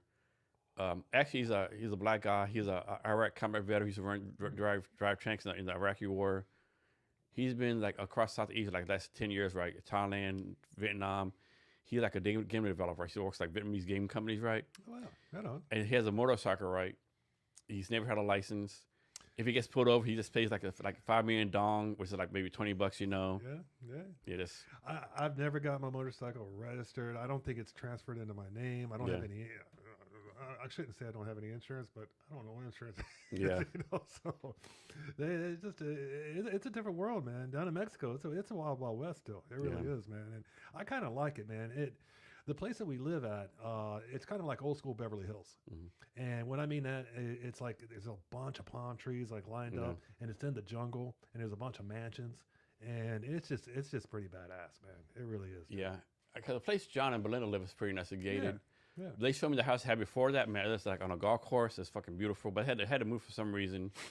I think they moved because the gated community they live in now is maybe 2-minute walk to the Belinda's parents' house, so grandkids be close to the grandparents, which is a good thing, But yeah, it's my thing. Like it doesn't matter where you live at. You could even live in Cleveland, Ohio. If you have a little bit of money and a couple of friends, you can have a good life. Absolutely, man. You know what? I think you hit the nail right on the head, brother. That's the truth, man. Couple of friends, a little bit of money. If you can afford to have like a tequila shot once in a while and have a good meal, that's what life's all about, man. Maybe have some delicious old fashions, And whatever creator or whatever reason that I'm here for or what I'm serving, man, absolutely, man. I think that's a payoff right there, man. Oh. So any plans to expand your business, like maybe do like a franchise model or something like that? No way. It ain't gonna happen. No, I don't want to do that. I mean, maybe if I go to sell it or something like that. I've gotten offers to sell it before and been fortunate with that. But what would you do if you sold it? Start another business? I don't know, man. I have to think about that. Yeah, man. I don't know. I have no clue. So you strike me as a 10 toes guy. You ever heard the term 10 toes? 10 toes up. 10 toes up. Yeah. Absolutely, man. That's a very common term in the military, man. Absolutely. Yeah. So I'd figure out something else, man. Yeah. Can you go back to crazy nothing to do, right? Yeah. You can only drink so much tequila, right? You can only drink so much tequila. You only get so much tan to drink so much tequila. Yeah. What do they say? Free time is or the devil's hands with free time or something like that, man. Yeah, absolutely, man. Yeah. You got to have something that you wake up and you're passionate to do, man. That's the honest to God truth. And I'd figure something else out, especially with the AI, man, because I love learning about that stuff too. Oh man, yeah. I can go like 2 hours. It's just a rabbit hole I go down, man. And then I'd try to figure out if we really went to the moon or not. I would like to really figure that out, man. I don't know why it's important to me, but it is. If somebody was lying to me about this, man, I want to know about it. You know what I mean? I'm very suspicious. I mean. So what happens to society when President Trump says, "Okay, I'm tired of the lies. Aliens have been here for 35 years. We got nuclear weapons. We got this from them. We got this from them. Yeah, absolutely. How do you think that affects society? You think like religion would be fucking done? Like government would be done? No. Or y'all fucking lied to us? I don't think so. I don't know, man. I think it may pull a thread out of the fabric of society. That's for sure. But you ever see that cat Bob Lazar, man? He was on Joe Rogan. I mean, it sounds familiar. Bob Lazar, man, he gave an account. He was a rocket scientist, essentially. Okay, I know. Yeah. And then he gave an account where he was pulled in to work on these black label. things that try to figure out thrust propulsion and that of these alien craft that we had. And he had the story, 30 or 40 years ago. And everybody called him crazy. The government tried to frame him and say that he was running a prostitution ring and I remember that. all kinds of shit. Well, how about those Navy pilots like in 96, 97 in LA that said they saw these ships that go. That's because they suffered a lot of backlash from that. I mean, but now it's kind of coming to fruition where everything that Bob Lazar had said has kind of been confirmed. Or is it the Joe Rogan theory where like, hey, all these fucking like, first of all, you don't see like these UFO sightings like outside the United States, right? Like no one found really? No. Peru? Yeah, I forgot about Peru. Yeah, man, there's a bunch of. I mean, there's been a bunch of different sightings internationally. So how about the theory that Joe Rogan has, like all these sightings like by Navy bases? Is that UFOs like it's like the next generation of stealth fighters, right? People don't realize stealth fighters came out way back in the day. The previous 5 years before that, there's all this stuff going on around Las Vegas, Nevada. Like, what's this going on? And then they like premiered the fucking like the first Desert Storm Desert Shield, right? Man, dude. One of the biggest shocking things that I found out, you're talking about nuclear technology. They used to have nuclear bomb parties in Las Vegas where they would go onto the top of casinos. Like fucking Independence Day? Yeah. They just watch nuclear bombs go up. Like, well, that was a good one, you know? Like, what the fuck, man? That's crazy, dude. So this is totally random. So do you know how the theory of how John Wayne died? Oh, yeah, with the filming of that movie where he was... like Spartacus or something like that. In New Mexico, Nevada desert, and all the radiation was there and stuff. Genghis Khan. Yeah, where he played Genghis Khan. And all like pretty much everyone in that movie died of cancer. Yeah, that was an awful movie too. Did you see it? No. It had he was Genghis Khan. And he had John Wayne accent. And he was like, Pilgrim. You know? Oh my God, yeah. It was really bad, man. I mean, you ever get a chance, watch that movie, man. Just smoke out a little bit. Watch Genghis Khan with John Wayne. It's an awesome movie. And totally random. So we talked earlier about how like the Seattle Shark player like picked the football up like total look right. Man. You hear about the story like this one dude, this Japanese citizen, he was the first city that got nuclear bombed, survived it.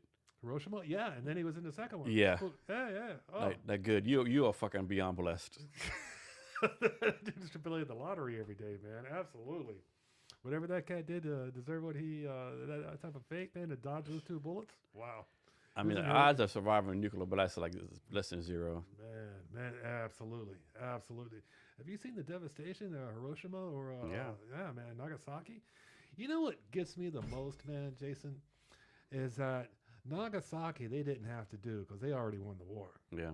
And they essentially the only reason that they did it was just to make a point.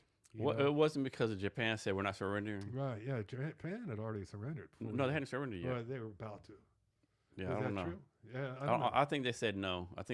Did they say? Okay, you might be right. You might be right. I think millions of people died in Nagasaki. Maybe they didn't need to. And people don't know this. We only had like 2 nuclear bombs. Really? Yeah. Of course, we had other ones we tested or whatever. We only had 2, and we dropped both of them, right? Wow. And so Japan would said, hey, we took your 2 best shots. But we did the marketing. We got a buttload of these fucking bombs left, motherfucker. Like we got more bombs than fucking torpedoes. Man, absolutely. We're coming back. And Japan, like man, like okay. Man, I thought Nagasaki was unnecessary. I didn't know for sure, so I'll check that out a little bit more. I mean, some people say both of them are unnecessary, right? But then again, like the theory is like if you don't drop bombs, you have to send millions of Americans to die. That's you know. That's way true. What was the name of the bombs they dropped? Oh man, they had names. Yeah, they had. Like, how fucked up are we to name our bombs, right? Yeah, I know, dude. They had named the bombs like "Hello Japan" or something. Fucking like Big Baby or something like that. Well, people were like back then, like Japan's known as like our ally, like make anime. But back in the day, Japan like they fucking like. They fucking raping people's Korea, raping people's like China, like they did some fucking horrible shit back in the day, right? They did, man. Look at the Korean comfort girls when Japan went in, and that's why Korea and Japan like the fucking they don't like each other. The fucking Bataan Death March, you know? Oh yeah, Bataan Death March. Yeah. I mean, back in the day, like I have to imagine people like, hey, blah blah, somebody, hey, President Truman, don't forget Japan did this and this. Yeah, fuck them motherfuckers. Yeah, absolutely, man. I think they might have played some of it too, right? Like. Cause they did some fucking horrible ass shit, and no one talks about it, right? Like Germany took us shit, you know, by the Nazis, right? Everybody still talks about that shit, man. Yeah. But everybody still buys Volkswagens and BMWs, yeah. Nothing. I ain't gonna bring that up, man. But So I was stationed in Germany twice in the military, and the thing about being in Germany, when you go to Germany, you can quickly tell like how Germany almost defeated the whole world twice. Really?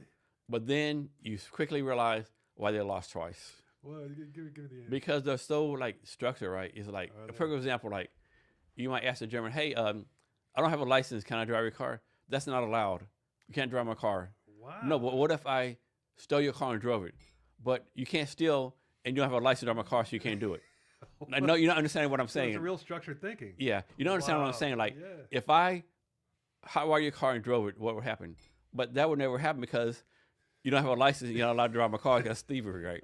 You see what I'm saying? So you can quickly realize like how they almost won 2 wars and then why they lost 2 wars. Wow, man. They couldn't overcome that thought process. That jump. Yeah. Yeah.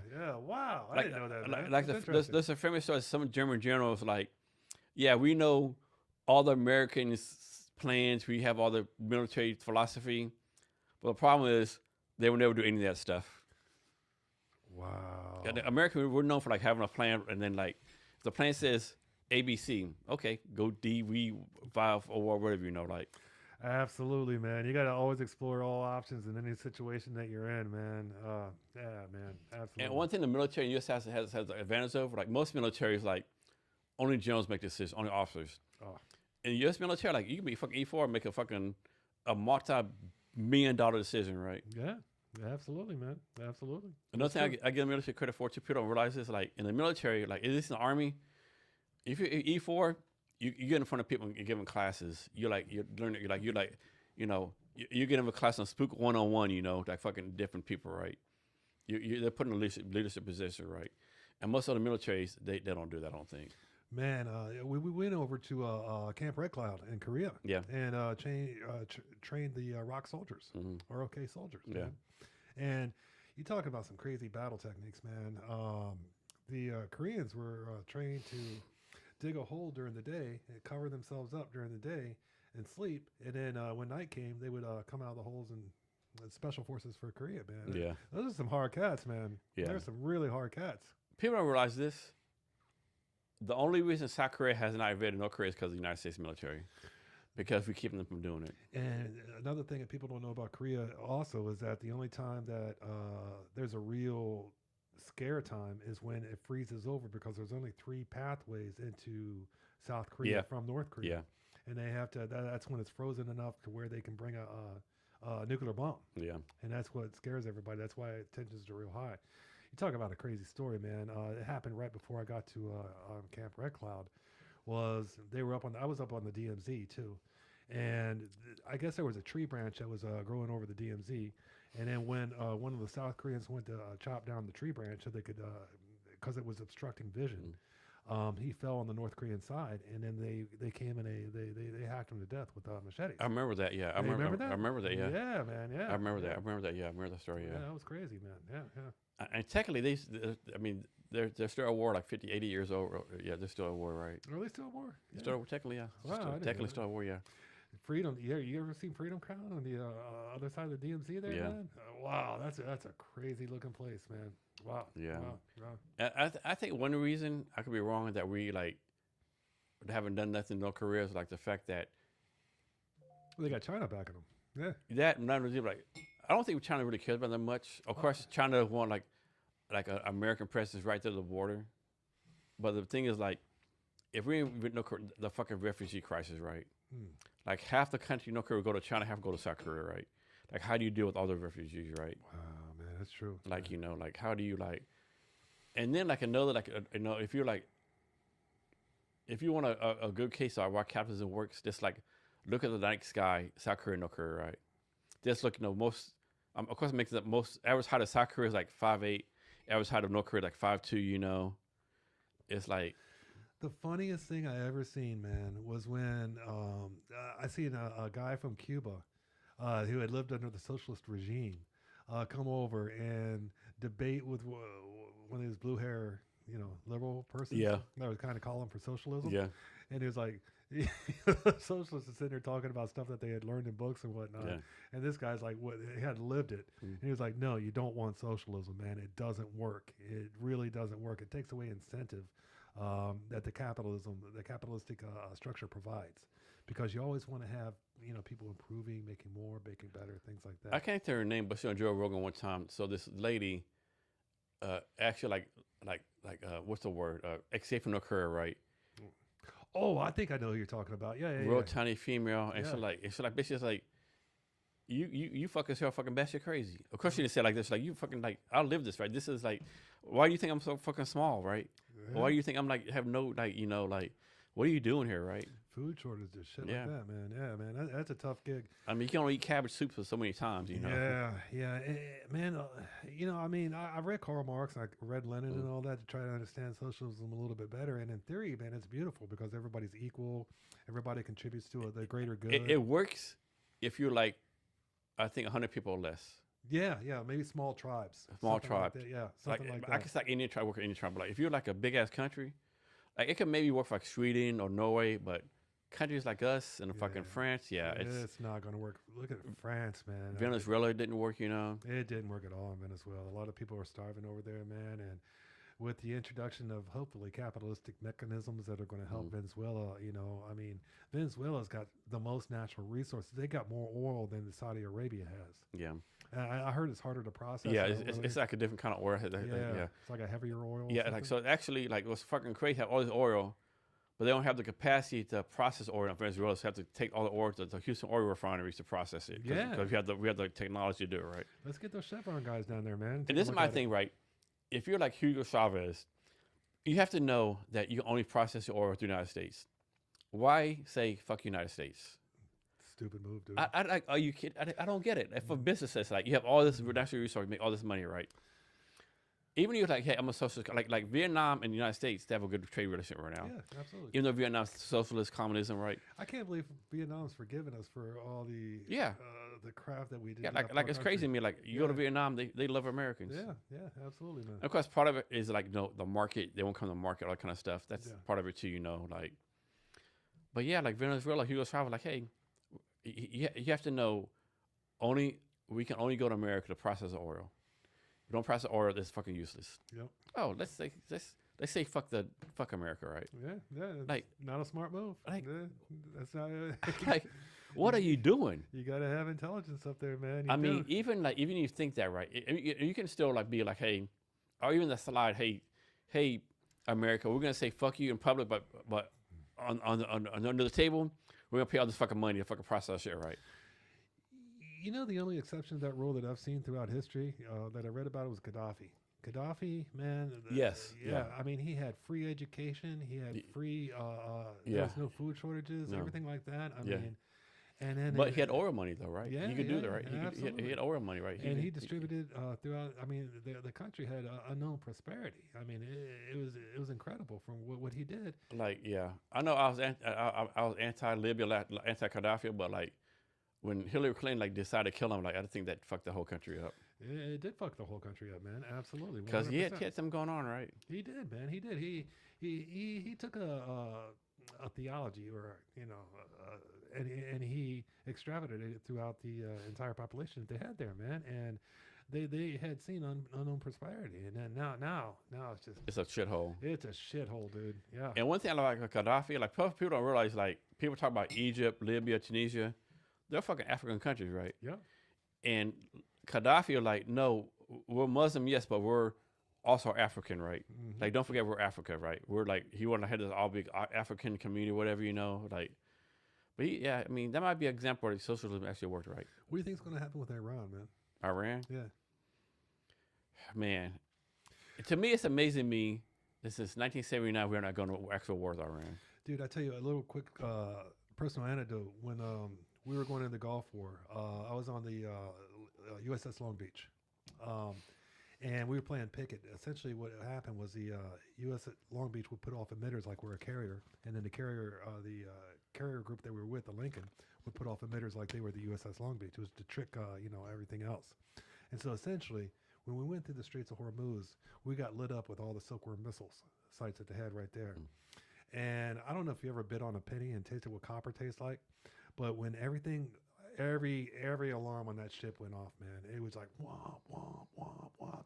Man your probes, man your decks, man your decks, everything like that. Everybody went to battle stations so quickly, and everybody thought we were going to die, dude. And it was just like one of those. For an hour, it was like sheer terror. It was wild, man. When we went through there. Remember this way back in the day when we reflagged the Kuwaiti oil ships, the American flags, to keep the Iranians from fucking stealing their Kuwaiti oil and stuff. Oh yeah, absolutely, man, absolutely. There's a lot of trickery that goes along, man. Like the Battle of the Bulge, that was a good example of that, man. Yeah. They thought they were going to invade one part and they did the other. Yeah. I mean, I don't know. It's like, but I have a good friend in Vietnam. He's Iranian, right? Haiti. Like, he talking about how no one in Iran likes the government. Like, they wish they could overthrow it, right? They have no power. They have no guns, whatever. Yeah. Like, this cat I knew. His name was Mehdi, man, and he's Iranian. He lived in. He started Broadcom. He was one of the original founders of Broadcom, and he developed the chip. He actually architected the chip that Broadcom. I think they still use today. I'm not quite sure.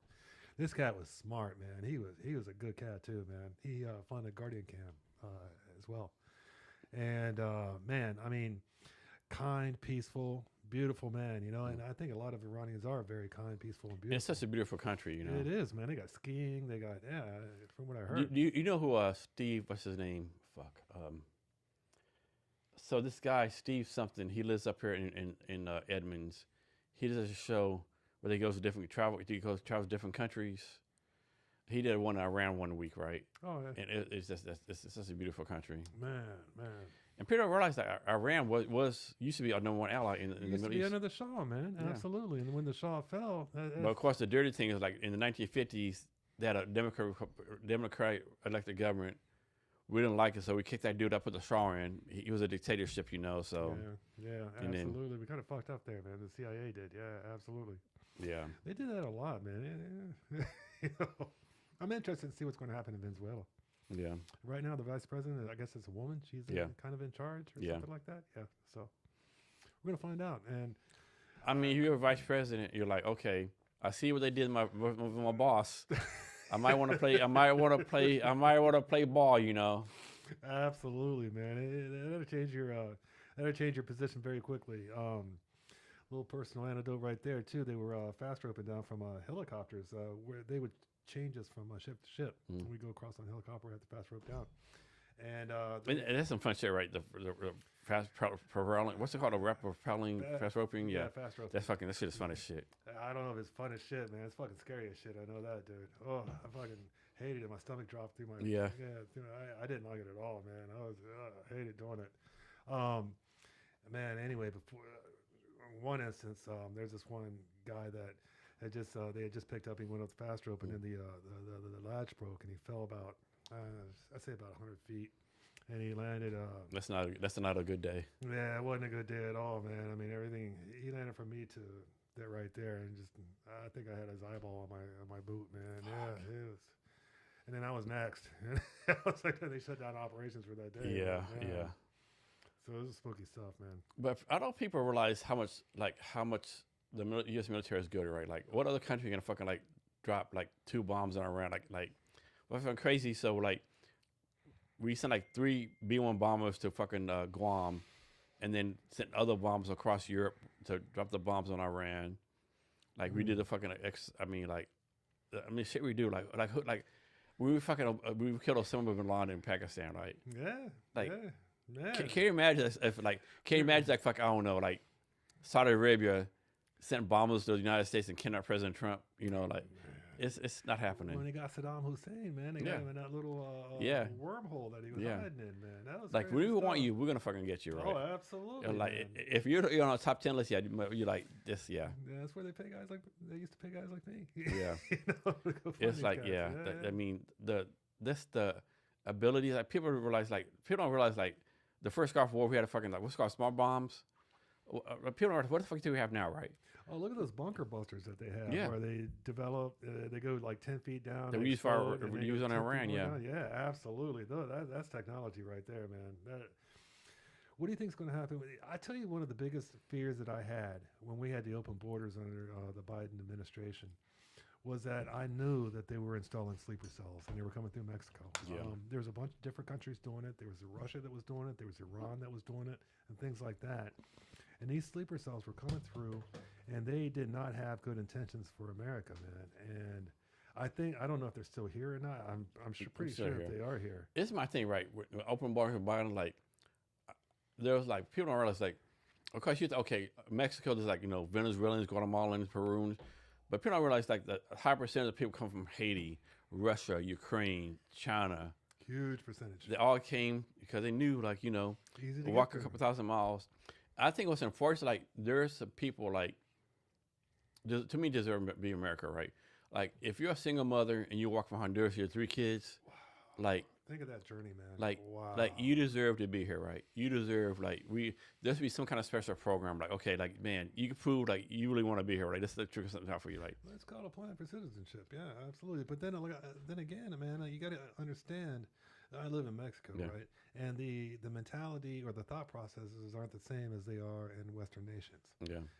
They don't, I mean, the whole application process. There's a lot of people don't even have internet access. Man. Yeah. I mean, it's a What do you mean apply? Huh? What do you mean apply on the internet? What's this internet thing?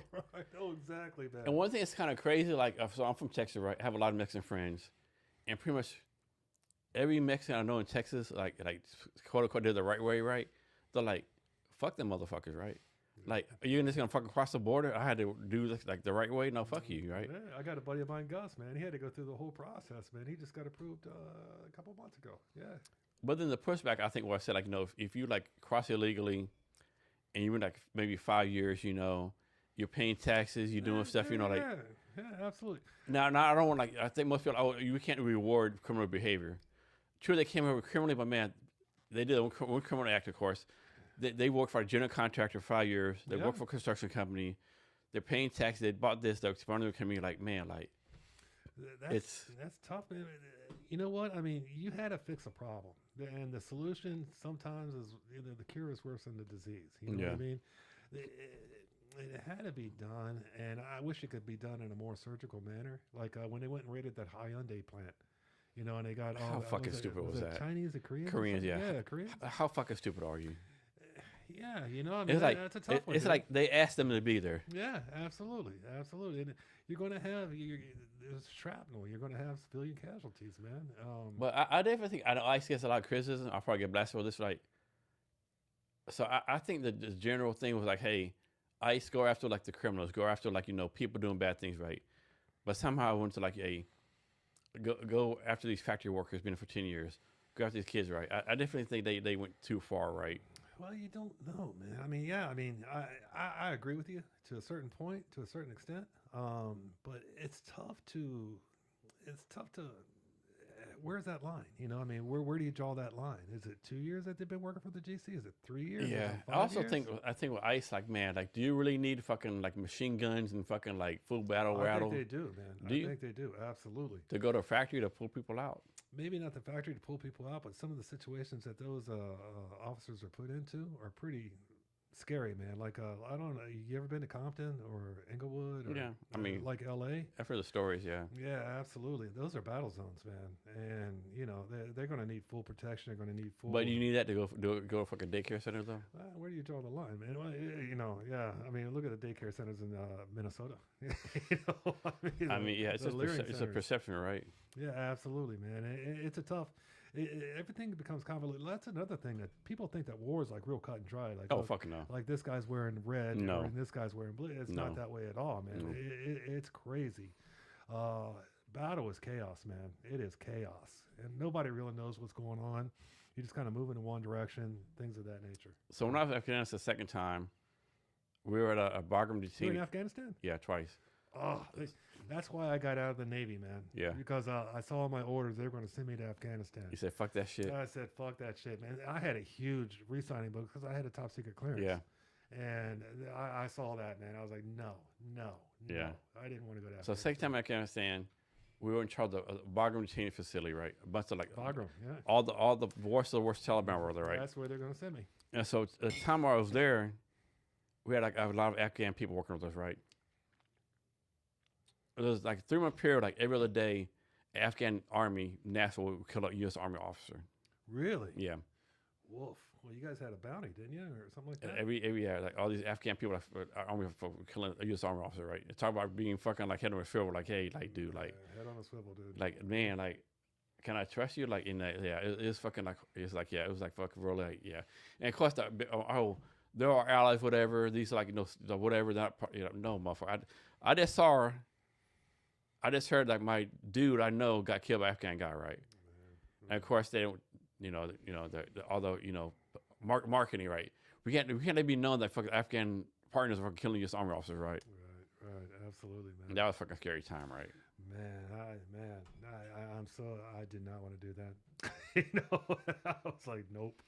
And I think with Afghanistan, like when like we left Afghanistan, it was a shit show, right? What a shit show that was, man. You're talking about a bad withdrawal and just leaving the equipment there, man. I mean, are you kidding me? Billions of dollars of anyone that served in Afghanistan knew that was going to happen, right? Everyone knew, like once we left, the next day the Taliban would take over, right? Did you? Everyone fucking knew. Wow. Yeah, just because the corruption, the Afghans, like they're like they don't want to fight. It's like that everyone knew. Okay, as soon as we leave.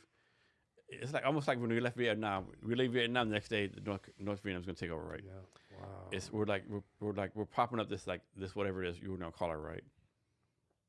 Man. But I remember when that happened. Another thing about Afghan Army when I was there, like one time, so we supplied all the Afghan soldiers in the prison, right? Like brand new everything, right? Boots or whatever. 2 days later, it's all fucking gone. Like, what happened to your stuff? Our officers took it from us. Wow. Yeah. Wow. I didn't know the corruption was that deep, man. Real corruption. And another thing too about Afghan Army, of course it could be different now, but like U.S. military is like, okay, we want to bring 10,000 soldiers in the military, right? Before we recruit them, let's get 10,000 uniforms, 10,000 this, 10,000 like the equipment's there beforehand. Afghanistan's like 10,000 soldiers, then find the equipment later, right? Wow, man. Yeah. I know that was a go fuck going all the way around, man. Look at the mistakes that Russia had made in Afghanistan, and then we went ahead and we made the exact same mistakes. Yeah, but we should have easily had like one mistake we made, like that military, that Bagram Air Base, that is such a fucking vital strategic asset that we should still have, right? Because from there you can go fucking everywhere, right? That's like everywhere. That Bagram Afghanistan Air Base, that was so fucking strategic, right? Bagram Air Force Base, man, absolutely. That's where, because like I said before, the top secret clearance they were gonna send me there. I did not want to go, dude. So why not? Just wasn't. There's nothing about Afghanistan that I wanted to see. No, absolutely not. I didn't. It would have been like a year tour or something. I don't know, man. They would tell me like I'd be somewhere for somewhere. You'd be like, first of all, there's no fucking water here. Why am I going here? Like, there's no fucking water here, motherfucker. I noticed Afghanistan doesn't have a contestant in the Miss Universe pageant. Yeah. What's up with that? Yeah, stuff like that, man. I just. But so most Afghan military people are fucked up, right? There's one guy, Major Gulbaz, right? He was an HR officer for the Afghan army, or a partner of Afghan army, right? That dude, he was fucking solid, right? Like he could actually make it in the U.S. Army, right? Wow. And my guy Marcus Williams, he worked for me for a while. So Marcus, he worked for me, but he was in charge of Afghan training, right? With the HR Major Gulbaz. And like we're like, man, like with all the fucking Biden fucked up, we're like, man, we're like, man, I hope Major Gulbaz made it right. Cause he was a good guy. He actually cared about his country. He was actually like trying to do stuff right. And we're like, man, find out? No, I mean, there's no way. Yeah, this guy, and I he's probably dead, right? Yeah, but he was a fucking. He cared. Like he was like good at his job. Like most of the fucking those like, yeah, it's fucking this horrible. He was like, this is a guy like. Let me ask you a question, man. Why do you think so many vets commit suicide? What do you think you think it's something that they experienced that they just can't deal with? I think I've had 3 friends that I know. I have like, for me, I have like at least once a year somebody kills themselves that I know, right? What do you think that is? I think part of it is like the camaraderie, right? Like when you live in the military, you're in the military, like I don't care what your rank is. Hey, Major Cabinets, it could be E4. Hey, Major Cabinets, I'm doing my son's birthday party. Can you come out for a little bit? Yeah, I'll come. Yes, sir, I'll come. Beautiful, man. Or like, or like, hey, specialist cabinets, I'm doing this right. There's always like, always someone's having a birthday party or barbecue, and you're inviting the people over, right? Because like your real family ain't there, right? Right. And you get the civilian war. Like I've had like, I work at Try to See. I've had like 3 or 4 civilian jobs, right? Not once has anyone invited me to anything, right? What? Yeah, never. Dude, you seem like a good guy. I'd invite you, man. I mean, it's not where it's done. It's not the military, right? Yeah, that's true. It's like, so I think the camaraderie, right, is a big thing, right? They're like, they miss the camaraderie. And I think they miss the, it's not the events, like the fucking thorough, right? Like maybe having a purpose. Yeah. Or like, man, I might go fucking deploy tomorrow.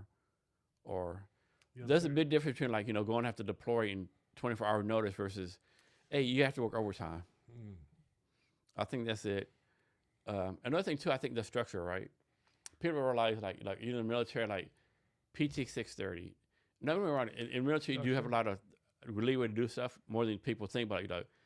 PT 630, lunch 11:30, like the structure, right? Where like for example, like when you move, they pretty much move for you, right? Like they pick your shit up, but if you're moving in the civilian war, like you have to do everything yourself, right? It's like the structure, the camaraderie, the purpose is a big thing, the excitement, like I mean, exactly like, hey, I might fucking like deploy to, Nigeria to fight Nigerian terrorists tomorrow, right? Oh, hey, fill out this fucking paperwork, And like PTSD has a part to do with like, and then to like how much, how much of the stuff you had fucked up wrong with you, like it was like pre-existing, right? How much depression do you have before you join the military? And the military is like kind of, like expands it, so to speak, Yeah. But it's like, I mean, I think the number is like 22 suicides a year or a day or something like that, 22 a day. Yeah. Attempts, and like, and then too, like, I get blasted for this, right? But like, okay, there's 22 veteran suicides a day, right? But like, is it like, are those like 22 people left the military like 2 years ago? Is it 22 like, that's World War II, Korean, Vietnam, blah blah blah. Like, I mean, it's a lot higher. It's like 200 or 300%. Watch my numbers, but it's like way higher than normal. Yeah, and I just kind of wonder what the commonality of the experience is. And another thing too, like all suicides like is bad, but like for example, like suppose a World War II veteran, I'll get fucking blasted for this. There's a World War II veteran, 83 years old, no family left, no friends left.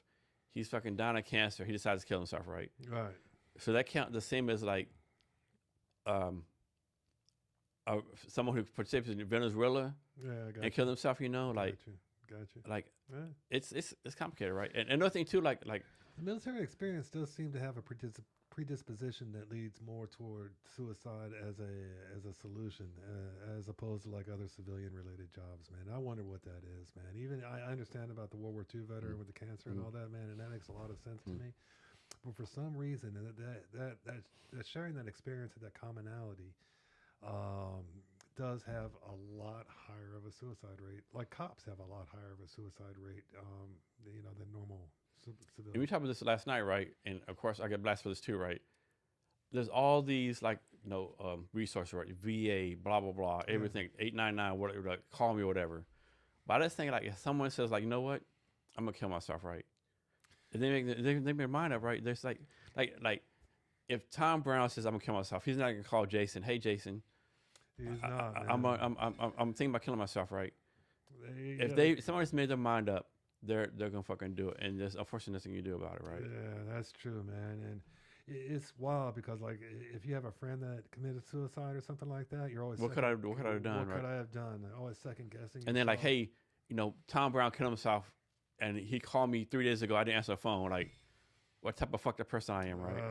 Man, yeah, absolutely, man, absolutely. And then you really never know what's going on inside the mind of another man. You really don't. And then like you ever watch back in the U.S. show called Soul Train way back in the day? Yeah, I love Soul Train, dude. I used to watch that every week. You know what happened to Don Cornelius? Don Cornelius. Yeah, killed himself. I didn't know that. Killed himself at 7 years old. Wow. He left a note say, I live my life. I done this. I done that. Like it's time for me to go. Wow. Yeah. Man. So I guess it's just a feeling, or I don't know, man. I don't know. And then this happened a few years ago, right? It's kind of controversial. So this guy, he was a sports writer in Kansas City, right?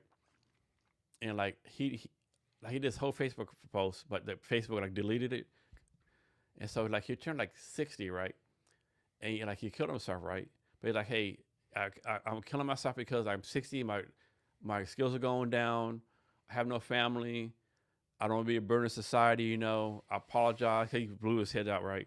I apologize to people cleaning this up, right? But like, I just found it best, like, no, I don't want to be a burden to society, right? I don't want to be like paying Social Security, all this kind of stuff, right? And like, man, this like, you don't want to say it makes sense, like, damn, like you understand the logic, right? Yeah. Like he had like no family, like he said he was like he was married once, his 3 kids, hadn't talked like 30 years, you know. All kind of shit. Like he felt alone. Like my skills, I could obviously see my skills. Like I could obviously make more money because I'm who I am, but like I can see my skills going down. But like I just Wow, man. Wow. And when that's a solution or the answer, man, you got to really kind of question the questions, I guess, man. Oh, yeah, man. I don't know, man. I don't know. I mean, that. I mean, I don't it's never the answer, right? You know, but man, like. Well, I mean, who knows? I mean, it kind of leads to kind of questions of what's on the other side. You know, I mean, we were talking about this last night. Nobody's ever, out of all the people that have died before that we've got to this point, nobody's ever came back and said, "Oh, this is what happens." You know, I mean, you've got your isolated things where people have died and say that they went to the light and everything like that, and they come back. I don't know if I believe it or not. Yeah, man. You know, there might be some kind of I don't think that they're lying, but I think that maybe it's some kind of psychological. Or maybe they're fucking doing an LSD trip. It might have been, man. Absolutely, dude. So took some magic mushrooms. Dude, I've never had a good experience on mushrooms. I've tried them a couple of times, man. Every time it's just been a train wreck, dude. I tried it once. It didn't do anything for me. Maybe I didn't take enough. Yeah, just like okay. Dude, I took I was in a pharmacy in Amsterdam, and you can buy mushrooms there. And I bought mushrooms, and they come in packs of 4. And so I took all 4 and I shoved them in my mouth. And the pharmacy was like, "No," like that. And I was like, "What do you mean? That's too much." Yeah. Next thing I know, man, I'm projectile vomiting in front of the train station in Amsterdam. And then I had to go back to my apartment, and I had this thing of pixie sticks. And I had to sit there and play with these pixie sticks for about 12 hours, man, because I just couldn't deal with anything else, man. Oh, it was a strange so I'll tell my Amsterdam story again, like I told you last night, right? So me and my 2 friends were in Germany. We go to Amsterdam for the weekend, right? And we get like Friday night. We party all night long, like 6 in the morning. We go to 6, 7 in the morning. We go to McDonald's, right? Get some eat, right? And these 2 females are like on the counter, like next to us, right, across the way, right? They're like 17, 18 years old, like look really young, right? And like, and they throw all these fucking white powder on the table, like what the fuck? Like, is that cocaine, right? Like what the fuck, right? And we see 2 cops, like oh shit, cause no, and even though marijuana is legal and cocaine's like illegal, right? These cops walk up to this young female. Excuse me, where do you get this cocaine from? Oh, officer, we got it from our friend with reliable source, right? We trust him, right? Are you sure? Because there's a lot of bad coke out here right now, and like people getting sick. We just want to verify this is like cocaine that you trust. Yes, officer, it's cocaine we trust. Damn.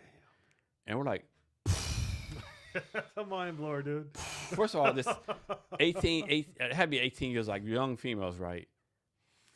7 in the morning at McDonald's, sipping cocaine at McDonald's. Yeah. At McDonald's. Oh. That's a crazy. We're like, this is the best fucking country, it's the best thing in the fucking world. I got the death scared out of me in Amsterdam, man. I had just bought some ecstasy off the street, and there was a female cop. She was on a horse, and she came down off the horse, and she goes, "I just saw you purchase ecstasy." I'm like, "No, I didn't." And she was like, "Yes, you did." I was like, "No, I didn't." And so I slid the ecstasy. I had 2 tablets. I put them in between my fingers like this, and I raised up my hands like this. I was like, "No, I didn't." She goes, "Can I check your pockets?" And I was like, "Yeah, go ahead." And she checked my pockets, and I'm sitting here like shaking, man. I'm so scared. Did you tell her to check my front pocket too? No, I should have, man. She was kind of hot, to be honest with you. And she was like, "Oh, I apologize, sir," and everything like that.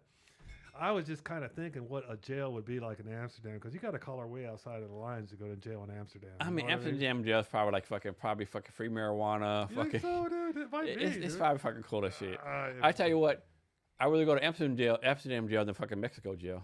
Man, dude, I spent a night in Mexican jail too, man. That was kind of spooky. Got into a fight in Rosarito. A buddy of mine, I thought he was my friend, was walking out of the parking lot, jumped on my back.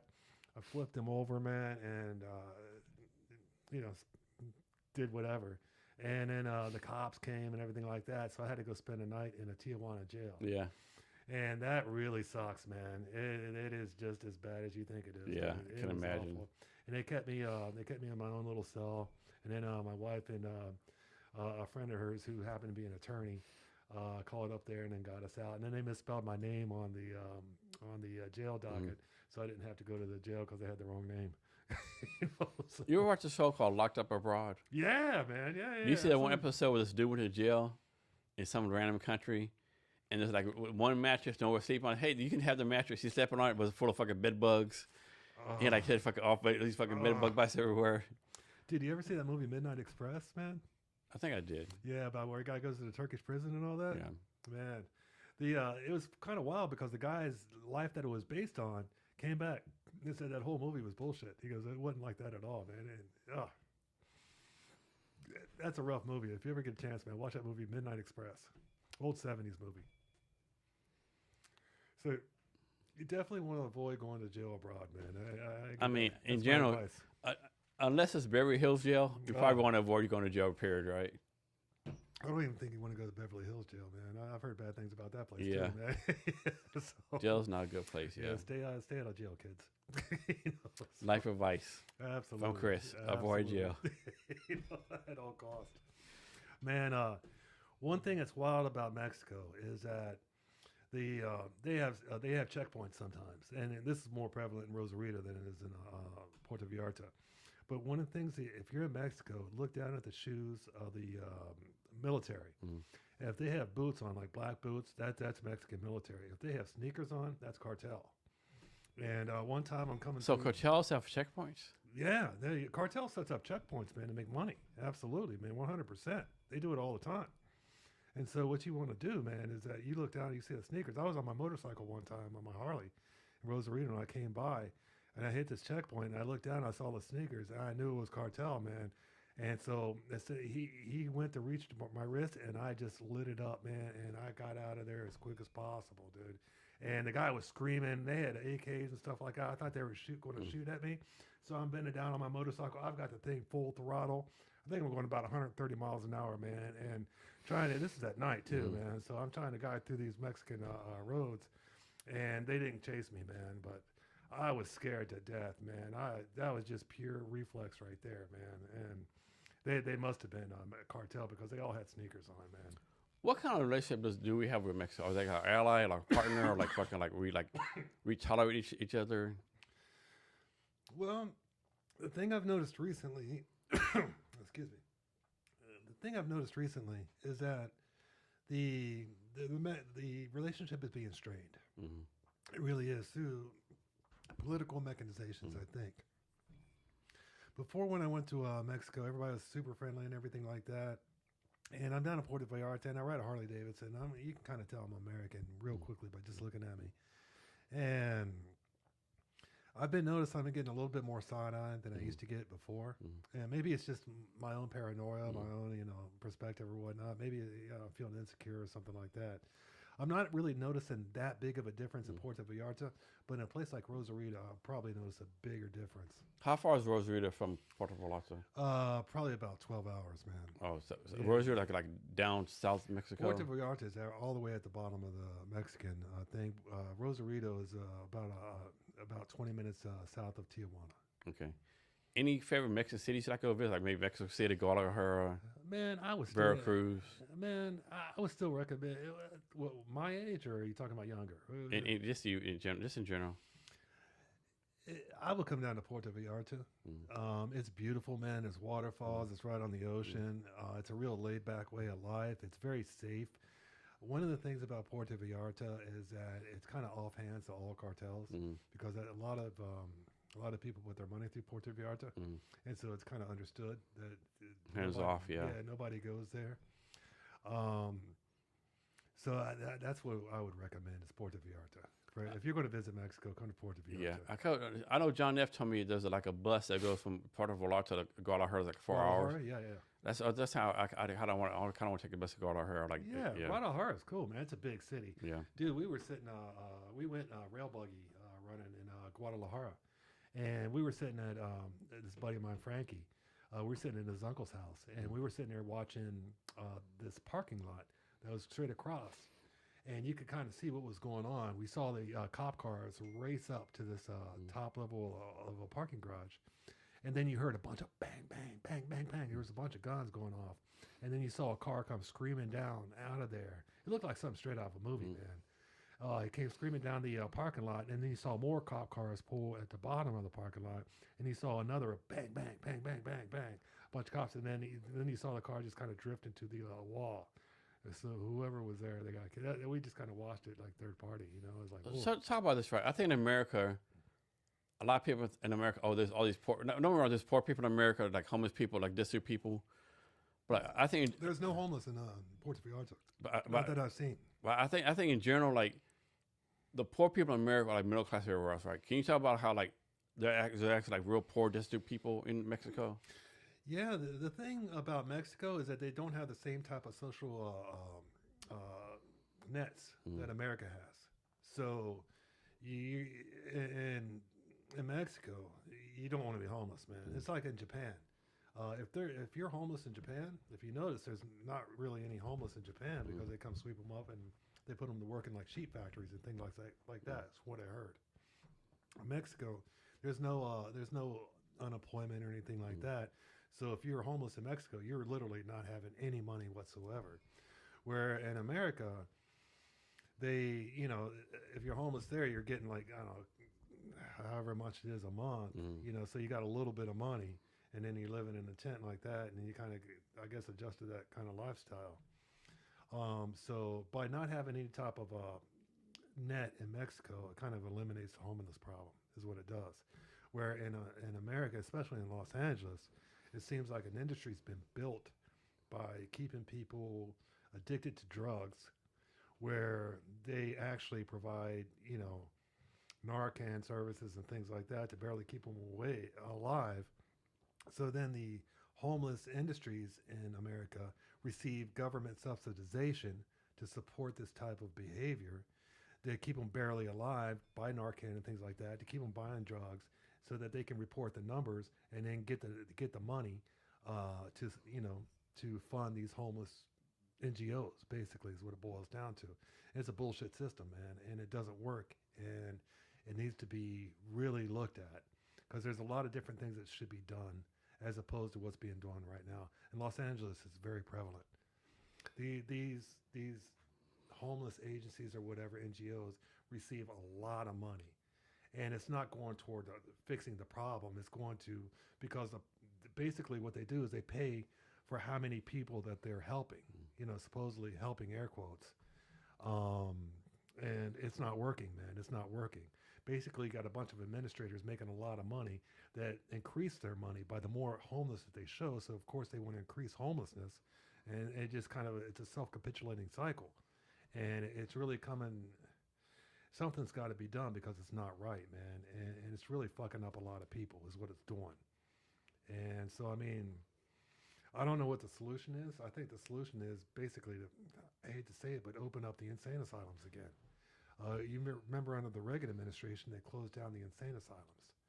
And I think they need to be opened back up again, with people that have mental health issues and things like that need to be taken and put into these different places where they could possibly receive some type of help for their mental situation, and taken off the streets. So I think it was JFK, not Ronald Reagan. Was it? Okay, you're probably right. 'Cause I think JFK, his sister was like, went all this fucking like brain bullshit or whatever, and JFK's like, never again, so you close it down. I could be wrong, but I think you're talking about here's how we call the homeless industrial complex, right? Right. Because you have all these fucking people make six-figure incomes, right, and that gets improved. Like, for example, there's a nonprofit that's building here, right, and I heard one time where someone said out the side, hey, Tom Brown been with us 8 years success. Like, Tom Brown's been here 8 years. How the fuck's a success?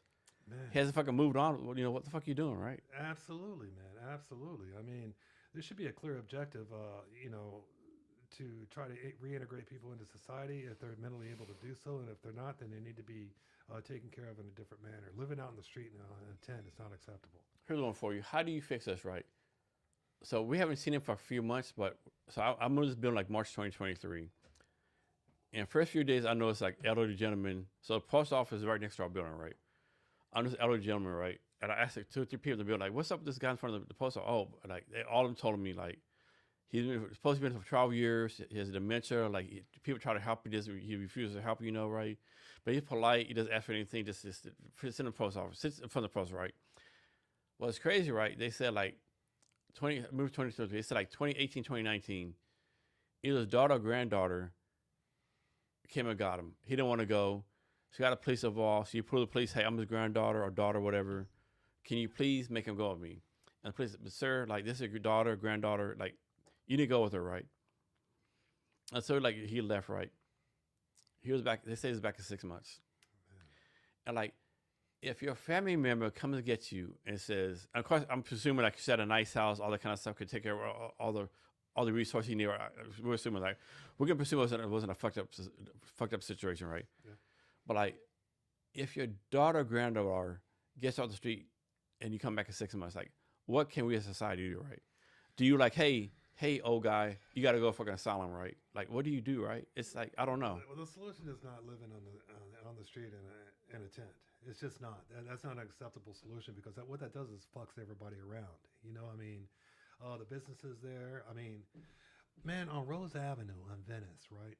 You've got on one side of the street, on the left-hand side of the street, you got a bunch of middle-class Americans who bought these houses that live there. And on the right side of the street, you got a bunch of these RVs and tents where there's a lot of rampant drug use. There's feces in the streets. I mean, it's really bad, brother. It's really bad, man.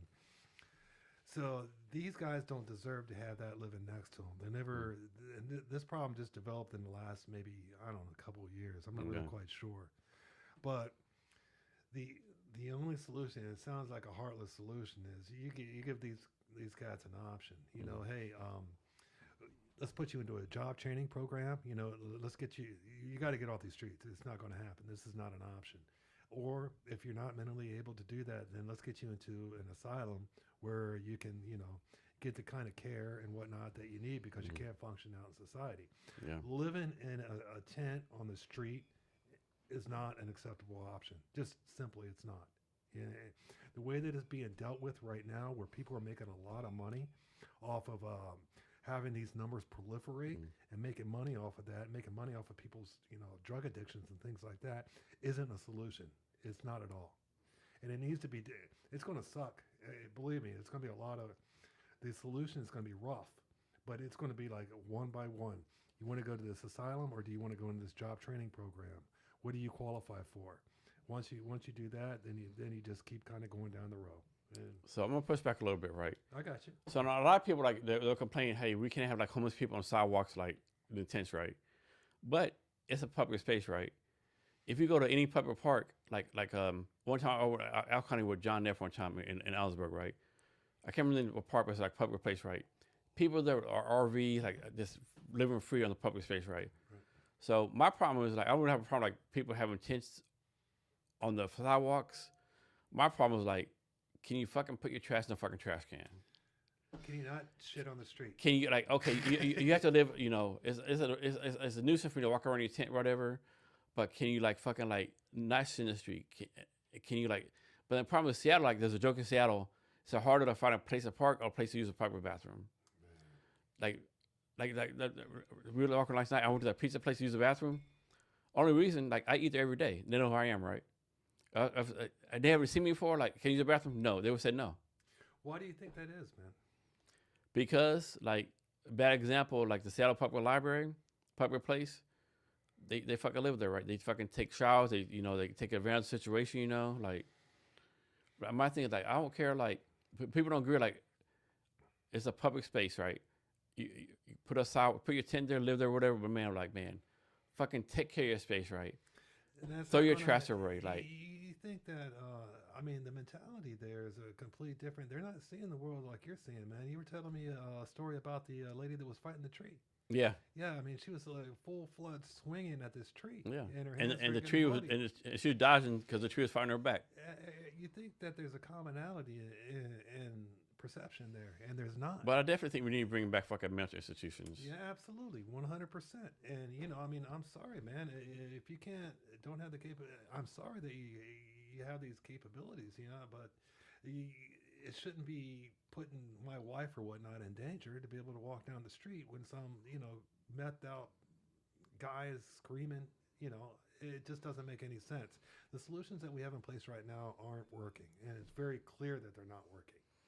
So there's got to be different solutions put on the table, and they've got to be pursued, and they've got to be executed. And I mean, to be honest with you, Los Angeles used to be super cool. Yeah. I mean, it was beautiful. It was a bunch of fun. And then all of a sudden, I don't know if the pandemic is what did it, but all of a sudden, all these different programs or whatnot, and he saw the proliferation of homelessness and drug addiction and everything like that go on the streets of this beautiful city, man. And it just tore it apart. Now, I don't even want to live in Los Angeles, man. I don't even want to go there. I mean, you talked about last night, Joe Rogan was Mr. Los Angeles. Mr. Los Angeles, like, he loved Los Angeles. Like, if you drove Joe Rogan away, like, goddamn, Elon Musk, look at everybody that's leaving Los Angeles, man. That used to be the epicenter of, like... Have you seen the stat they did where it shows, like, all the business that left California to go to Texas, like, different places? Hewlett Packard, like, all these companies, like, been there for generations, like, have gone. In-N-Out Burger left Los Angeles, went to Tennessee. They're How, if you're if you're the governor, if you're Gavin Newsom, and you hear In-N-Out Burgers leave, they got to think, okay, what the fuck's going on? Like, something's going on. Man, you know what, Gavin Newsom? How do you lose In-N-Out Burger? How do you lose In-N-Out Burger? I tell you right now. So I'm not the biggest fan of Greg Abbott, the governor of Texas, but if Whataburger said Greg Abbott, we're moving to like Tennessee. Whoa. Greg Abbott would like pull out all stops, like no taxes, no this, like he was like, no, whatever we got to do, like we'll rename Texas a Whataburger state, right? Whatever it takes, man. Look at the California's lost so many businesses, like. Dude, look at the corruption, man. I mean, look at what happened with the $100 million that was raised for the victims of the Pacific Palisades fire. Yeah, we talked about that yesterday. Yeah, man, $100 million. No houses has been rebuilt. Not a single house has been rebuilt. Not a single person that was involved, a victim of those fires, which was caused by the state's negligence, has gotten any type of reparation whatsoever. Because they cut the fire budget. Man, they cut the fire budget. They screwed up some. Oh, they cut the fire budget, man. I'm sorry about that. What the hell, man? And then Gavin Newsom's wife was an NGO that got like $10 million from the fire victims thing that went toward Democratic re-election processes. What happened there, man? Why? I don't understand why people aren't accountable for this, and why people aren't like on the top of the roof screaming, man, hey, what is going on here? This is a bunch of crap, man, that was going on in California. It's the worst kind of management I've ever seen in my entire life.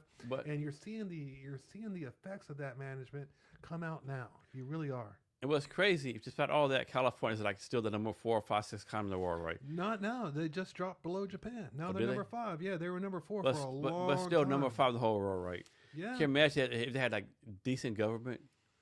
Man, yeah, absolutely. If they had good management, California used to be the place, man. And I revered California. I loved it.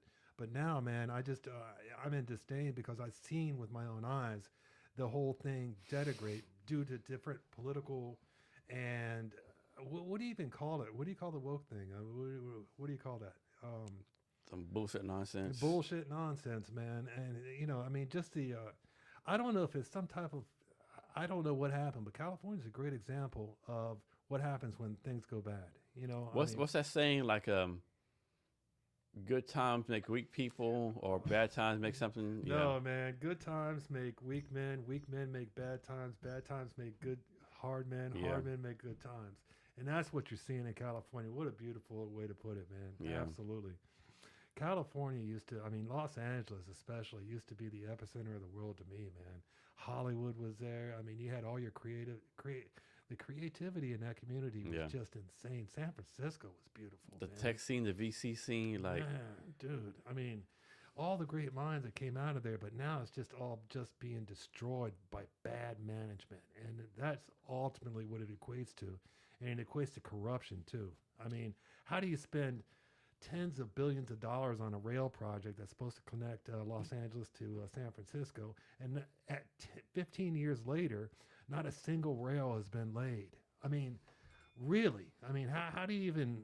I don't even know how you dodge that one, man. I mean, why has not a single rail been laid? And now from what I understand, the project's supposed to run from some bullshit Bakersfield to somewhere else where people don't even. No offense to Bakersfield, but come on, man. You're Bakersfield. So I'm gonna retell my BART story, right? So in San Francisco, the transit is called BART. I don't remember what it stands for, right? Yeah. And so, like, first time visit, I went to visit my niece. I went to go to the tech event, right? And I heard the horse, like, hey, be careful on the BART, right? So I get in the BART, and like, okay, fine. This dude, like, you're a little kid, right? And like, you play in the mud, and the sun sucks the mud into you. This dude looked like that from head to toe, right? Oh. And he had on a sleeping bag, nothing else, just a sleeping bag, right? Wow. And he was asking people $1. I'm thinking, like, dude, you need more fucking $1, right? Like, you need someone to invest a year of their life in you, and it still won't be enough, right? Yeah. Man, whatever it takes to get to that point where you're standing covered in mud in a sleeping bag, dude. I mean, there should have been a lot of different off ramps before you got to that point. You know, I mean, maybe the guy does have some type of mental disability or whatever, man, and that needs to be taken into account and it needs to be dealt with in a different manner. You can't let the cat running around covered in mud in a sleeping bag on, threatening. Look at what happened in North Carolina with that one cat that shot that poor woman that was sitting in the thing. I mean, stuff like that happens all the time. You know what I'm talking about? Yeah. So I mean, it can't go on, man. It really can't go on. And the management that they have in place with Karen Bass and with Gavin Newsom obviously isn't looking at the best interest of the citizens. I think they're looking at more of a corrupt interest. I think they're looking at it more of a making money kind of thing, more of a perspective that a one world order or something. I don't even know what perspective they're really just prescribing to, but it really doesn't make sense, man. And you're seeing the results come to fruition of that type of management style. You're seeing one of the greatest cities ever to grace this planet fall apart from it. And it's a shame, man. I know one thing, like a lot of Californians move to Austin, right? And Austin, like, people like, a lot of California go to Austin, let's turn Austin blue. Like, we're like, you left California for a fucking reason, right? Yeah. You moved to Texas for a reason. Like, why are you going to leave California and want to bring California? Like, you should have fucking stayed there, right? Man, absolutely. I mean, dude, Texas won't really put up with that too much, man. No. I mean, Texas, those cats are hard out there, Yeah. man. I mean, you guys don't play around. In Texas, they have open carry, I mean. For everyone. Yeah, absolutely. There's no fucking gun license. Yeah. Buy a gun and we'll carry, right, You know what's funny about that, man, is that it kind of forces you to be nice to everybody. In Mexico, they don't allow guns. Yeah. They just don't. And one of the wild things about Mexico is that if you get in a jam, you don't call the police, you don't call an ambulance, you're kind of on your own. Mm-hmm. And what that teaches people, I think from my experience being in Mexico, is that you have to really be kind to everybody. Mm-hmm. Because there's nobody you can call. I mean, there's no police or anything like that. So being that type of independence or anything like that forces you to be kinder to people so that you don't end up in a bad situation. But believe me, in Mexico, there is trouble if you want it. You just got to go look for it a little bit, man. And you don't have to look harder, right? You don't have to look very hard at all, man. Yeah, absolutely. So I don't know, man. I'm done bagging on California. It just really broke my heart to really see that with my own eyes, man. I lived in downtown LA on 6th Street and had a badass apartment there, man. Loved it. And then just to see the spillover. I mean, there didn't used to be like a single tent or a homeless person on my place. It was the artist district. That's what it was called. It was meant have artists. And then to see the spillover, and then all of a sudden it just got all taken over by homeless. People setting up tents. And it happened pretty quickly, right? Super quickly. I mean, within a matter of months. It was just crazy. During the pandemic is when it happened. And then it just kind of extrapolated from there, to be dead honest. So another time I was in Bear, right? I went to do some Bunker Labs. And I went across the street from the WeWork to get some eat, right? And this dude just walking in the store and fucking knocked everything over, right? Just knocked everything over, right? It's like, I don't know, right? Man. Another incident, this happened down the block, the coffee shop down the street, right? And so I'm in there. There's 2 black gentlemen behind me, right? I mean, they're pretty professional, right? And this lady walked in, you just tell she's fucking so bastard crazy. She walks in and she just starts yelling, telling these people, these 2 black guys, You ends. I used to own you back in the day. My grandfather owned your grandmother. Blah blah blah. Back in the day. What? Yeah. Wow. And luckily, this like they're like okay. They like okay. They're like okay, like this. Obviously, this bitch is fucking batshit crazy. So they didn't do anything right. But can you imagine like it was like some fucking like someone else like, and they'll fucking beat the shit out of her, right? Man. But luckily, like, okay, this bitch is fucking obviously a fucking batshit crazy, right? This like okay, whatever, Man, I understand about mental illness, and it's a real thing, man. Because like I stated before, you never really know what's going on in the mind of another individual, and for those wired consciousness is such a fragile thing. To think that we have a commonality when we look at something the same. A lot of people don't see the same things that we're seeing. Like the lady, once again, to refer to the lady that was fighting the tree that you saw. She's not seeing what me and you are seeing. She's seeing an enemy. Thank God. Yeah, exactly, man, exactly. And to understand that, and it's not her fault, man. It's really you tried this one next. Yeah, I did. Okay. This is fucking delicious, dude. To understand that, to understand that they're not seeing the same thing that we're seeing, I don't understand that, but they can't be they can't be out on the streets. They can't be. It's dangerous, man. And I know some people say, "Oh, like, don't mess with them. You gotta leave them alone." But like, are you really taking care of your people, right? Man, are you really taking care of people? Are you really making society the best it can, right? Like, no one wants to put someone in the home, right? Get them help, man. Because I tell you what, anything's got to be better than living in a tent covered in mud on a street. It's got to be better. I mean, if you can offer an asylum. I mean, fucking join the military, right?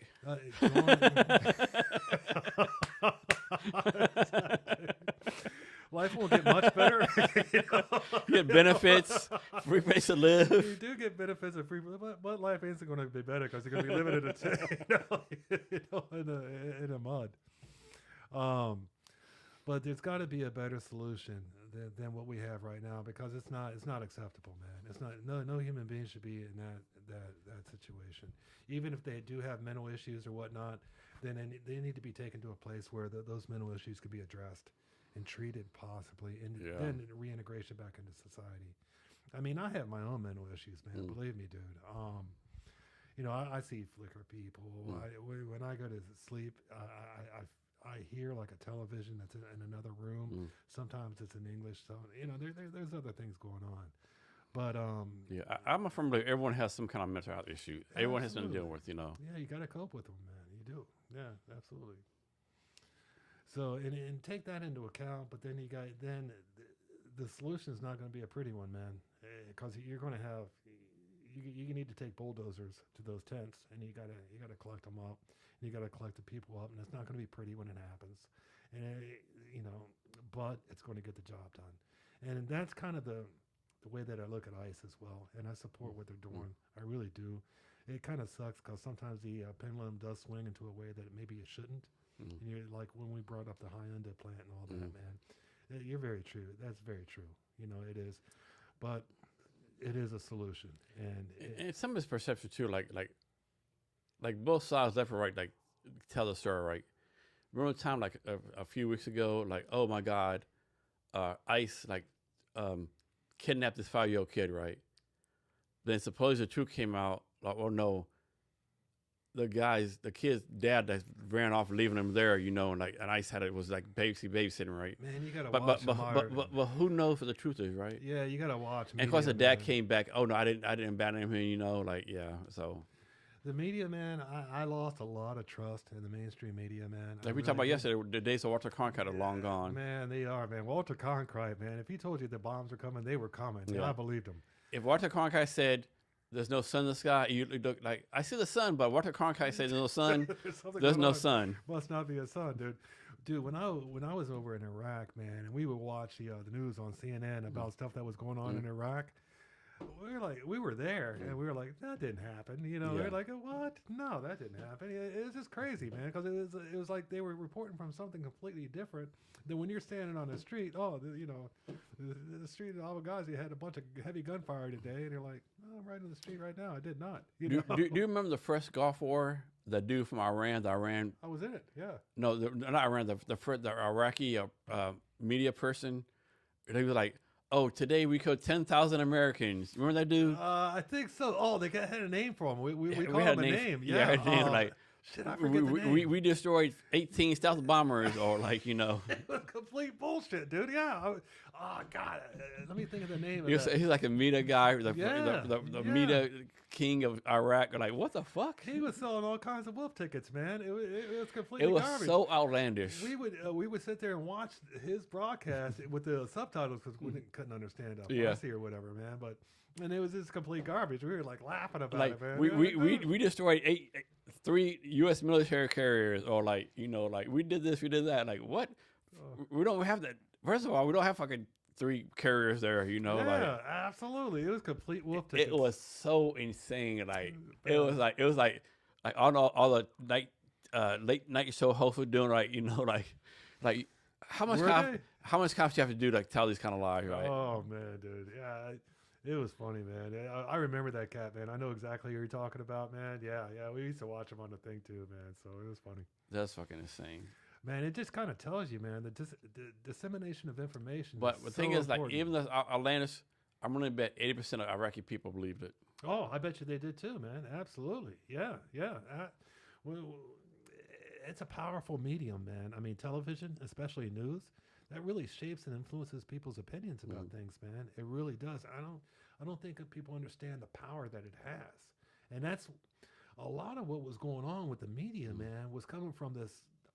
I don't really understand the ideology that it was coming from, but it was coming like from the left or something like that, man, trying to convince me that it's okay for my child to be taught by a transgender guy wearing a dress, or just all kinds of weird shit, man. I really never really wrapped my brain around that. Didn't make sense to me, man, to be honest with you. This is my thing. Like, my kids are grown, but like, if suppose I had a daughter right now, and someone said, "Hey, this transgender guy's gonna walk in your bathroom and use the bathroom with your girl," no, motherfucker. I would beat the crap out fuck of that no. cat. That's not going down. Like, Absolutely.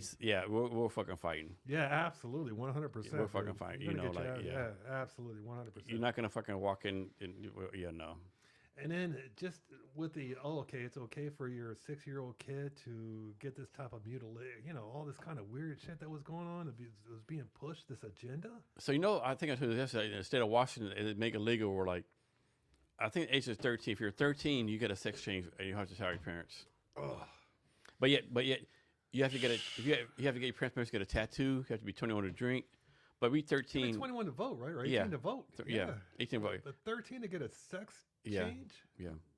Dude, that's nuts. When I was 13, Like here in the state of Washington, they fucking teach gender wheels. Yeah. 13-year-olds are morons. And I want to go on record saying Not that. get me wrong. Like, if you're like 25, 26, first off, people realize, like, Dude, if you're older, yeah. Yeah, if you're, I think if you're a female, your brain's fully developed by 18. Yeah. If you're a guy, it's 25. Yeah, So to me, like, man, if you're a guy, it had to be age 26, right? Female, maybe 19, right? Man, And the fact, like, you just go like, hey, I want to get a sex change. And my thing too, like, do what you're gonna do, right? But my thing is like this, right? Don't tell me if I don't cut my dick off, I'm anti-transgender, right? Exactly, man. Yeah, I mean, I'm not anti-pro. Like, live your life, do the best job, but like, don't tell me, hey, Jason, you don't support me, you didn't cut your dick off to be a bitch or be a female, right? Dude, if you're an adult, man, make whatever decision you want, man. If you want to put on a dress and go dance around, man, that's cool with me. I really, God bless you, But man, when you start involving children that are so impressionable at those ages and things like that, that's where the line gets drawn. No way. They kid, if they're having those thoughts or feelings or whatnot, need to go talk to somebody about it, man. You can kind of guide them through it, I mean, because those are different things. Man, I mean, no, I think being gay is a genetic predisposition. I really do. I support that, man. I grew up in Ohio in a little town, and we had like 2 gay kids. And believe me, being gay in Ohio, it's got to be tough. Yeah. And they didn't want that. You know what I mean? But they got it. That's the hand they got dealt. And so that's cool. I understand it. I think may be, like I said before, there may be a genetic predisposition toward it. And that's cool. And I understand it, man. Raise them the best that they can be, whatever. But don't push that agenda on, where you make it as okay. that's a real tough argument right there, man. Yeah, and my thing is like this. I don't care where you are. Like, add value to society, right? Be successful. Like, do something to make the war better, right? Absolutely, man. Absolutely, brother. Absolutely, 100%. And to push these agendas that were being pushed beforehand, I totally disagree with them, man. I don't think there should be one world order or anything like that. There's a lot of really fucked up shit that was going on with this whole mentality. And I'm glad that I'm seeing the pendulum swing back, to be honest with you, man. Like with the military, man, I seen it with my own eyes, man. It kind of changed from a war machine into a corporation. And then when that happened, man, you're going to lose effectiveness. You're going to lose. The military should be filled with savages. Yeah. To put it in less better terms. Filled with people that go to South America, kidnap a motherfucker. Absolutely, dude. These are the guys that you want. And I'm sorry, man. It's no place. Like I stated before, man. If I'm in a fire and my house is on fire, I want a 250-pound fucking animal coming through that door to lift me up and get me out of there. Yeah. This is no place for DEI or anything like that. It's and you said that you got someone on here. There was a woman that could like bench press 300 pounds. So a lady I knew in the military. She she was like 5'2". God bless her. Puerto Rican, like power as fuck. Like she liberated, like she was that bitch, so to speak, right? She'd fucking like, it's like this. If I saw her against anyone else, I would bet on her. Absolutely, man, dude. The only thing is that I think that all like for combat and for like firemen and for policemen, all the physical requirements should be the exact same. If you can pass those physical requirements, God bless you. Yeah. Go, man, go. But if you can't, this isn't golf. You can't have the ladies' tee and the men's tee. No. You know what I mean? I'm sure you know what U.S. Army Ranger schools are, right? I do. Yeah. Did you Benning, Georgia? Do you see recently the number one graduate was a female? No, I didn't see that. Really?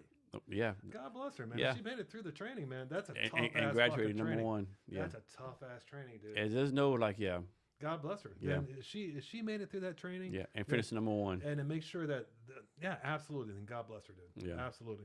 But none of this other crap where you got. But in general, men are stronger than females. You know, it's just biology, right? It's like fucking scientific, logical proof, right? Yeah, absolutely, man. Absolutely. And man, so I don't know, man. But have you heard this? So there's you watched any NBA or basketball, anything like that? I really don't, man. I wish I could. And so recently, WNBA like we need paid as much as men, right? And supposedly, like this fucking 8th grade team beat an 8th grade team of guys beat a college team of females, and like fucking dominated them, right? That's kind of tough, dude. Dude, all the WNBA needs to do if they want to be paid the same as the NBA is to put as many asses in seats. That's what the it is, NBA right? Does. Absolutely. That's what it is. Get the television share that the NBA has. Absolutely. That's all it is, right? Absolutely, man. But some of the NBA is so hard to watch, right? So that's also I've never watched it, man. So that's All-Star game, right? Those 30-minute stretch, like they missed like 20 layups. Like, damn, this is fucking hard, right? That's tough, man. And for like the NBA, like subsidizes them, right?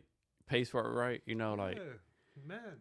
And this is my thing too. Like Caitlin Clark, right? Great basketball player. All the old-star NBA players like shit on her, right? Like, do they? Like, yeah, like this lady's like bringing millions of dollars for your potential, but you're like, oh, she's not a good player. Like, yeah. But in a WNBA, like it's I don't know, right? Like, yeah. Man, I think what the push was, man, was to try to, bring equality.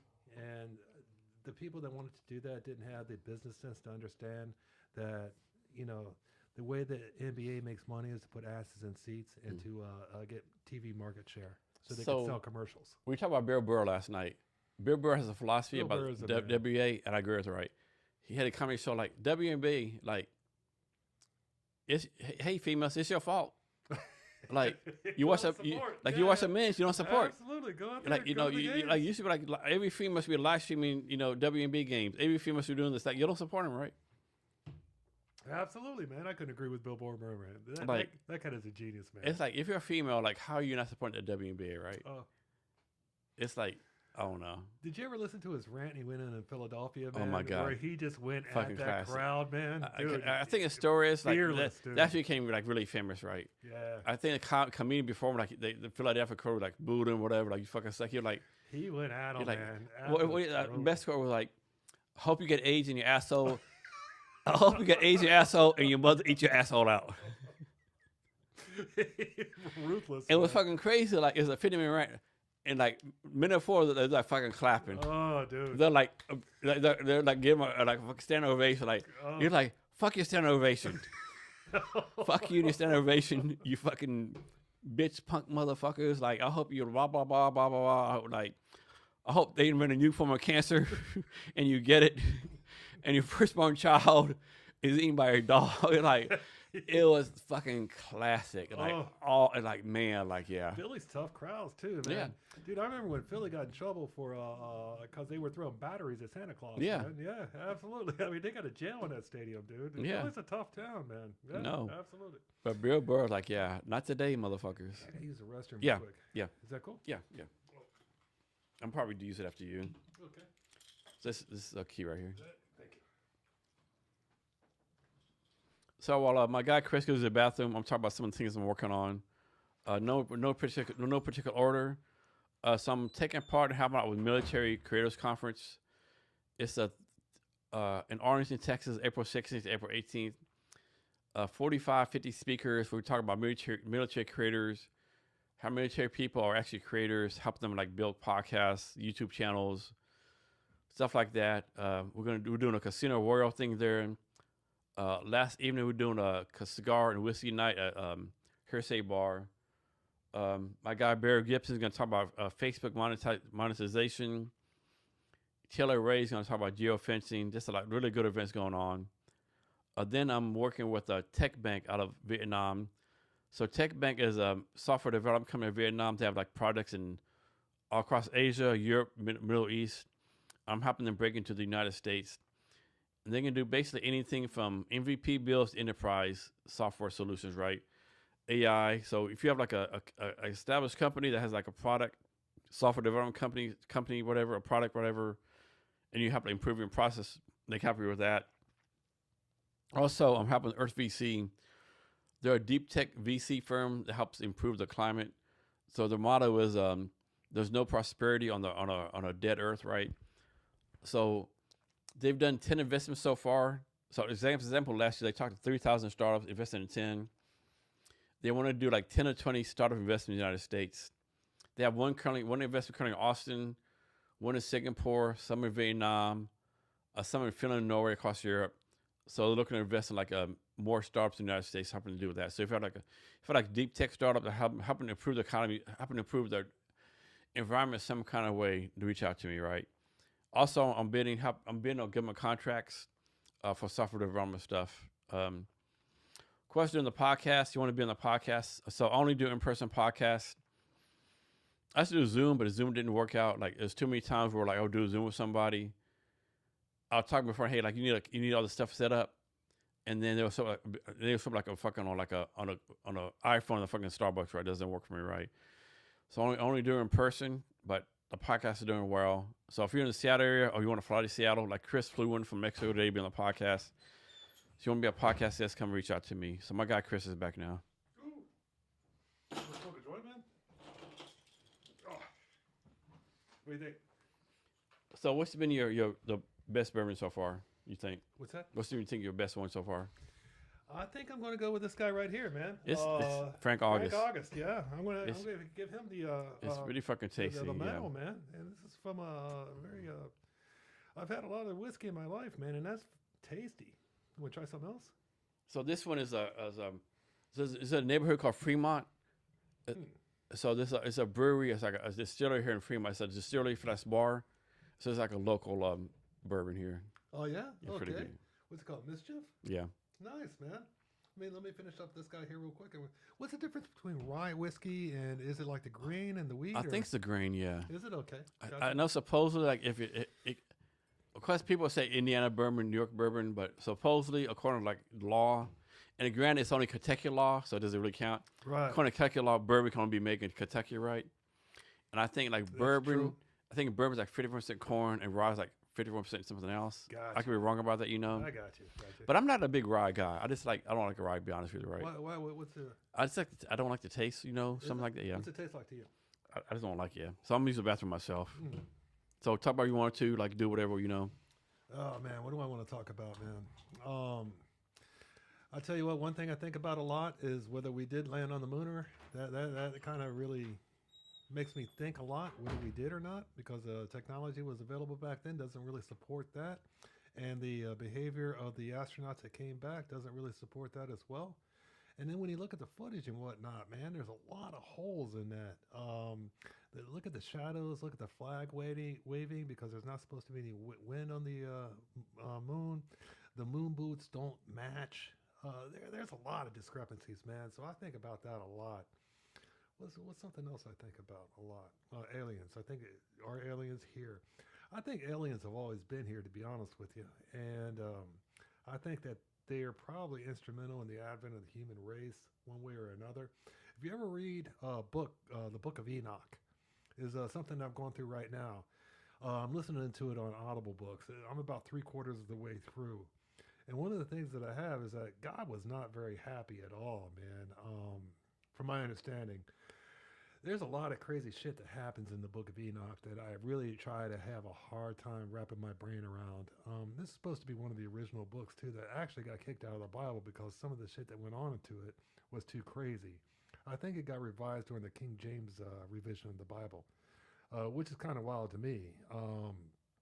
You have to remember, the Bible was written by man, but the thing about the Bible that's crazy is that there were these scrolls that were found in 4 different places of the world, and the different places that the scrolls were found, there was no place that they didn't have communication between these different peoples at this time, and they all told the same story.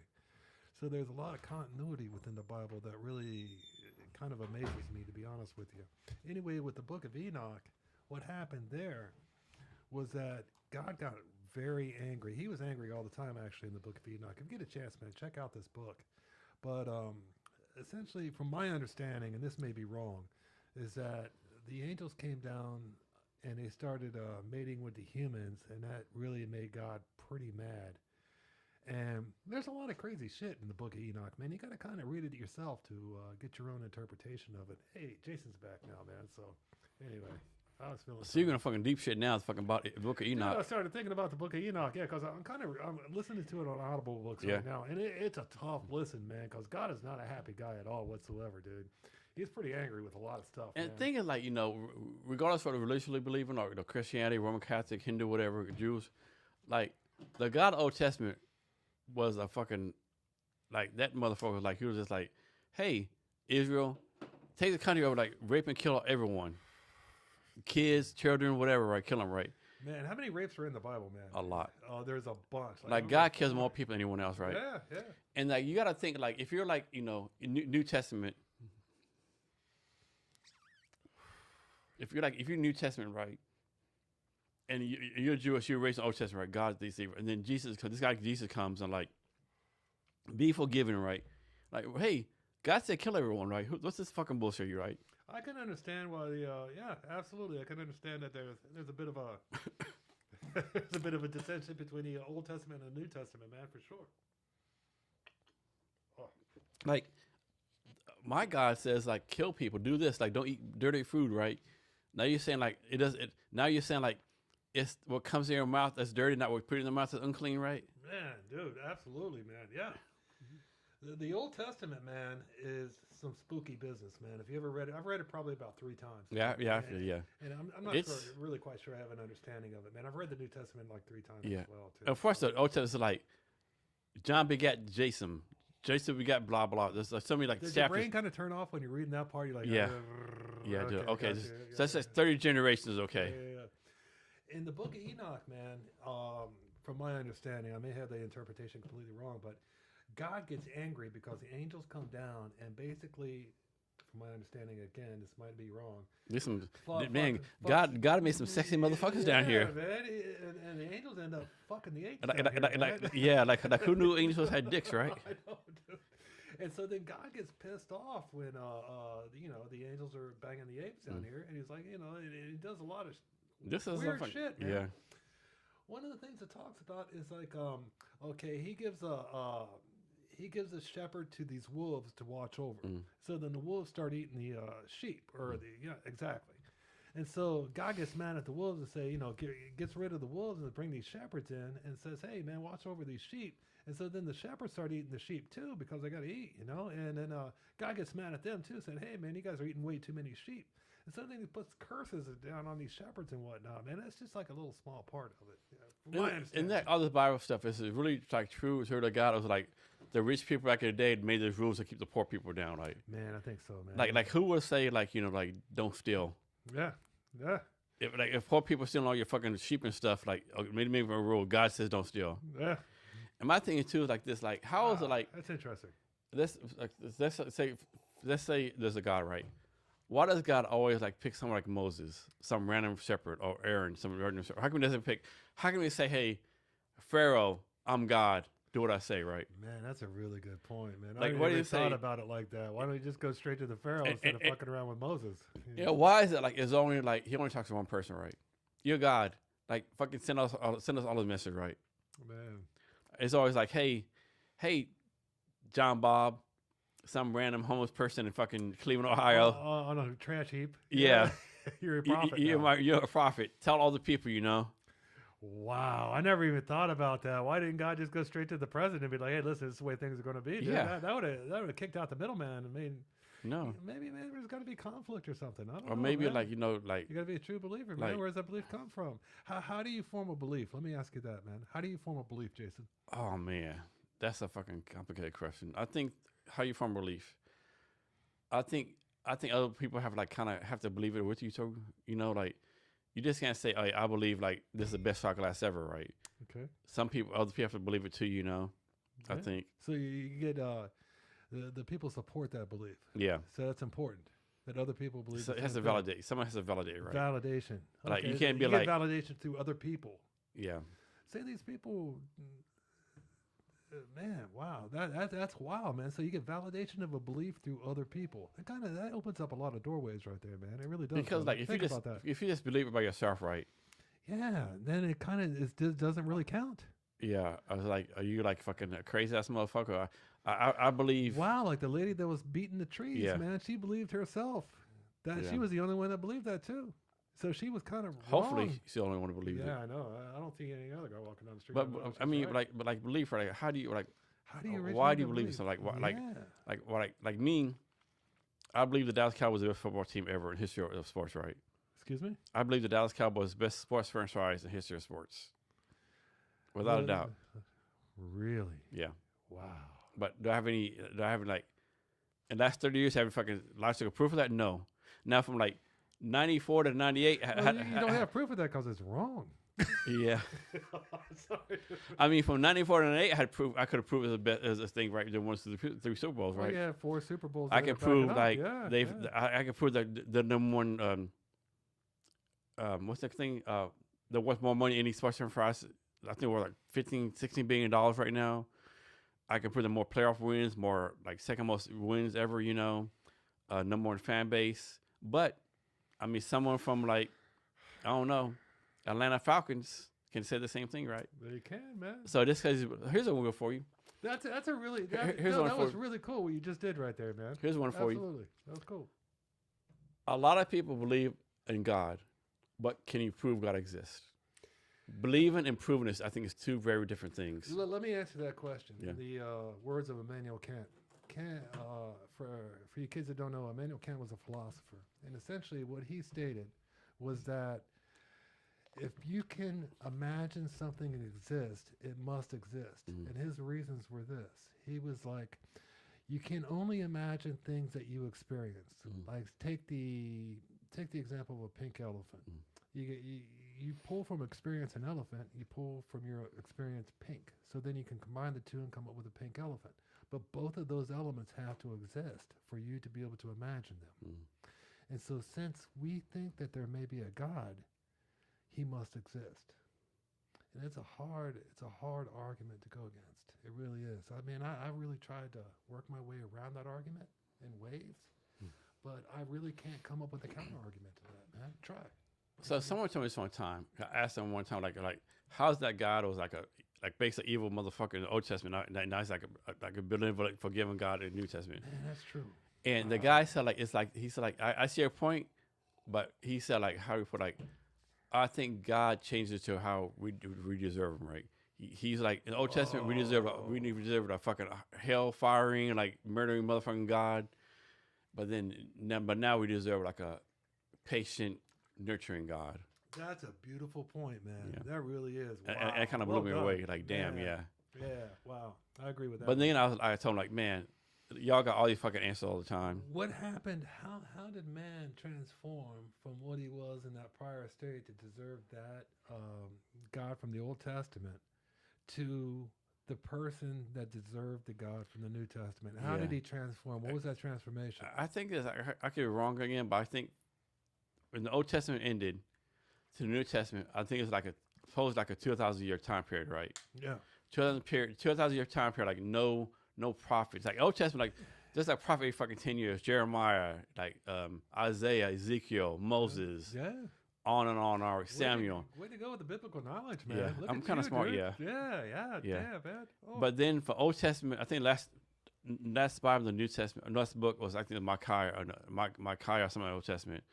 From that to the Matthew New Testament, it's like supposed like 2,000 years, right?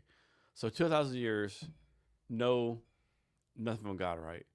So you think if you're like a Pharisee, right, for 2,000 years, like you going back to Old Testament, right? And then some random dude comes and says, hey, I'm Jesus, I'm God. Like, what type of fucking bullshit is this, right? For 2,000 years, no one came, right? 2,000 years, yeah. man. And it's like suppose like Jesus was born like 00, died years 33. Right, all BC and AD. It's been over 2,000 years, like supposedly no prophets, right? That's another thing, man. Think about the guy that ends time and begins time and is known by his name. That's a big deal, dude. Before Christ and after death, dude. BC and AD. Wow. I definitely think this thing's going on like world revolution. It's like it's beyond our I'm thing. saying the cat had an impact on civilization. One guy. Yeah. That's amazing, dude, to me. Wow. Didn't even have the internet either, man. No. No. Only lived 33 years. 33 years. No one knew his by his first 12 years of life, like. That's amazing performance, man. Oh. That guy was, ooh. And do you believe Jesus was the real guy? I do. Do you? Yeah. It's like, it's kind of hard not to, I don't know. Think of this, man. There were scrolls that were in caves in different parts of the world. 4 different caves, 4 different parts of the world, like way far apart. This is before the internet, telephone, everything like that. And all 4 of the different sets of scrolls had the same story. Yeah. And to me, that's amazing. That makes, there's something going on here, man. Because there's no way in the world that these 4 different regions of Earth communicate with each other and to come up with the same story. I'm no detective, but that's a clue. You know what I mean? Here's one for you. What you got? There's God, right? Why would God say, God created everything? He created people all over the world.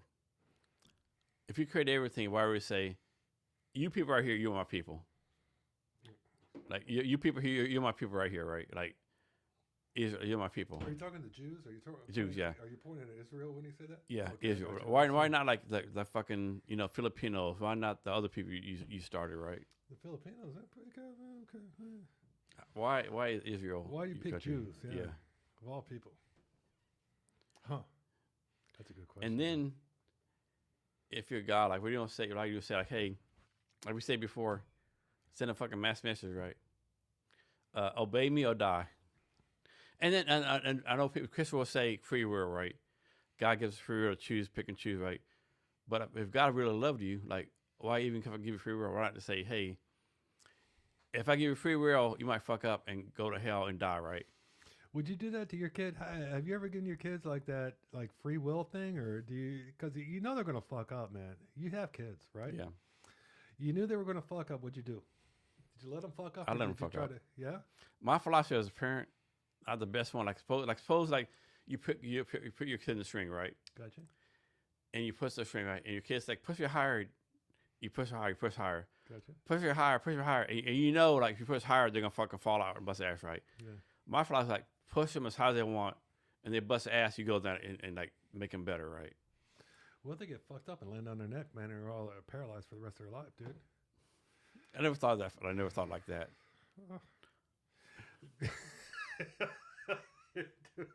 The way my dad taught me to swim, dude, we're in a canoe in my fucking lake in back at home in Goshen. Mm. And we're in a canoe, and I'm like young, man. I think I'm like 4 or 5. And we have this like little lake, this little man-made lake that my dad made. And he was fucking super proud of it, which he should have been because it was kind of cool. We had the bulldozers come out and dig out this big hole, and then he filled it with water and put fish in there. And then we go out in this canoe, and he goes, guess what? He goes, you're going to learn to swim. And he pushes me out of the canoe, man. And I'm fucking in the canoe. I'm in the water. It's the first time, I wasn't very fucking experienced with water. And I'm splashing around. I fucking try to figure it out, man, because I can't stand up because it's too deep. And so then I kind of figure out how to fucking doggy paddle and then just kind of panic or I don't know if it's natural instinct or whatnot to take. I think it's natural. You think so? You always hear the story like people telling like little kids in a swimming pool and a river and like they fucking like you learn to swim. I think it's natural. I think it's natural instinct. If you just go like this, you're gonna I'm doggy paddling now, right? Yeah. You start with the doggy paddle and then you go into the you end up with the breaststroke, man. Absolutely. And anyway, it taught me a lot because I had a lot of fear. I kind of remember that fear that I had when I got pushed in the water and fucking trying to figure out how to swim. And then I do, and then like an instinct takes over, and I think that kind of leads to a lot of other things in life. And man, I'm sorry, man. I smoked that joint, man. I shouldn't have done it. And it was just, now I'm too stoned to fucking talk. You're good. You sure? Yeah, you're good. Okay, edit that part, man. Oh. So this was a rabbit hole. This is the one time I was really scared, right? So I was on the list. I was to OCS, right? Officer County School. Oh, yeah, I know OCS. I was County School, right? And so I'm not a very good swimmer. I'm kind of a weak swimmer.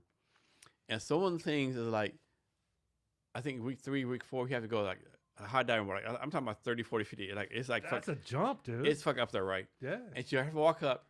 You have to all your stuff on, right? And you're not a strong swimmer? Kevlar, flak jacket, weapon, right? And what you're supposed to do, like you're supposed to jump, go in the water, stay on the water, take all your stuff off, pop up. For the qual? Yeah. Pop up and say like and then answer a question, and go down and put yourself on and put it down. That's a tough qual, dude. Yeah, I was like, I came that close to the line and said, they asked like, who does not know how to swim? I came that close to saying, no, I don't know how to swim, even though I do know how to swim, right? But by then I was ingrained on OCS marketing. Officers don't lie, cheat, or steal. Like I can't fucking lie. But I actually thought I might fucking die today. I might die today. What happened, man? I did it. Somehow I did it. I was calmed First up. try? First try, yeah. Nice, man. Up. What was your thought process when you're going through it? When you're standing on the end, when you had to do the 30-foot drop into the water, what were you thinking at that moment? I think, man, if I die, was I a good person, like. Were you thinking that? Yeah. Wow. I was that fucking scared, cause when you hit that water, man, and that fucking. Did you have any thoughts at that moment? Where were you just going? When I hit the water, it's like everything clicked, right? The training is like, okay, I got this. This bam, bam, bam, bam. Like it's like nice. Yeah, dude, right on. That's what's so wild about programming, man. Because I think as human beings, we can be programmed like you can program an AI agent. Yeah, I really do, and I think experience is the programmer. Yeah. Think about that when you start thinking about the simulation theory, man. Yeah, how that all kind of clicks into place. Jumped in the water, took my stuff off, popped up. It was like, man, easy peasy, right? But yeah, but beforehand, my mind fucking me, right? Yeah, like, Jason, you're not good a swimmer. That's 30 feet high. That's fucking tall, yeah. Dude, that's a big deal, man. You get through that, dude? That was a big qual, man. Yeah. Fuck, man. Congratulations, brother. Yeah. Way to go, man. Oh, that's an experience, right? It's a good thing, yeah. Yeah. Dude, I tell you what, one of the scariest experiences I had was we went through this diver training in Okinawa with the Special Forces, and there was this. It was what do you call it? All the forces were interforce training, and they had these goons that were teaching diving techniques, and they took me out, and it was a night. They were going to hunt with a spearfisher with spear guns. take me underwater. I'm 30, 40 feet underwater, full scuba gear, man. And when the guy, I watched the guy through a flashlight spear this fish right in the head, man. And grab it, fucking fish is grabbing around. He goes, come to me. He goes, come here. And so I go over there, and he ties a bag to my foot. And he takes a bleeding fish that he just spearfished. This is at night, man, in water. And fucking puts it in the bag in my foot, and it fucking ties it up. And I can feel the fish fucking still screaming around, right? And so he goes, okay, let's go get another one like that. This is at night, man, in Okinawa. And fucking, it's dark, and I got a bleeding fish and shark-infested waters, too, I might add. There's a lot of sharks over there, too, man. Here's another caveat to that story. Right before we went out on that dive, one of his other Okinawa goons shows me his leg, and he's got scars from where he got bit by a shark on his leg. And he's still got the teeth marks on his leg. You can see them, man. You're like, what the fuck, man? So after that little caveat, go down night fishing, bleeding fish tied to my leg. I went through my tank of oxygen probably in about 15 minutes, man. It's supposed to be an hour tank of oxygen. So do you still do that? No, man, no, I don't. No scuba diving no more. No, I don't tie a bleeding fish to my leg and fucking swim around at night in the water, dude. You know? Scuba diving though, man, I haven't scuba diving in a long time. Bro. Yeah, to be honest with you, it is so much fun. That's my bucket. I have so many bucket list things to do. Right, like I still want to jump out of an airplane. Oh. I still want to fucking do scuba diving. Why these things, man? You want the adrenaline, or what's the ultimate objective of Just like to say I live life, you know. Yeah.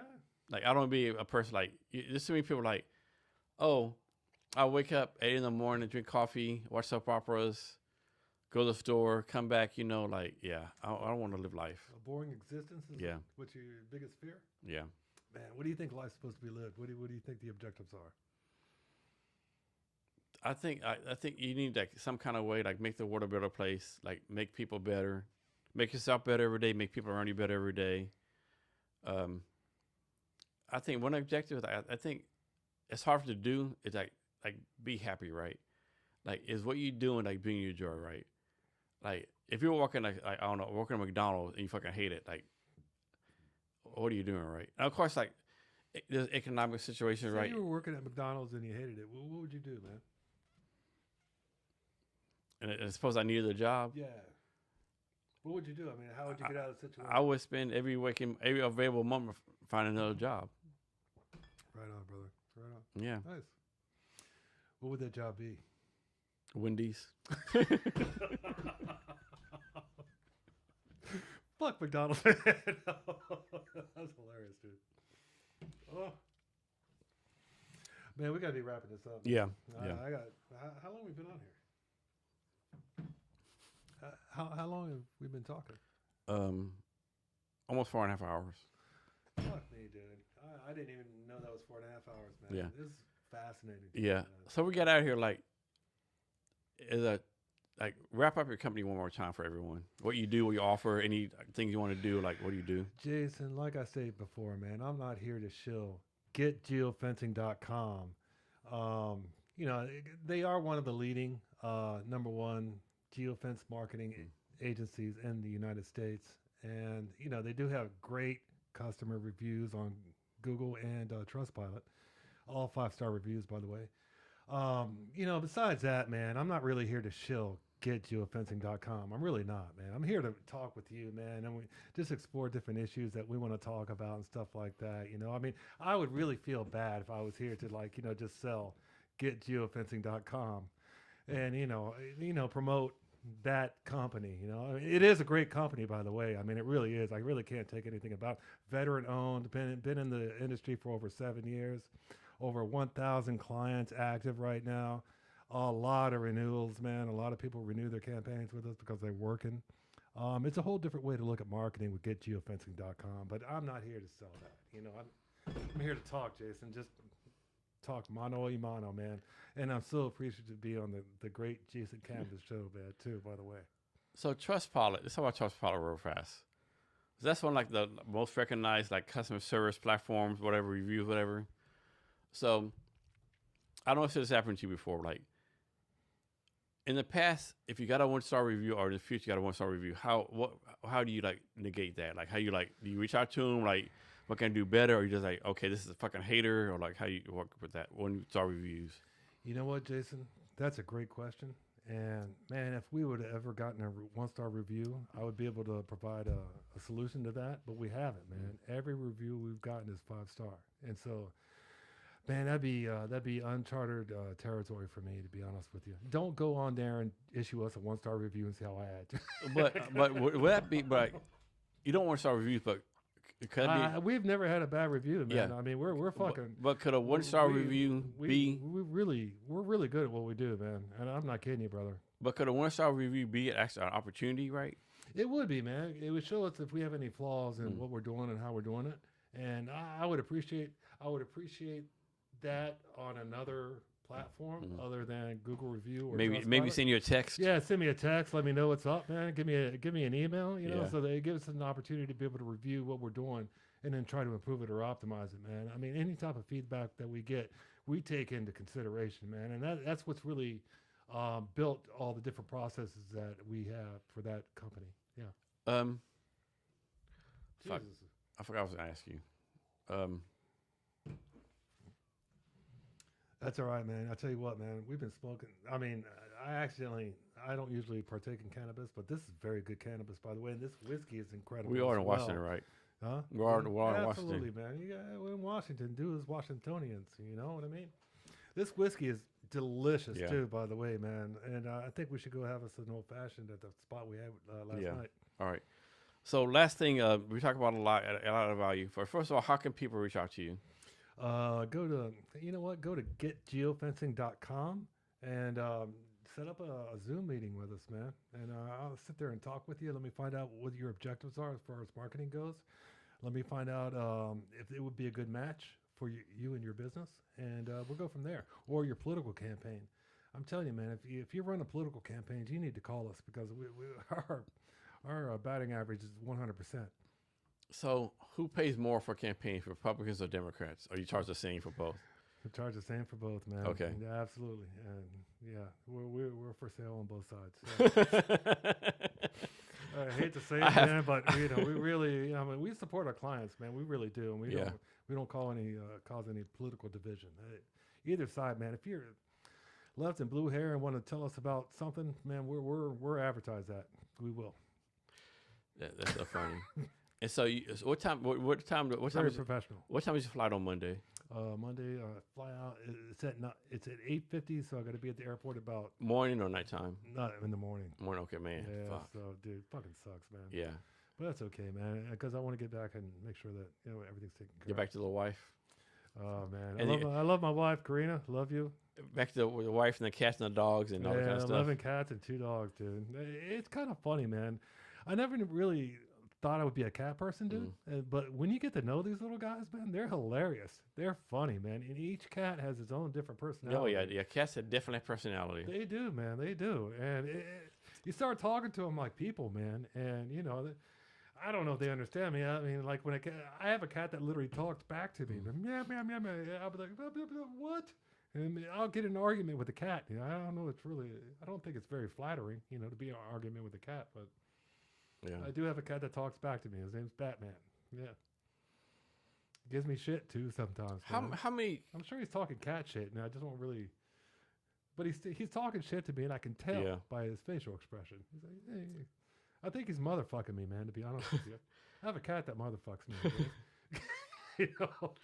How many companies are there like yours in the United States? Is a lot of them? A few? Like, man, we've probably got about 7 serious competitors. Okay. Like, Propellant Media, and I know them all, and I know what they're doing. Some of them, I really don't agree with how they do business, man, because they kind of fuck up the whole industry.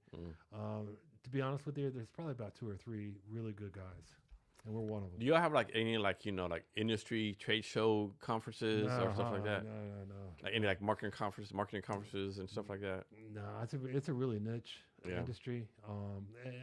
As far as I know, I'm the only ex-Navy spook running one, which really is very familiar with the technology with military. So I'm pretty much why do you think one. Why do you think it's such a good niche, good business opportunity? How come more people are not doing this? Don't know about the technology, don't trust the technology, don't think it's there, and it really is there. It's been there for a while, right? Absolutely, yeah, and it's really gotten better. It's gotten a lot better really quickly within the last 2 years. It's tight, man. It's tight, and I don't think people are aware. They're just not aware of it. You know, when you walk into a geofence, you don't get like zinged or anything like that. You don't even know it. It just goes on your cell phone, man. And then So once we have your cell phone number, when you take your cell phone home and you dock it on your Wi-Fi network, now we can send ads to any device that's connected to that Wi-Fi network, man, including television. So I mean, I can, if you have a car dealership, I can put your car dealership's television commercial in front of the person that just visited your competitor. Now think about those, man. Think about that. That's fucking powerful, bro. Or powerful and scary, right? yeah, it's scary. Yeah, absolutely. It depends on how you look at it, man. What it is, it's a relevant ad though. You're out there looking for a car. You were just at your competitor's dealership. You're looking at cars to buy a car. So why wouldn't relevant advertising benefit you? Something that you're interested in that you're about ready to make a buying decision with.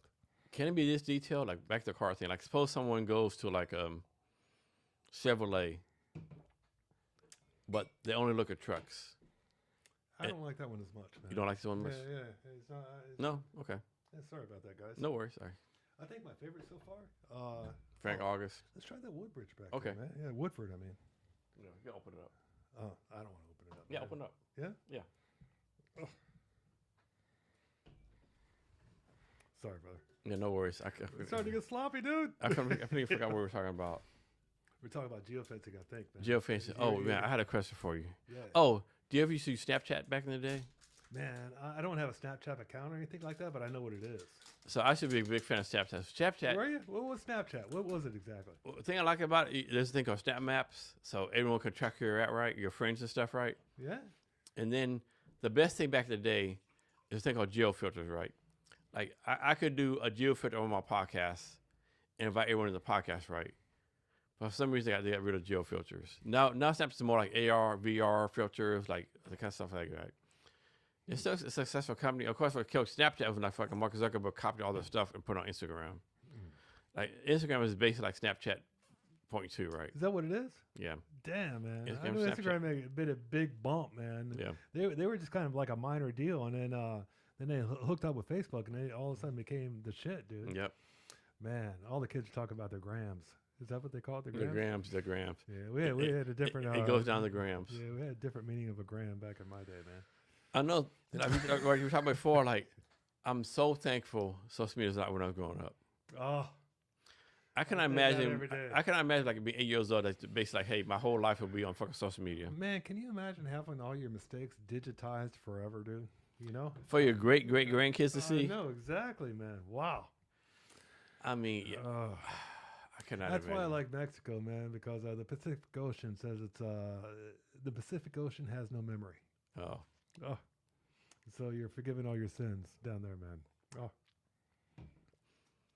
yeah. I mean, life is a funny thing, right? Like we talked before. Like, what's the purpose of life? Is like be happy. Is like to do like make the world a better place, or is like fuck is like get like take advantage of everything and like dominate. You know?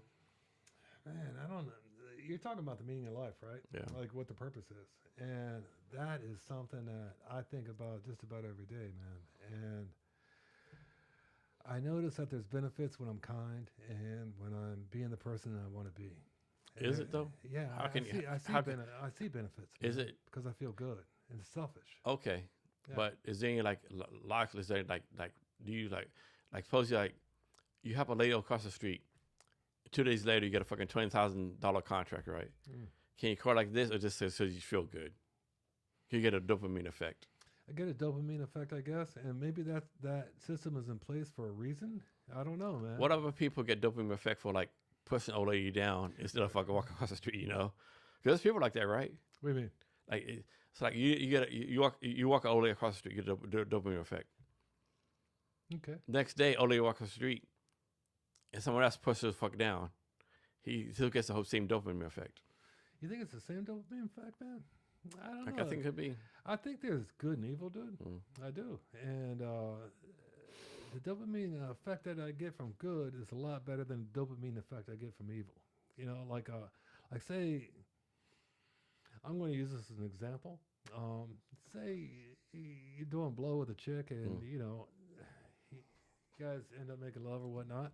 You know, that's a whole different experience that when you go out on a date with a girl, and you know, you guys connect, you know, emotionally, and you know, and you make love with her. That's a whole different deal, man. You know what I mean? Does that make sense, or I don't know if it does or not. Jesus, man. It makes sense. What you're saying is like, have a date, bring blow. You want a successful date? If you're We got Plan B right here. If you're a guy or girl, you want a successful date, bring blow. I don't know, man. It's different experiences, man. It is, brother. And you know, I think one's the evil side and one's the good side. So, whenever I act with the good side, man, I receive a lot better of a benefit. Let's put it that way. And I'm not quite sure what forces are at work to do that, but they do, man. They do. Don't lie, don't steal, don't cheat, man. I'm telling you, it's gonna work for you. Did you see the ad that 50 Cent did for DoorDash? So no, 50 Cent is like the number one hitter, number one troller, right? Like what? Love that dude, man. I think he's hilarious. And so, you see the Diddy documentary he did? Oh my god, man, what a motherfucker! And he man. said he only released like 10% of it. Wow, what a fucking dirtbag, dude. I didn't even know, man. The only documentary that comes close to that is the one that with the killer. Not Phil Spector. Yeah. Did you say that's Phil Spector? A little bit of it, yeah. Wow, man, he shot that chick right in the face, man. And supposedly, how about the Jinx, dude? That cat on the Jinx. Did you see that one too? I didn't see that one. No. That was about the billionaire that dressed like a woman, lived in Texas for a little bit. Ended up murdering his roommate and cut him into pieces. I didn't hear that one. Yeah. Dude, you got to watch The Jinx. It's called The Jinx on HBO, man. And with 50 Cent, supposedly it's all happened because like way back in the day, Diddy said, "Let me take you shopping."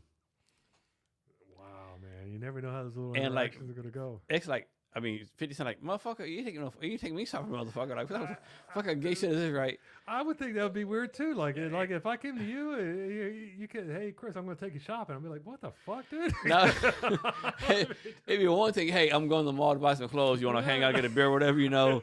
But hey, I'm gonna take you shopping, right? And 50 said, hey, this fucker try me, right? And like, whatever. Years later, like 50 said, yeah, motherfucker. Like the hate you have to have. It's like, man, 50 says that dude's my fucking hero, man. It's like right on, brother. Like, right on, it's man. like, dude, I agree with that, man. I do. Man, he 50 Cent's been pretty fucking cool in spotting character, man. He's been good, you know. I heard the next documentary he's gonna do on the Kardashian. I wouldn't doubt it. Wow, that's fucking. I'm sure there's some dirt there, bro. And so, when I was still doing my podcast over Zoom, right? This lady was on my podcast, Sharon Goldstone, right? And so I interviewed her because she's the director of entrepreneurship and small business at Harvard University in Long Island, New York, right? Okay. Her job before that, she did HR and finance and biz ops for G Unit. Really? And G Unit? She worked directly for 50 Cent. Holy shit. And she told me, Jason, this guy is the best person ever. He works hard, like he cares about people. Like I said, I don't care if you're like your perception, like 50 Cent.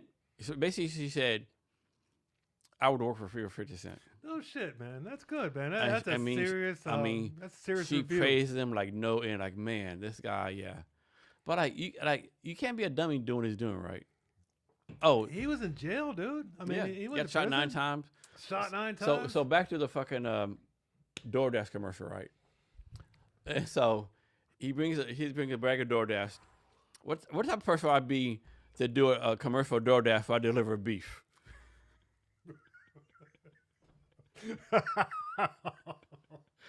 So you get it, and then he pops out a book that says ABC 1, 2, 3. Like, who out here wants to read? Back to fucking Floyd Mayweather, right? Floyd Mayweather, man. Yeah, absolutely, dude. Fucking hilarious, man, dude.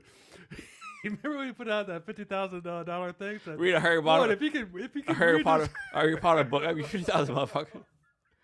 And so he slams Floyd Mayweather, and then he it's like a. You know, Floyd Mayweather's going to fight Tyson. Yeah, and he's going back. He's under retirement after that. Yeah, man. What the fuck is that? And then 50 Cent brings out a thing of like a block of Combs. Combs, what's this? Those over his shoulder, right? And then he says the best one. He says, "This offer is good for 48 months or 5 years." I don't know the exact sentence of Puff Daddy.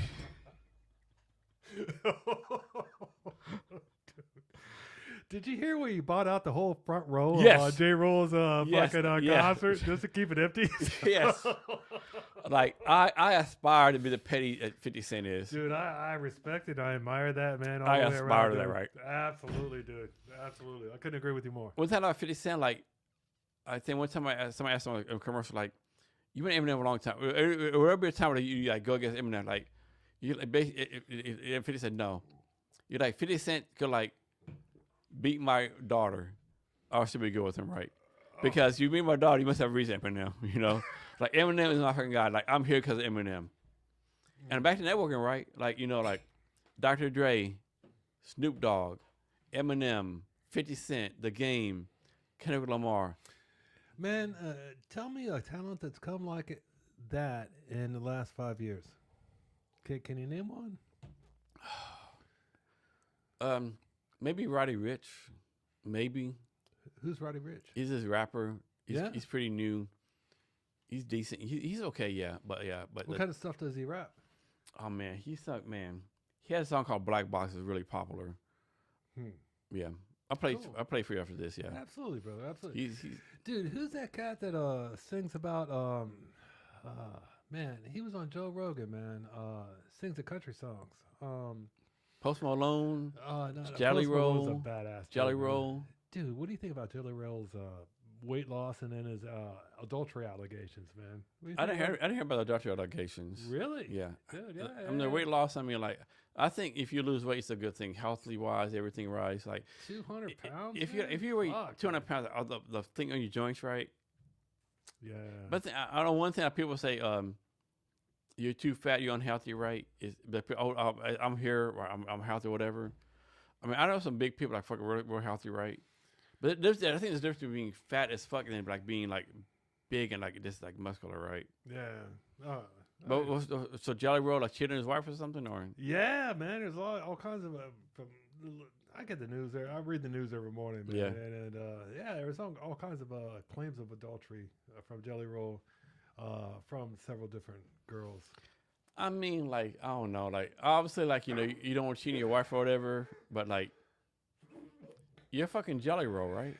Jelly Roll, brother. Even He's like fucking, famous. even if you're talking 10,000 pounds, like it's temptation is a motherfucker. He seems like a cool cat too, man. Oh my!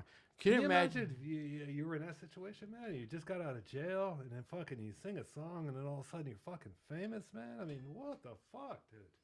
I mean, can you imagine like if you're like, if it's Jelly Roll, Post Malone, and like, hey, come party. Like I would love like I'm not a big guy asking people for like autographs, right? I've asked for 2 autographs in my life. One is for LL Cool J. Wow, that's And- a big one. And actually, I only got LL Cool J, like him. I would ask Deion Sanders for autograph if I saw him. I'm a big fan of Deion Sanders. Deion Sanders? Yeah. Man. Probably of Robert Plant, but that would never happen, Wow. I'm not like they're human beings. They need to live a life, There's no like, there's not people. Oh, who's that? Oh, that's Tom Brown from this man. Oh, I don't know him, but let me get his autograph, right? Dude, have you ever sat next to a celebrity at a bar? Not that I can remember. Man, my buddy, he's a real good friend of mine. His name is Wes, man. He sings for Puddle of Mud. He's the lead singer for that band. And this motherfucker is so cool. I mean, he is so... I've literally seen him take the shirt off of his back and give it to a homeless guy and walk away. And we'd be sitting at a saddle ranch, and just me and him be talking and stuff like that. And so many people walk up to him, man. And so... I would hate to have that kind of thing, man. I would hate to be interrupted every time I, just wanted to sit back and relax and have a beer. But a pushback, man, there was somebody, I can't remember who it was, right? Man, I kind of want to say it was Burr, or it was someone, right? They asked him, like, why do you sign autographs all the time? And because, it was Billy Bob Thornton. Oh, man. Billy Bob Thornton, like, do you I sign? think that's a cool dude, man. I love that guy. You sign, I sign autographs. Like doesn't bother. Like, it's like you pay my daughter's dentist bill. You pay this, you pay that, right? He's like, why as an actor or athlete or an entertainer, like you're not signing autographs, right? these people like are the reason like your success, right? Like even like they didn't buy anything if they watch your fucking TV show. That is an ad expense, right? Man, And I like, man, that's fucking that. You know, like yeah. man, dude. It's got to be a strange life, though, man, to walk around and constantly have people like come up to you. I feel uncomfortable when people come up to me and I don't know 'em. You know what I Yeah. mean? It's that little uncomfortability. Have you know like the fucking craziness? Like this dude like gonna do me harm or like what the fuck's going on here? Like I don't even know why. Maybe it's an insecurity on my own point, man. I don't know, man. To be honest with you, but you know what was weird that happened to me? There was an episode of the X Files where this cat, I guess he looked a lot like me, was on it. He was an extra or whatever. And the next day, I was working down in Beverly Hills, and I had like 3 or 4 different people approach me and be like, "Hey, man, I loved you on the X Files." I was like, "No, I wasn't on the X Files. It was some guy that looked like me." And it was kind of like that kind of weird, like little. I don't know. I mean, I guess it was like a taste of fame, and I would never want that, man. To be honest with you, that was crazy because I felt uncomfortable every time somebody walked up to me. so if you had to pick between rich and famous, you picking rich all the time versus rich and famous. Man, well, you can do a lot with money, man. There's Yeah. a lot of freedom that money can buy. Yeah, that's the honest to God truth, man. Yeah. Dude, we're almost at 5 hours, bro. Yeah, I think we need to go grab some food. yeah. So Anything else you want to cover, man? so last thing. I fucking totally enjoyed this experience, by the way. Thank you. Man. Yeah. So we talk about business, social media. So last thing, you talk about a lot, but any last minute wisdom or advice you want to give? Last wisdom or advice. Well, I tell you what, kids. I'm not here to, like I said before, I'm not here to shill. GetGeofencing.com, which is one of the greatest geofence marketing agencies to ever. I think they're rated #1 in the United States, to be honest with you. But I'm not here to talk about those guys, man. I'm here to just hang out with Jason, man, explore different topics and whatnot, man. It's been an enriching conversation. I hope everybody's enjoyed it, man, to be honest with you. I thought it was kind of cool. We drank a lot of whiskey. We talked a lot about politics and whatnot. And, man, I've really enjoyed this whole thing, man. So I'm very appreciative. And once again, if you get a chance, go to getgeofencing.com and just check out the website, man. Tell me what you think about it. Leave a comment. Yeah. I love you, brother. Chris, thanks for your time today. I really appreciate it. All right, brother. And so listeners, thank you for your time as well.